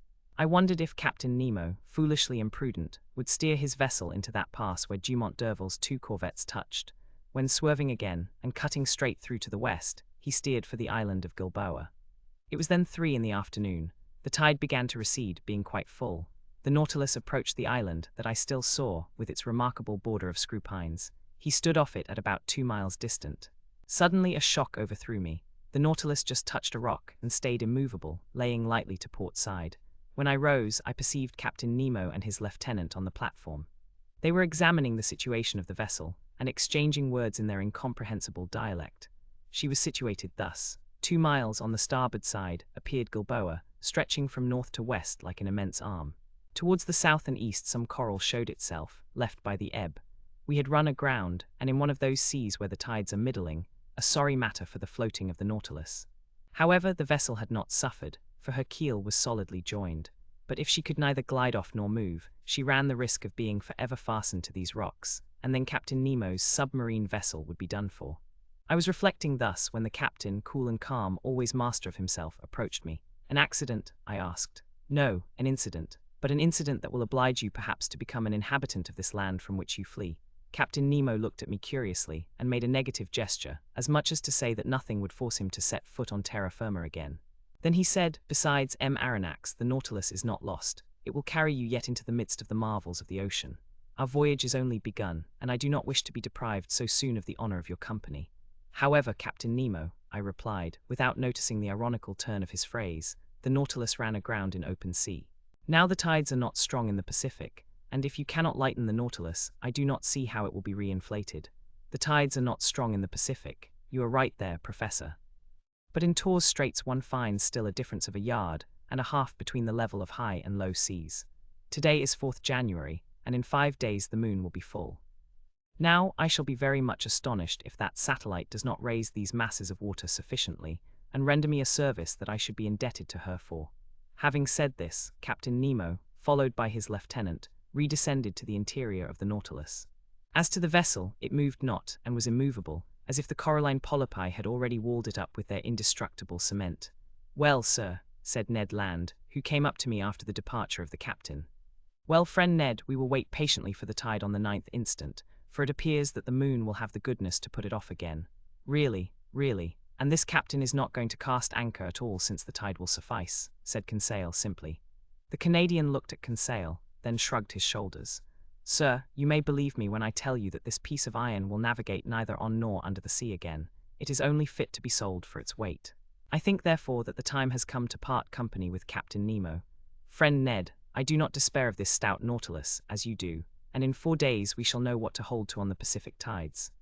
Besides, flight might be possible if we were in sight of the English or Provencal coast, but on the Papuan shores it is another thing, and it will be time enough to come to that extremity if the Nautilus does not recover itself again, which I look upon as a grave event. But do they know, at least, how to act circumspectly? There is an island. On that island there are trees. Under those trees, terrestrial animals, bearers of cutlets and roast beef, to which I would willingly give a trial." "In this, friend Ned is right," said Conseil, "and I agree with him. Could not master obtain permission from his friend Captain Nemo to put us on land, if only so as not to lose the habit of treading on the solid parts of our planet? I can ask him. But he will refuse. Will master risk it?" asked Conseil, "and we shall know how to rely upon the captain's amiability." To my great surprise, Captain Nemo gave me the permission I asked for, and he gave it very agreeably, without even exacting from me a promise to return to the vessel. But flight across New Guinea might be very perilous, and I should not have counselled Ned Land to attempt it. Better to be a prisoner on board the Nautilus than to fall into the hands of the natives. At 8 o'clock, armed with guns and hatchets, we got off the Nautilus. The sea was pretty calm, a slight breeze blew on land. Conseil and I rowing, we sped along quickly, and Ned steered in the straight passage that the breakers left between them. The boat was well handled and moved rapidly. Ned Land could not restrain his joy. He was like a prisoner that had escaped from prison, and knew not that it was necessary to re-enter it. "Meat, we are going to eat some meat." "And what meat?" he replied. "Real game, no bread indeed. I do not say that fish is not good, we must not abuse it. But a piece of fresh venison, grilled on live coals, will agreeably vary our ordinary course." "Glutton," said Conseil, "he makes my mouth water." "It remains to be seen," I said, "if these forests are full of game, and if the game is not such as will hunt the hunter himself." "Well said, M. Aronnax," replied the Canadian, whose teeth seemed sharpened like the edge of a hatchet, "but I will eat tiger, loin of tiger, if there is no other quadruped on this island." "Friend Ned is uneasy about it," said Conseil. "Whatever it may be," continued Ned Land, "every animal with 4 paws without feathers, or with 2 paws without feathers, will be saluted by my first shot." "Very well, Master Land's imprudences are beginning. Never fear, M. Aronnax," replied the Canadian, "I do not want 25 minutes to offer you a dish of my sort." At 8:30, the Nautilus boat ran softly aground on a heavy sand, after having happily passed the coral reef that surrounds the island of Gilboa. Chapter XX. A few days on land, I was much impressed on touching land. Ned Land tried the soil with his feet, as if to take possession of it. However, it was only 2 months before that we had become, according to Captain Nemo, passengers on board the Nautilus, but in reality, prisoners of its commander. In a few minutes we were within musket shot of the coast. The whole horizon was hidden behind a beautiful curtain of forests. Enormous trees, the trunks of which attained a height of 200 feet, were tied to each other by garlands of bindweed, real natural hammocks, which a light breeze rocked. They were mimosas, figs, hibisci, and palm trees, mingled together in profusion, and under the shelter of their verdant vault grew orchids, leguminous plants, and ferns. But without noticing all these beautiful specimens of Papuan flora, the Canadian abandoned the agreeable for the useful. He discovered a cocoa tree, beat down some of the fruit, broke them, and we drank the milk and ate the nut with a satisfaction that protested against the ordinary food on the Nautilus. "Excellent," said Ned Land. "Exquisite," replied Conseil. "And I do not think," said the Canadian, "that he would object to our introducing a cargo of coconuts on board. I do not think he would, but he would not taste them." "So much the worse for him," said Conseil. "And so much the better for us," replied Ned Land. "There will be more for us." "One word only, Master Land," I said to the harpooner, who was beginning to ravage another coconut tree. "Coconuts are good things, but before filling the canoe with them, it would be wise to reconnoiter and see if the island does not produce some substance, not less useful. Fresh vegetables would be welcome on board the Nautilus." "Master is right," replied Conseil, "and I propose to reserve 3 places in our vessel, one for fruits, the other for vegetables, and the third for the venison, of which I have not yet seen the smallest specimen." "Conseil, we must not despair," said the Canadian. "Let us continue," I returned, "and lie in wait. Although the island seems uninhabited, it might still contain some individuals that would be less hard than we on the nature of game." "Ho." "Ho," said Ned Land, moving his jaws significantly. "Well, Ned," said Conseil. "My word," returned the Canadian, "I begin to understand the charms of anthropophagy." Ned, what are you saying, you a man-eater?" "I should not feel safe with you, especially as I share your cabin. I might perhaps wake one day to find myself half devoured. Friend Conseil, I like you much, but not enough to eat you unnecessarily." "I would not trust you," replied Conseil. "But enough, we must absolutely bring down some game to satisfy this cannibal, or else one of these fine mornings, Master will find only pieces of his servant to serve him." While we were talking thus, we were penetrating the somber arches of the forest, and for 2 hours we surveyed it in all directions. Chance rewarded our search for eatable vegetables, and one of the most useful products of the tropical zones furnished us with precious food that we missed on board. I would speak of the breadfruit tree, very abundant in the island of Gilboa, and I remarked chiefly the variety destitute of seeds, which bears in Malaya the name of rima. Ned Land knew these fruits well. He had already eaten many during his numerous voyages, and he knew how to prepare the eatable substance. Moreover, the sight of them excited him, and he could contain himself no longer.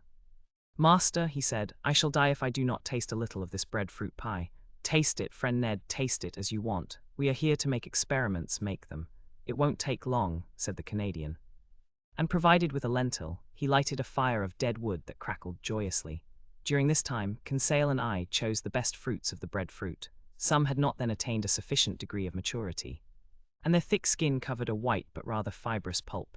Others, the greater number yellow and gelatinous, waited only to be picked. These fruits enclosed no kernel. Conseil brought a dozen to Ned Land, who placed them on a coal fire, after having cut them in thick slices, and while doing this repeating, "You will see, master, how good this bread is. More so when one has been deprived of it so long. It is not even bread," added he, "but a delicate pastry. You have eaten none, master." "No, Ned." "Very well, prepare yourself for a juicy thing. If you do not come for more, I am no longer the king of harpooners." After some minutes, the part of the fruits that was exposed to the fire was completely roasted. The interior looked like a white pasty, a sort of soft crumb, the flavor of which was like that of an artichoke. It must be confessed this bread was excellent, and I ate of it with great relish. "What time is it now?" asked the Canadian. 2 o'clock at least," replied Conseil. "How time flies on firm ground," sighed Ned Land. "Let us be off," replied Conseil. We returned through the forest, and completed our collection by a raid upon the cabbage palms that we gathered from the tops of the trees, little beans that I recognized as the abrou of the Malays, and yams of a superior quality. We were loaded when we reached the boat, but Ned Land did not find his provisions sufficient. Fate, however, favored us. Just as we were pushing off, he perceived several trees from 25 to 30 feet high, a species of palm tree. At last, at 5 o'clock in the evening, loaded with our riches, we quitted the shore, and half an hour after we hailed the Nautilus. No one appeared on our arrival. The enormous iron-plated cylinder seemed deserted. The provisions embarked, I descended to my chamber, and after supper slept soundly. The next day, 6th January, nothing new on board, not a sound inside, not a sign of life. The boat rested along the edge, in the same place in which we had left it.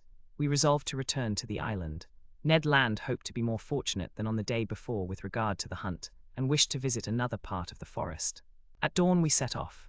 The boat, carried on by the waves that flowed to shore, reached the island in a few minutes. We landed, and thinking that it was better to give in to the Canadian, we followed Ned Land, whose long limbs threatened to distance us. He wound up the coast towards the west. Then, fording some torrents, he gained the high plain that was bordered with admirable forests. Some kingfishers were rambling along the watercourses, but they would not let themselves be approached. Their circumspection proved to me that these birds knew what to expect from bipeds of our species, and I concluded that, if the island was not inhabited, at least human beings occasionally frequented it. After crossing a rather large prairie, we arrived at the skirts of a little wood that was enlivened by the songs and flight of a large number of birds. "There are only birds," said Conseil. "But they are eatable," replied the harpooner. "I do not agree with you, friend Ned, for I see only parrots there." "Friend Conseil," said Ned gravely, "the parrot is like pheasant to those who have nothing else." And I added, "This bird, suitably prepared, is worth knife and fork." Indeed, under the thick foliage of this wood, a world of parrots were flying from branch to branch, only needing a careful education to speak the human language. For the moment, they were chattering with parrots of all colors, and grave cockatoos, who seemed to meditate upon some philosophical problem, whilst brilliant red lories passed like a piece of bunting carried away by the breeze, papuans with the finest azure colors, and in all a variety of winged things most charming to behold, but few eatable. However, a bird peculiar to these lands, and which has never passed the limits of the Arrow and Papuan Islands, was wanting in this collection, but fortune reserved it for me before long. After passing through a moderately thick copse, we found a plain obstructed with bushes. I saw then those magnificent birds, the disposition of whose long feathers obliges them to fly against the wind. Their undulating flight, graceful aerial curves, and the shading of their colors, attracted and charmed one's looks. I had no trouble in recognizing them.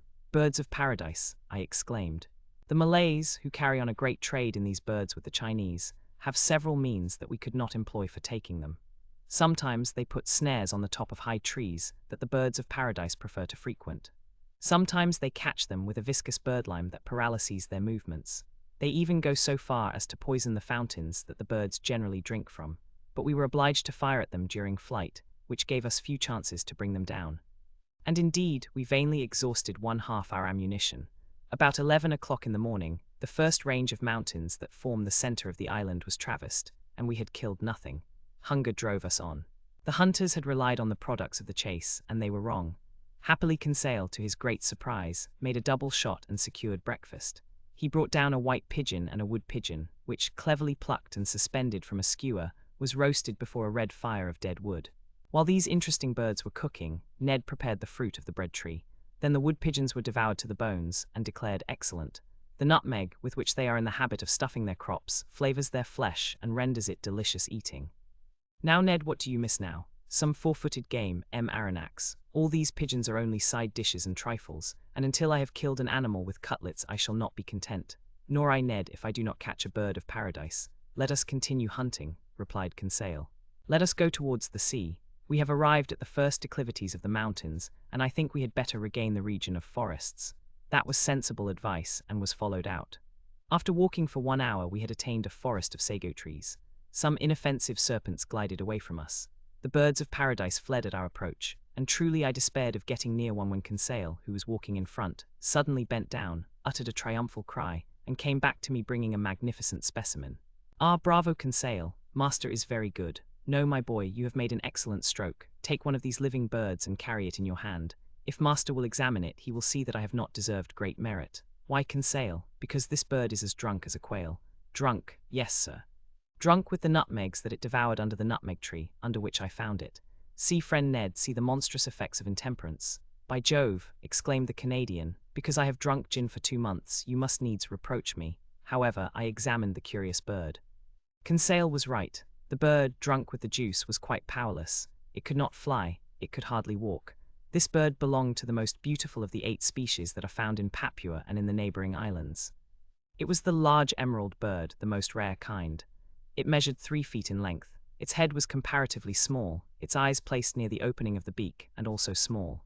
But the shades of color were beautiful, having a yellow beak, brown feet and claws, nut-colored wings with purple tips, pale yellow at the back of the neck and head, an emerald color at the throat, chestnut on the breast and belly. 2 horned, downy nets rose from below the tail, that prolonged the long light feathers of admirable fineness, and they completed the whole of this marvelous bird, that the natives have poetically named the bird of the sun. But if my wishes were satisfied by the possession of the bird of paradise, the Canadians were not yet.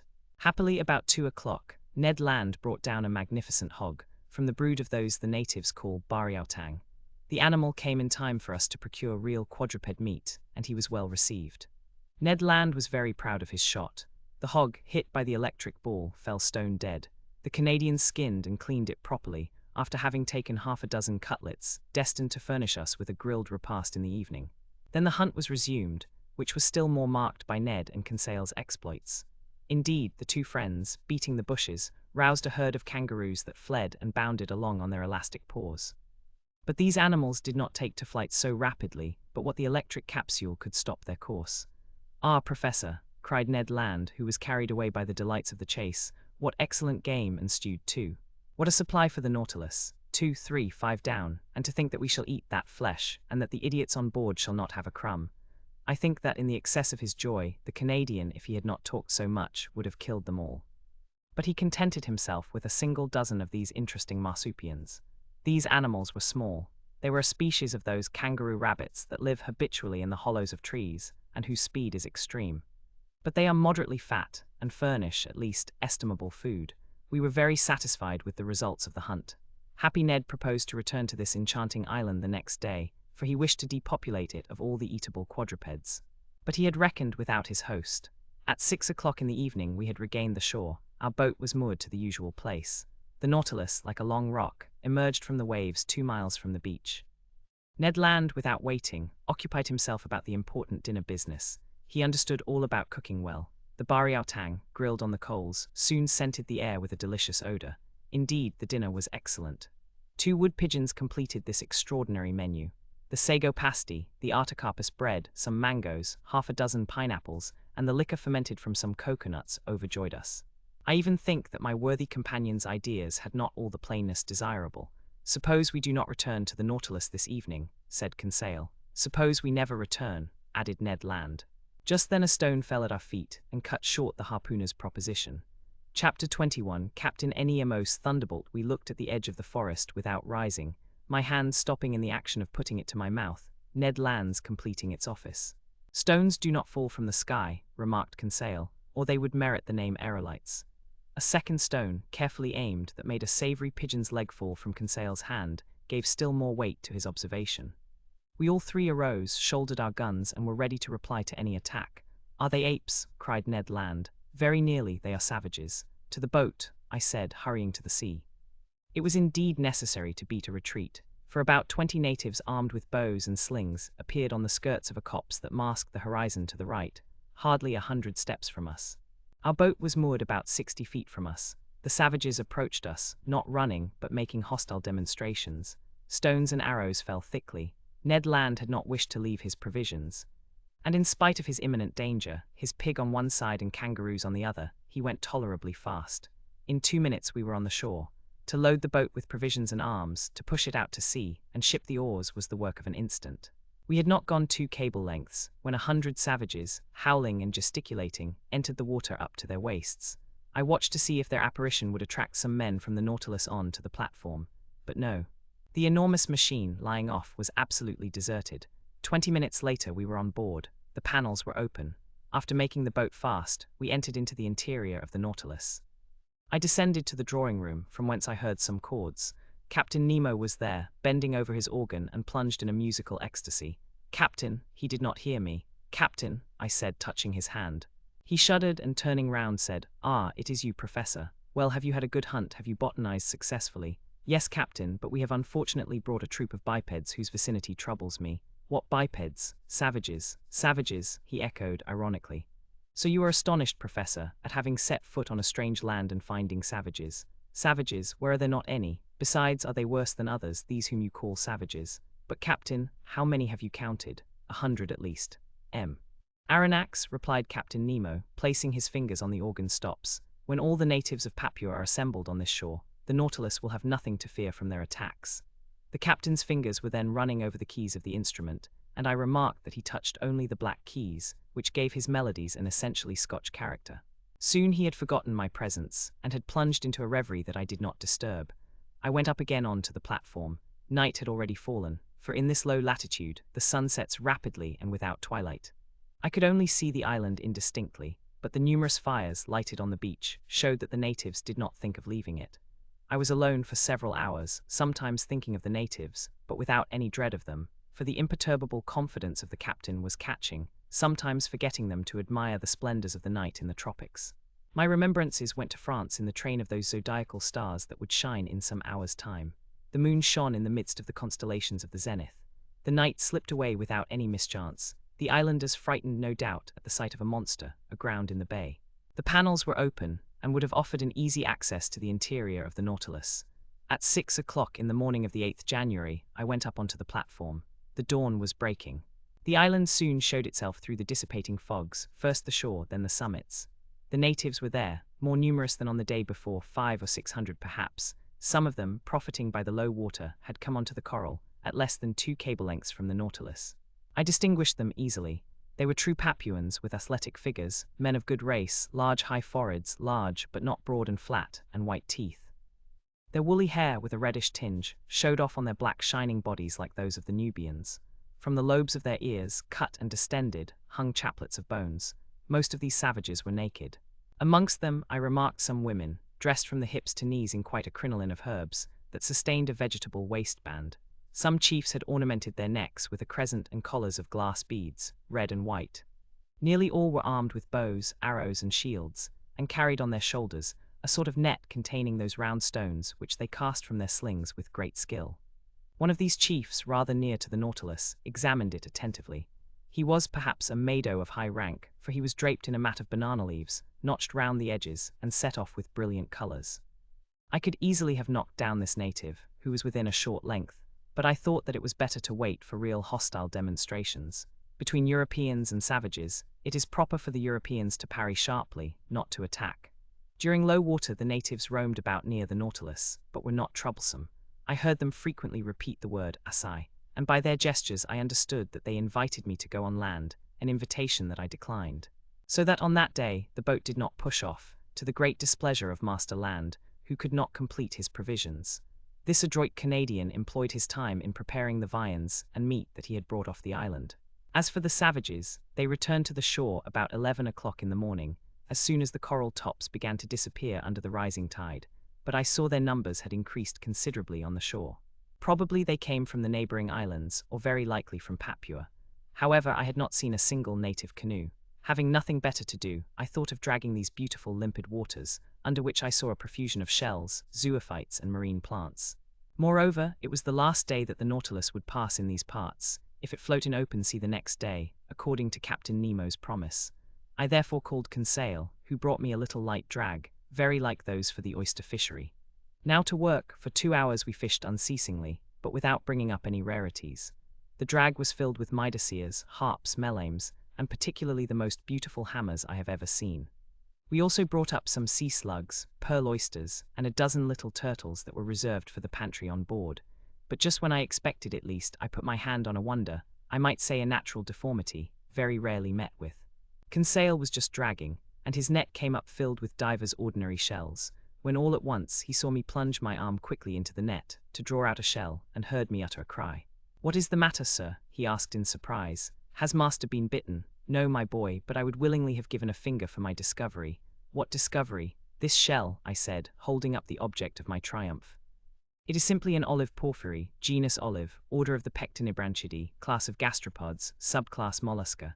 "Yes, Conseil, but instead of being rolled from right to left, this olive turns from left to right." "Is it possible?" "Yes, my boy. It is a left shell. Shells are all right-handed, with rare exceptions, and when by chance their spiral is left, amateurs are ready to pay their weight in gold." Conseil and I were absorbed in the contemplation of our treasure, and I was promising myself to enrich the museum with it, when a stone unfortunately thrown by a native struck against, and broke, the precious object in Conseil's hand. I uttered a cry of despair. Conseil took up his gun, and aimed at a savage who was poising his sling at 10 yards from him. I would have stopped him, but his blow took effect and broke the bracelet of amulets which encircled the arm of the savage. Conseil seized his gun. "Conseil," cried I, "Conseil." "Well, sir, do you not see that the cannibal has commenced the attack?" "A shell is not worth the life of a man," said I. "Ah, the scoundrel," cried Conseil. "I would rather he had broken my shoulder." Conseil was in earnest, but I was not of his opinion. However, the situation had changed some minutes before, and we had not perceived. A score of canoes surrounded the Nautilus. These canoes, scooped out of the trunk of a tree, long, narrow, well adapted for speed, were balanced by means of a long bamboo pole, which floated on the water. They were managed by skillful, half-naked paddlers, and I watched their advance with some uneasiness. It was evident that these Papuans had already had dealings with the Europeans, and knew their ships. But this long iron cylinder anchored in the bay, without masts or chimneys, what could they think of it? Nothing good, for at first they kept at a respectful distance. However, seeing it motionless, by degrees they took courage, and sought to familiarize themselves with it. Now this familiarity was precisely what it was necessary to avoid. Our arms, which were noiseless, could only produce a moderate effect on the savages, who have little respect for aught but blustering things. The thunderbolt without the reverberations of thunder would frighten man but little, though the danger lies in the lightning, not in the noise. At this moment the canoes approached the Nautilus, and a shower of arrows alighted on her. I went down to the saloon, but found no one there. I ventured to knock at the door that opened into the captain's room. "Come in," was the answer. I entered and found Captain Nemo deep in algebraical calculations of x and other quantities. "I am disturbing you," said I, "for courtesy's sake." "That is true, M. Aronnax," replied the captain.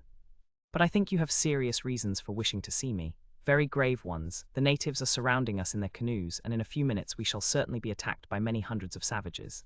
"Ah," said Captain Nemo quietly, "they are come with their canoes." "Yes, sir." "Well, sir, we must close the hatches." "Exactly, and I came to say to you, nothing can be more simple," said Captain Nemo. And pressing an electric button, he transmitted an order to the ship's crew. "It is all done, sir," said he after some moments. "The pinnace is ready, and the hatches are closed. You do not fear, I imagine, that these gentlemen could stave in walls on which the balls of your frigate have had no effect." "No, Captain, but a danger still exists." "What is that, sir?" "It is that tomorrow, at about this hour, we must open the hatches to renew the air of the Nautilus. Now, if at this moment the Papuans should occupy the platform, I do not see how you could prevent them from entering.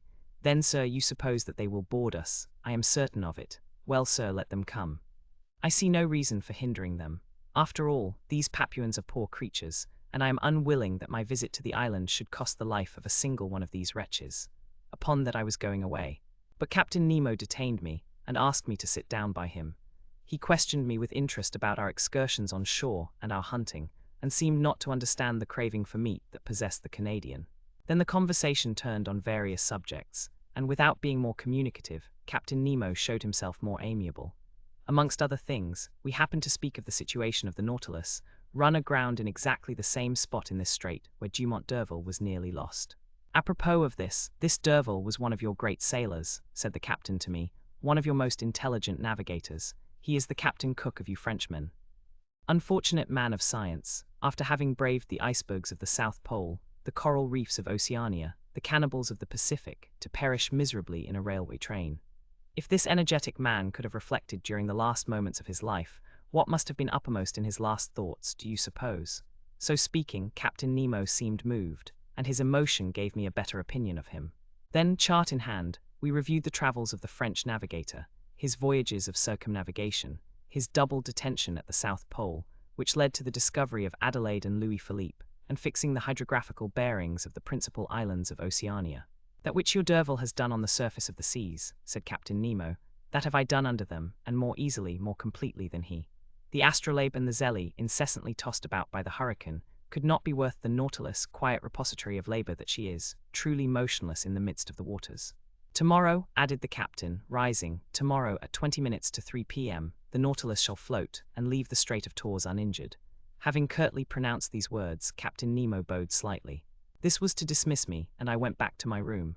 There I found Conseil, who wished to know the result of my interview with the captain. My boy, said I, when I feigned to believe that his Nautilus was threatened by the natives of Papua, the captain answered me very sarcastically. I have but one thing to say to you, have confidence in him and go to sleep in peace. Have you no need of my services, sir? No, my friend, what is Ned Land doing? If you will excuse me, sir, answered Conseil, friend Ned is busy making a kangaroo pie which will be a marvel. I remained alone and went to bed, but slept indifferently. I heard the noise of the savages, who stamped on the platform, uttering deafening cries.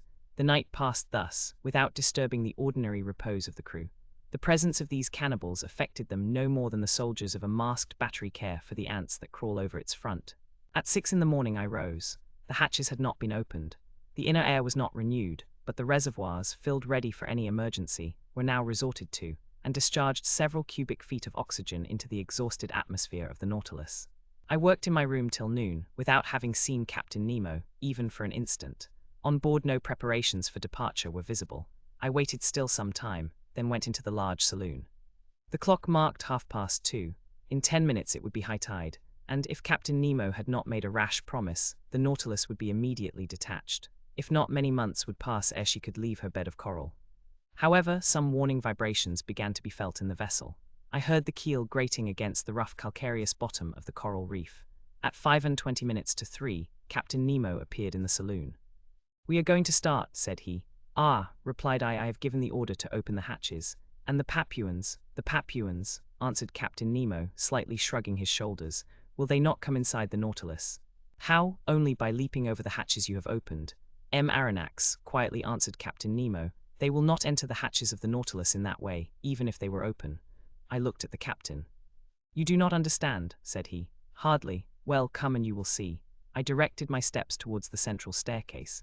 There Ned Land and Conseil were slyly watching some of the ship's crew who were opening the hatches, while cries of rage and fearful vociferations resounded outside. The port lids were pulled down outside. 20 horrible faces appeared. But the first native who placed his hand on the stair rail, struck from behind by some invisible force, I know not what, fled, uttering the most fearful cries and making the wildest contortions. 10 of his companions followed him. They met with the same fate. Conseil was in ecstasy. Ned Land, carried away by his violent instincts, rushed on to the staircase, but the moment he seized the rail with both hands, he, in his turn, was overthrown. I am struck by a thunderbolt, cried he with an oath. This explained all. It was no rail, but a metallic cable charged with electricity from the deck communicating with the platform. Whoever touched it felt a powerful shock, and this shock would have been mortal if Captain Nemo had discharged into the conductor the whole force of the current. It might truly be said that between his assailants and himself, he had stretched a network of electricity, which none could pass with impunity. Meanwhile, the exasperated Papuans had beaten a retreat paralyzed with terror. As for us, half laughing, we consoled and rubbed the unfortunate Ned Land, who swore like one possessed. But at this moment, the Nautilus, raised by the last waves of the tide, quitted her coral bed exactly at the 40th minute fixed by the captain. Her screw swept the waters slowly and majestically. Her speed increased gradually, and sailing on the surface of the ocean, she quitted safe and sound the dangerous passes of the Straits of Torres.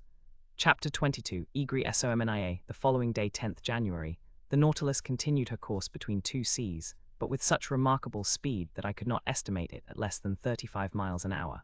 The rapidity of her screw was such that I could neither follow nor count its revolutions. When I reflected that this marvelous electric agent, after having afforded motion, heat, and light to the Nautilus, still protected her from outward attack, and transformed her into an ark of safety which no profane hand might touch without being thunderstricken, my admiration was unbounded, and from the structure it extended to the engineer who had called it into existence. Our course was directed to the west, and on the 11th of January we doubled Cape Wessel, situation in 135 degrees long, and 10 degrees north lat, which forms the east point of the Gulf of Carpentaria. The reefs were still numerous, but more equalized, and marked on the chart with extreme precision. The Nautilus easily avoided the breakers of Money to port and the Victoria Reefs to starboard, placed at 130 degrees long. And on the 10th parallel, which we strictly followed. On the 13th of January, Captain Nemo arrived in the Sea of Timor, and recognized the island of that name in 122 degrees long. From this point the direction of the Nautilus inclined towards the southwest. Her head was set for the Indian Ocean. Where would the fancy of Captain Nemo carry us next? Would he return to the coast of Asia, or would he approach again the shores of Europe? Improbable conjectures both, to a man who fled from inhabited continents. Then would he descend to the south? Was he going to double the Cape of Good Hope, then Cape Horn, and finally go as far as the Antarctic Pole? Would he come back at last to the Pacific, where his Nautilus could sail free and independently? Time would show. After having skirted the sands of Cartier, of Hibernia, Seringapatam, and Scott, last efforts of the solid against the liquid element, on the 14th of January we lost sight of land altogether. The speed of the Nautilus was considerably abated, and with a regular course she sometimes swam in the bosom of the waters, sometimes floated on their surface. During this period of the voyage, Captain Nemo made some interesting experiments on the varied temperature of the sea, in different beds. Under ordinary conditions, these observations are made by means of rather complicated instruments, and with somewhat doubtful results, by means of thermometrical sounding leads, the glasses often breaking under the pressure of the water, or an apparatus grounded on the variations of the resistance of metals to the electric currents. Results so obtained could not be correctly calculated. On the contrary, Captain Nemo went himself to test the temperature in the depths of the sea, and his thermometer, placed in communication with the different sheets of water, gave him the required degree immediately and accurately. It was thus that, either by overloading her reservoirs, or by descending obliquely by means of her inclined planes, the Nautilus successively attained the depth of 3, 4, 5, 7, 9, and 10,000 yards, and the definite result of this experience was that the sea preserved an average temperature of 4 degrees and a half at a depth of 5,000 fathoms under all latitudes. On the 16th of January, the Nautilus seemed becalmed only a few yards beneath the surface of the waves. Her electric apparatus remained inactive, and her motionless screw left her to drift at the mercy of the currents. I supposed that the crew was occupied with interior repairs, rendered necessary by the violence of the mechanical movements of the machine. My companions and I then witnessed a curious spectacle. The hatches of the saloon were open, and as the beacon light of the Nautilus was not in action, a dim obscurity reigned in the midst of the waters. I observed the state of the sea under these conditions, and the largest fish appeared to me no more than scarcely defined shadows, when the Nautilus found herself suddenly transporting into full light. I thought at first that the beacon had been lighted, and was casting its electric radiance into the liquid mass. I was mistaken, and after a rapid survey perceived my error.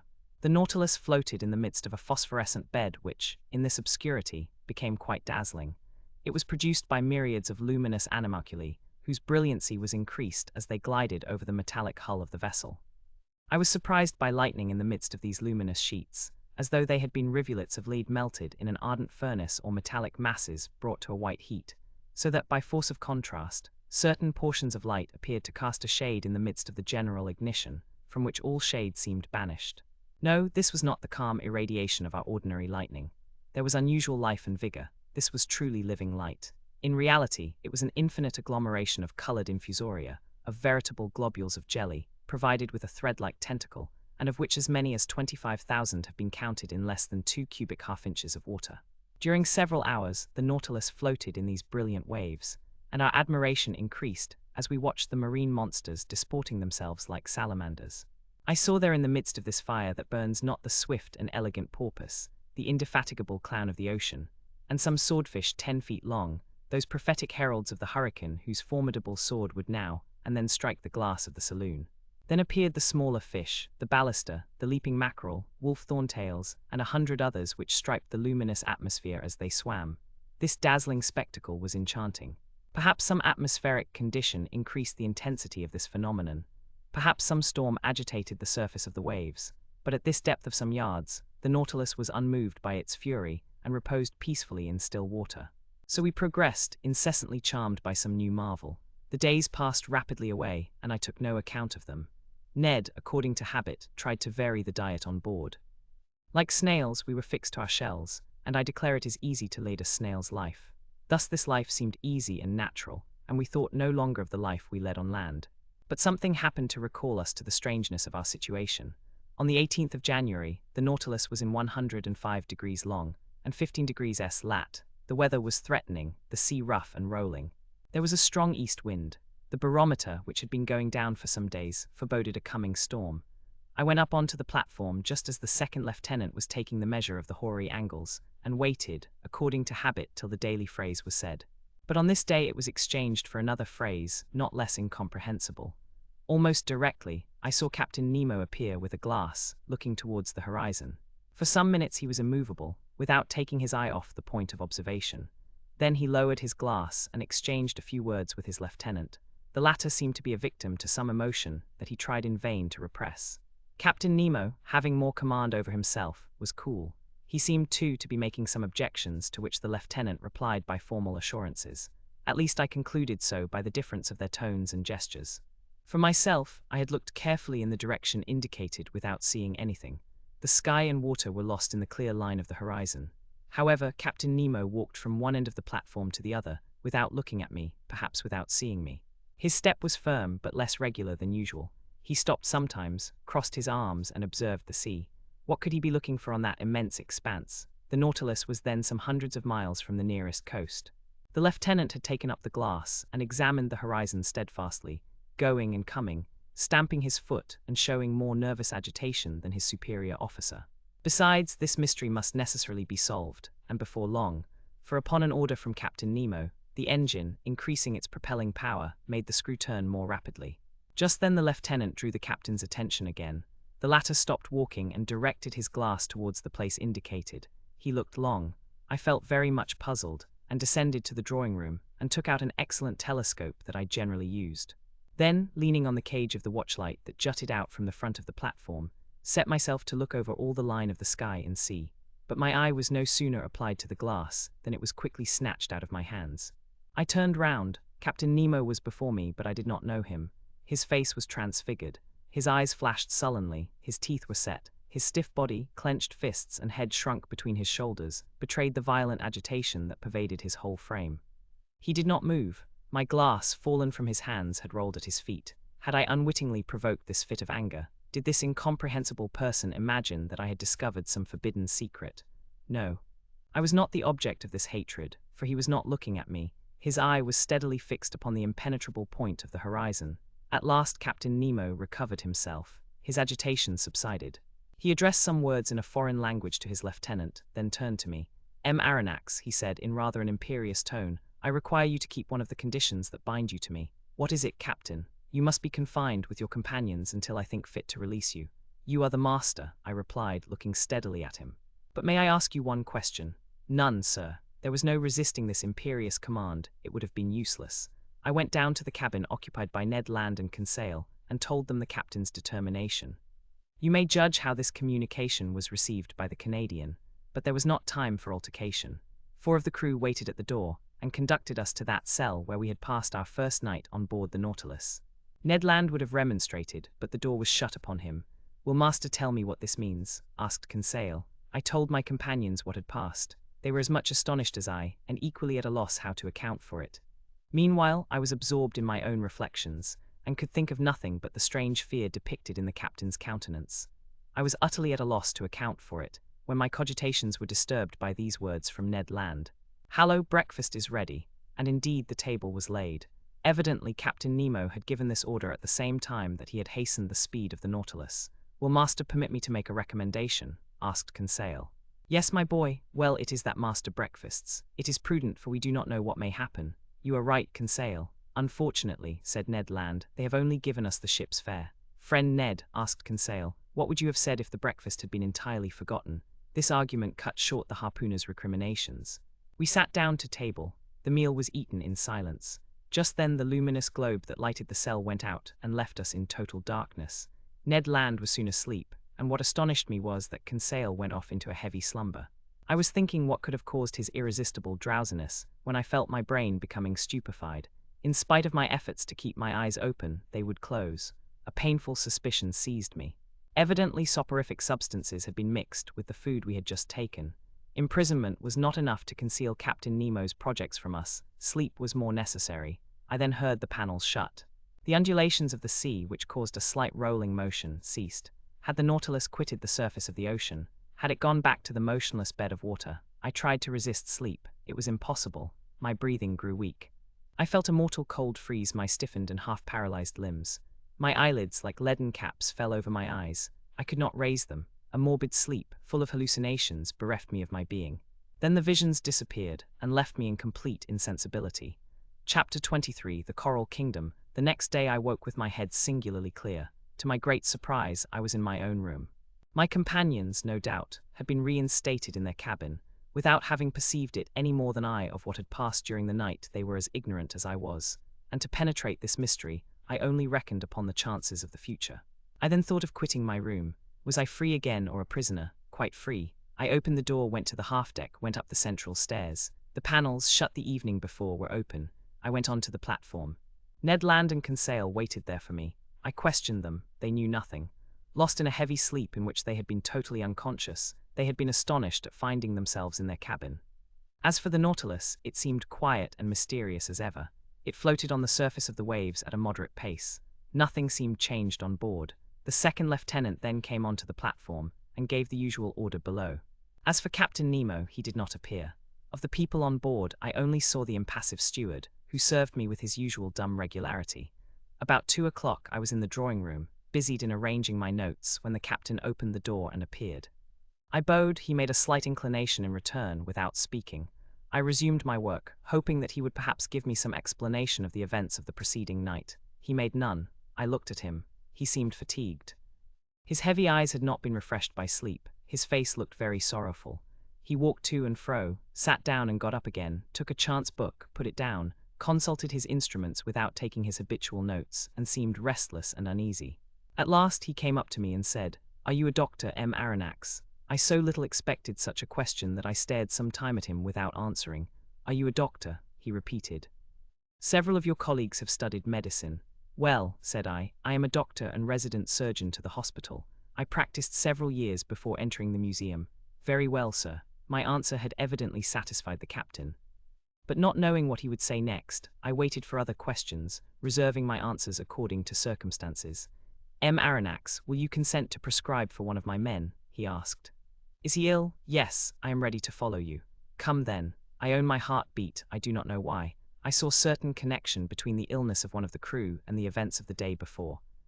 And this mystery interested me at least as much as the sick man. Captain Nemo conducted me to the poop of the Nautilus, and took me into a cabin situated near the sailors' quarters.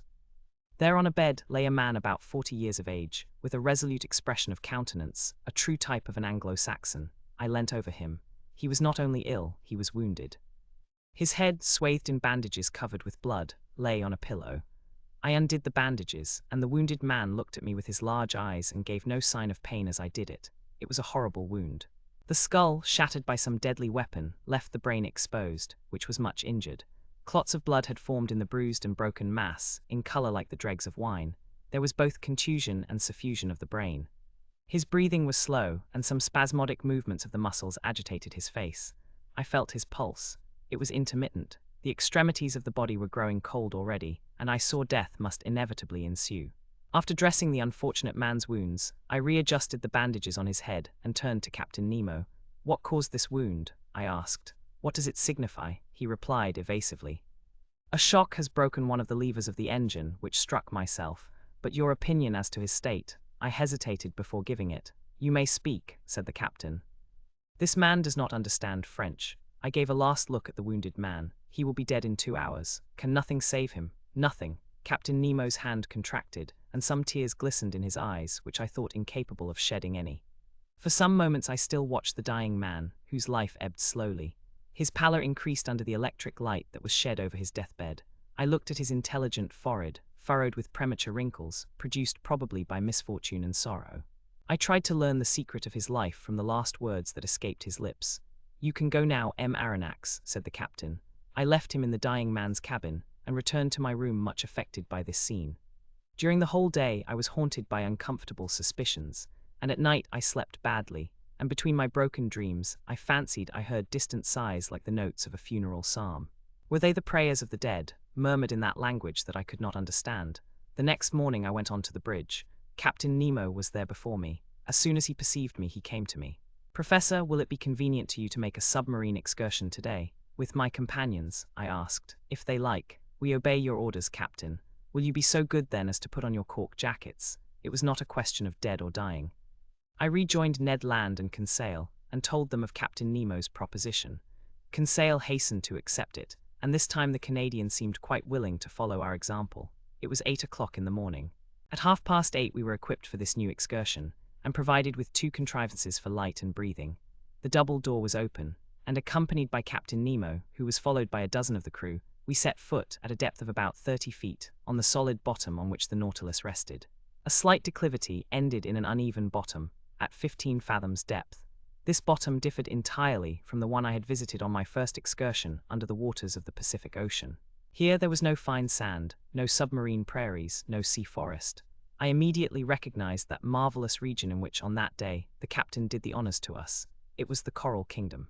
The light produced 1,000 charming varieties, playing in the midst of the branches that were so vividly colored. I seemed to see the membraneous and cylindrical tubes tremble beneath the undulation of the waters. I was tempted to gather their fresh petals, ornamented with delicate tentacles, some just blown, the others budding, while a small fish, swimming swiftly, touched them slightly, like flights of birds. But if my hand approached these living flowers, these animated, sensitive plants, the whole colony took alarm. The white petals re-entered their red cases, the flowers faded as I looked, and the bush changed into a block of stony knobs. Chance had thrown me just by the most precious specimens of the zoophyte. This coral was more valuable than that found in the Mediterranean, on the coasts of France, Italy, and Barbary. Its tints justified the poetical names of flower of blood and froth of blood that trade has given to its most beautiful productions. Coral is sold for £20 per ounce. And in this place the watery beds would make the fortunes of a company of coral divers. This precious matter, often confused with other polypi, formed then the inextricable plots called Maxiota, and on which I noticed several beautiful specimens of pink coral. But soon the bushes contract and the arborizations increase. Real petrified thickets, long joists of fantastic architecture, were disclosed before us. Captain Nemo placed himself under a dark gallery, where by a slight declivity we reached a depth of 100 yards. The light from our lamps produced sometimes magical effects, following the rough outlines of the natural arches and pendants disposed like lustres that were tipped with points of fire. At last, after walking 2 hours, we had attained a depth of about 300 yards, that is to say, the extreme limit on which coral begins to form. But there was no isolated bush, nor modest brushwood at the bottom of lofty trees. It was an immense forest of large mineral vegetations, enormous petrified trees, united by garlands of elegant sea bindweed, all adorned with clouds and reflections. We passed freely under their high branches, lost in the shade of the waves. Captain Nemo had stopped. I and my companions halted, and turning round, I saw his men were forming a semicircle round their chief. Watching attentively, I observed that 4 of them carried on their shoulders an object of an oblong shape. We occupied, in this place, the center of a vast glade surrounded by the lofty foliage of the submarine forest. Our lamps threw over this place a sort of clear twilight that singularly elongated the shadows on the ground. At the end of the glade, the darkness increased, and was only relieved by little sparks reflected by the points of coral. Ned Land and Conseil were near me. We watched, and I thought I was going to witness a strange scene. On observing the ground, I saw that it was raised in certain places by slight excrescences encrusted with limy deposits, and disposed with a regularity that betrayed the hand of man. In the midst of the glade, on a pedestal of rocks roughly piled up, stood a cross of coral that extended its long arms that one might have thought were made of petrified blood. Upon a sign from Captain Nemo, one of the men advanced, and at some feet from the cross he began to dig a hole with a pickaxe that he took from his belt. I understood all. This glade was a cemetery, this hole a tomb, this oblong object the body of the man who had died in the night. The captain and his men had come to bury their companion in this general resting place, at the bottom of this inaccessible ocean. The grave was being dug slowly. The fish fled on all sides while their retreat was being thus disturbed. I heard the strokes of the pickaxe, which sparkled when it hit upon some flint lost at the bottom of the waters. The hole was soon large and deep enough to receive the body. Then the bearers approached. The body, enveloped in a tissue of white linen, was lowered into the damp grave. Captain Nemo, with his arms crossed on his breast, and all the friends of him who had loved them, knelt in prayer. All fell on their knees in an attitude of prayer. The grave was then filled in with the rubbish taken from the ground, which formed a slight mound. When this was done, Captain Nemo and his men rose. Then, approaching the grave, they knelt again, and all extended their hands in sign of a last adieu. Then the funeral procession returned to the Nautilus, passing under the arches of the forest, in the midst of thickets, along the coral bushes, and still on the ascent. At last the light of the ship appeared, and its luminous track guided us to the Nautilus. At 1 o'clock we had returned. As soon as I had changed my clothes, I went up onto the platform, and a prey to conflicting emotions, I sat down near the binnacle. Captain Nemo joined me. I rose and said to him, "So as I said he would, this man died in the night. Yes, Aronnax, and he rests now near his companions in the coral cemetery. Yes, forgotten by all else but not by us. We dug the grave, and the polypi undertake to seal our dead for eternity." And burying his face quickly in his hands, he tried in vain to suppress a sob. Then he added, "A peaceful cemetery is there, some 100 feet below the surface of the waves. Your dead sleep quietly, at least, Captain, out of the reach of sharks." "Yes, sir, of sharks and men," gravely replied the captain. Thank you for listening. If you enjoyed this story, don't forget to follow the reading lantern and let its light guide you to your next great tale.